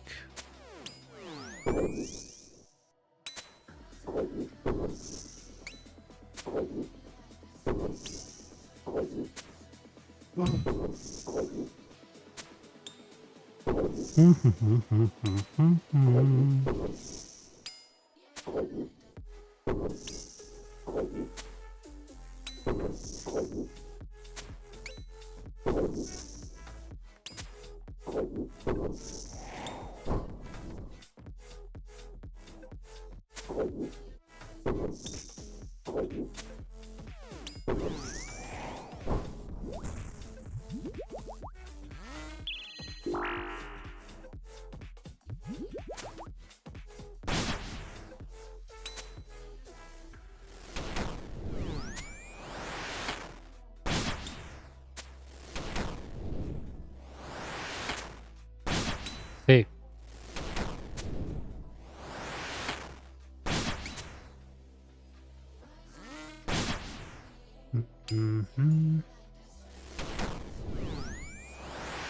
No, yo desde anoche, desde que me levanté.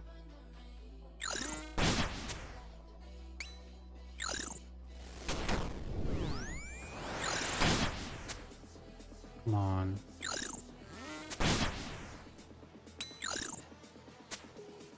Up. Take off rigor. I kind of predicted that magic attack, not even kidding. Okay, take a look at this. I don't need the HP, just to be clear, I don't need the HP, I'm at 99. Take a look at this. Boom.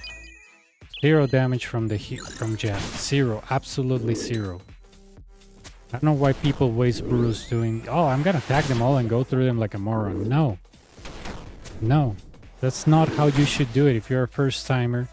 Just change your prayers, kill the healers without taking damage, stuck them behind Jad, and stop worrying about your health like a normal person. Remember, if you kill the healers on this Inferno, they don't spawn back, they don't grow back. This is not Firekeep, this is the Inferno.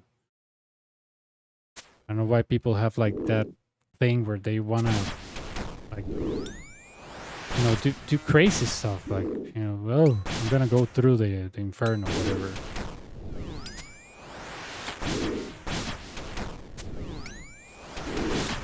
Look at this. Magic.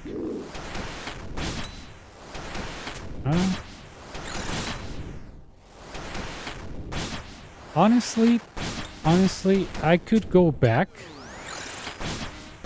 but to be honest, let me show you, if you get a wave like this, what I usually do. And you let me know how you do it. Okay? Take a look at this. And I don't even need to kill this guy, I'm just showing you how I do it. Like, I don't even need to kill the guy. Not even kidding. Take a look at this. This is called Outlast. You can Outlast Jad if you have a Tibor or a Bofa. So whoever tells you that you need to kill all the healers or go through them, you can kill them all, but you don't have to tag them all. I don't know if I make myself clear. Like, killing them all, yeah, it's fine, but you don't have to tag them all at the same time. You can divide and conquer and you take less damage. I mean, why you wanna, you know, tag them all? When look at the massive damage that my Tivo is doing. How long does it take you to get Jad to less than half HP? 30 seconds? Like, if you wanna save time, sure, but if it's your first cape, think about, you know, your safety first. Because if you make a single mistake here, it's lethal. For sure. So, just for you to know. Just for you to know. And you might be like, oh my god, you will never finish chat. Look at him. He's getting healed. Trust me, dude. Trust me, I have done this plenty of times. And I know that this works.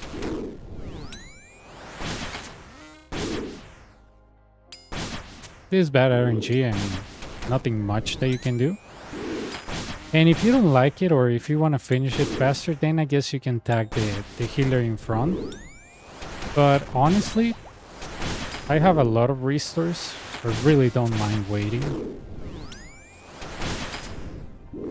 It works with Bofa. It works with Bofa. I have done a Bofa on... I have done this with Bofa and it works. Right now I'm having a streak of bad RNG, but this works with Bofa. I have a video on it of doing that in Spanish, of course, but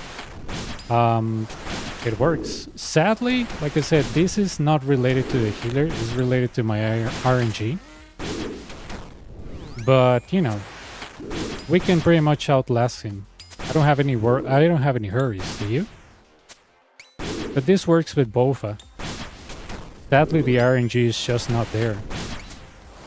That's not the healer's fault, it's the fault of the Tivo, you know? You notice all those constant zeros? Like, when you can hit like 70s, the guy's hitting 20s. Completely outlasted. Works with Tivo, works with Bofa. You can leave one healer on. Sure, it will cost you, what, 1 minute more? Oh my god, what are you gonna do with 1 minute? You know, get serious.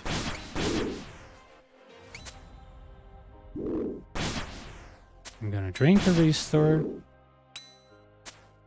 And take a look at this. Another reason why not to tag them all. Take a look at this. The Inferno is telling you how to solve things, dude.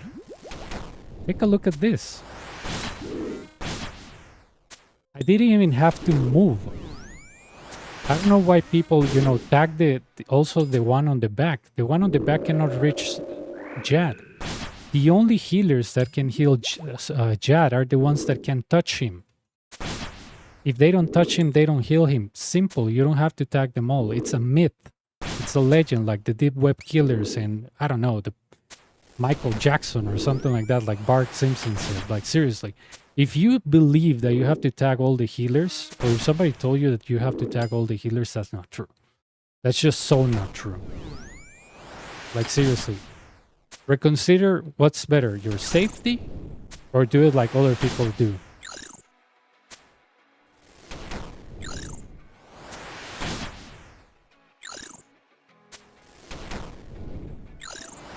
And all the prayer I save, I can waste it here because it's not a waste. I saved a lot of prayer on all those waves. Is this hard? Is it hard moving on with Chad? No, it is not. I remember a girl told me, "Oh, it's hard to move between Chad and healers." I'm like, why would you even do that? Just kill the healer that it's opposite of Jad, use it as your pillar, and then tag the others. What's so hard about that? I don't understand.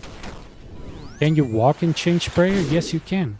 It's even harder to keep an eye on your HP and prayer and on the healers. Like, seriously. How much damage did I take from the healers? 0. As it should be. People lose brews doing this. I don't understand.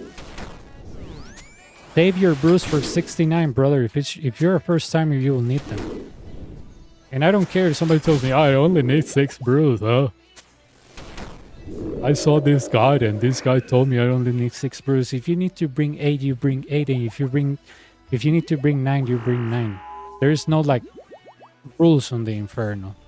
If you're a first timer, all you want is your cape and move on with your life.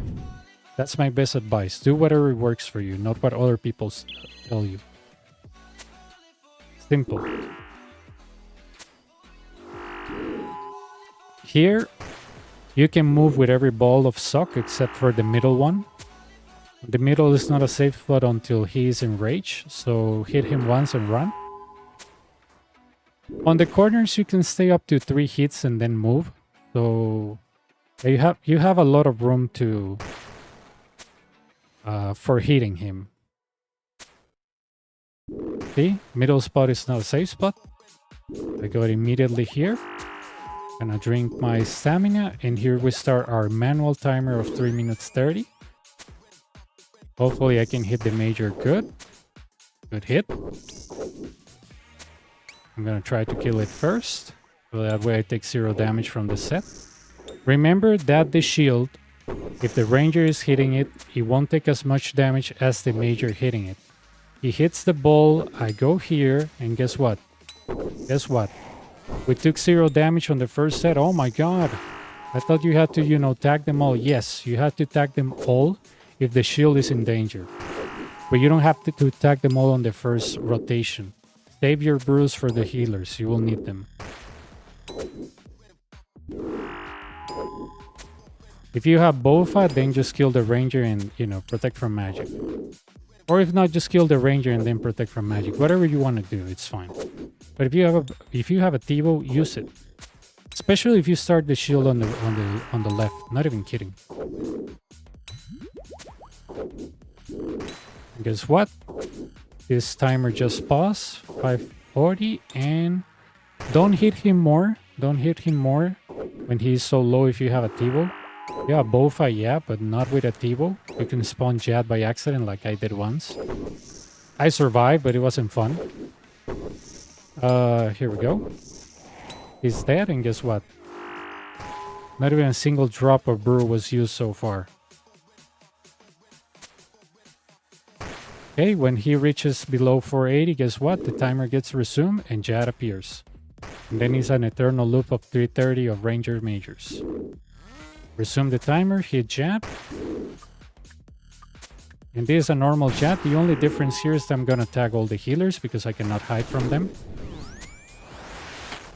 There we go. If you're very scared or you're not sure how to like move on the middle pillar, on the middle safe spot, don't use it. Don't use it, seriously. I'd rather you to miss the hit than trying something crazy. If you're not sure how the middle safe spot works, don't use it. Seriously. I've seen countless people die because they don't know how to use the middle spot. Including myself. That's why word of experience. Sure, you maybe miss a hit, but it's better to be alive, trust me. You can recover DPS at any time. This is all RNG anyway, so... Don't worry about the hits from the healers. I mean, if you save all those brews and you didn't waste them on triples or on the first rotation, you will be, laughing at this pretty much. If you worry about brews here, it's because you did something wrong. Seriously. Magic.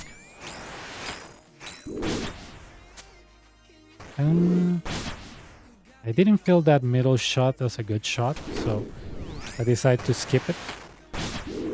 Protect from melee. There we go. I got hit like at 20 by the healers. That's absolutely nothing. I'm gonna brew anyways when the healers start, so before they start, not when they start. There we go. Okay, word of advice. It's better if you start healers with 2 minutes or more. Otherwise, just wait for a next ranger major wave, but it's better if you start them with 2 minutes or more. If you're a beginner. If you have done this a long time, maybe a minute and a half is enough, but if you had bad RNG like I do, you can wait for another ranger major wave. The shield is doing great, so we're just chilling at this point. Okay. Can you help me hitting it? Come on. Some advice that I will give you, never start the healers on the middle spot. You're gonna have like the worst day of your life if you do that. Because it's just not fun. I have a minute and 20 seconds. Let me see if I can do it. Come on, hit a 70. Here we go. I gotta be very fast with these healers.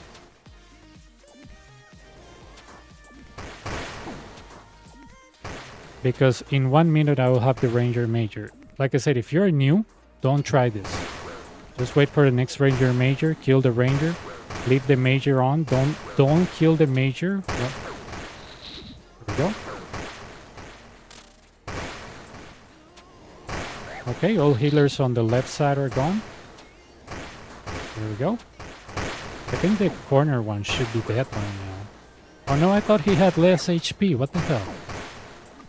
Remember, redemption, it's not gonna save you if something goes wrong. It's nice to have, but it's not gonna save you. I always want people to remember that, because some people tend to believe that they can redemption the healers. That's not true. You can die. So don't risk below 20 HP. Just don't do it. I mean...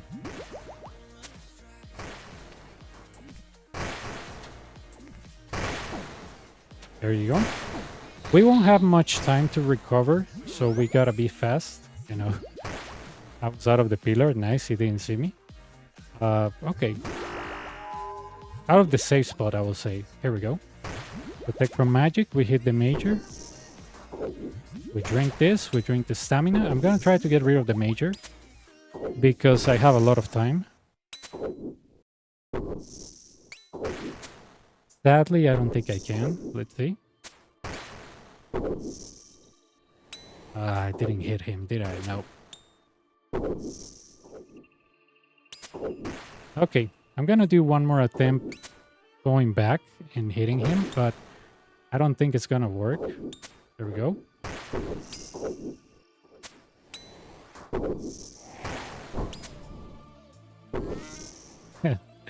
Look at the shield, dude. I placed that shield so well. It was perfectly timed. Look at that.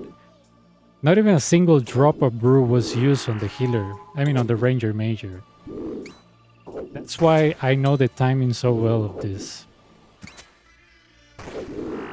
I was like, yeah, my Tivo is not hitting well, but I know that I can kill the major.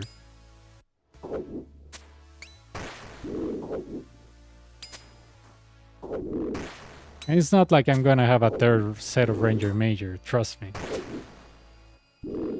Maybe with Bofa, yeah, but not with Tivo.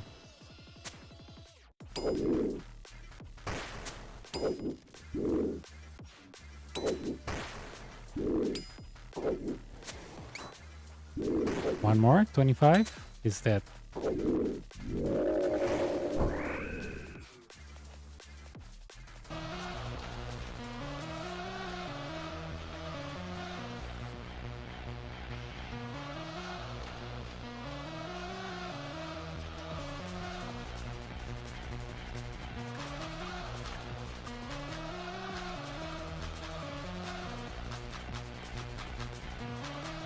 Three Reesters left, 4 Brews left. Not even a one-tick flick was done here.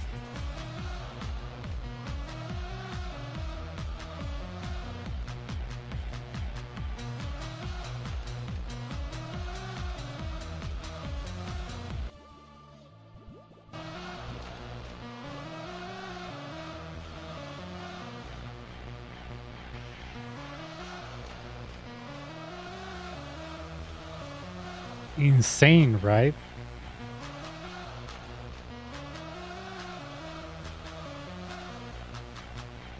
Insane that I didn't want to flick, and look at all the resources I had. I could easily go 4 sets. Only use 1 ranging potion. I don't even know why I bring 2.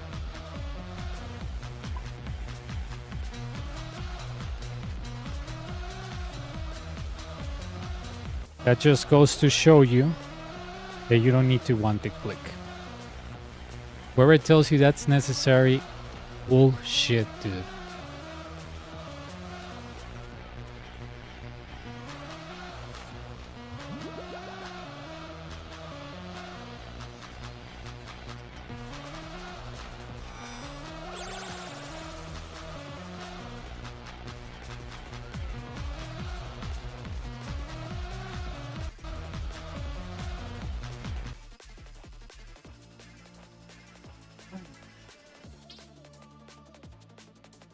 But yep, simple as that.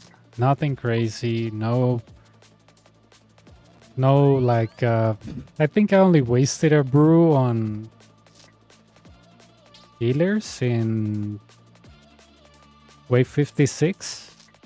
So I wasted 3 brews in total, like, yeah.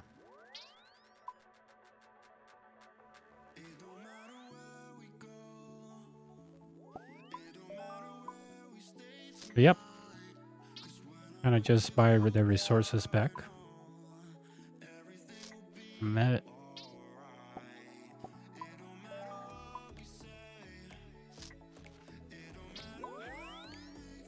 people are having such a hard time selling those ranging potions?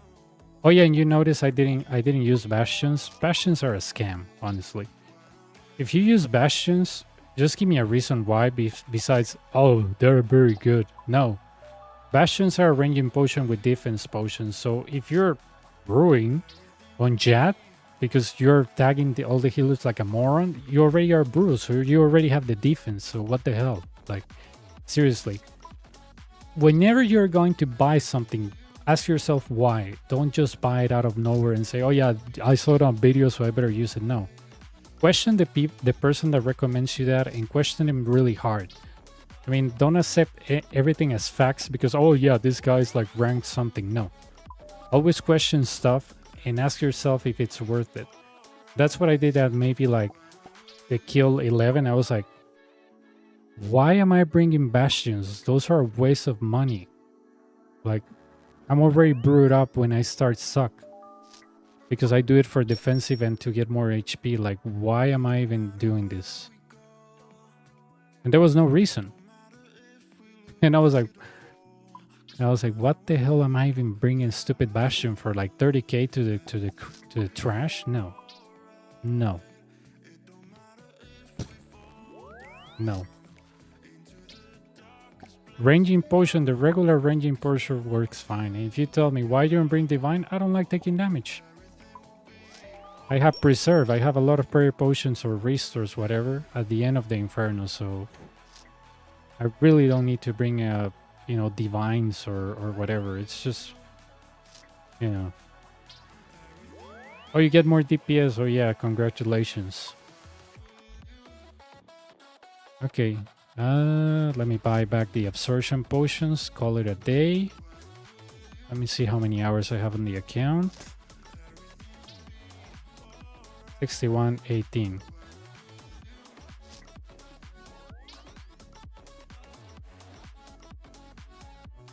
Or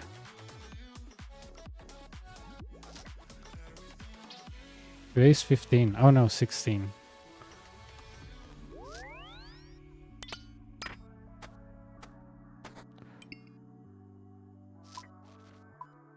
And here's my max cape. And yeah, I don't have a max Inferno cape. I don't think it looks good. If you think it looks good, that's fine, but I don't think the combined max capes look good.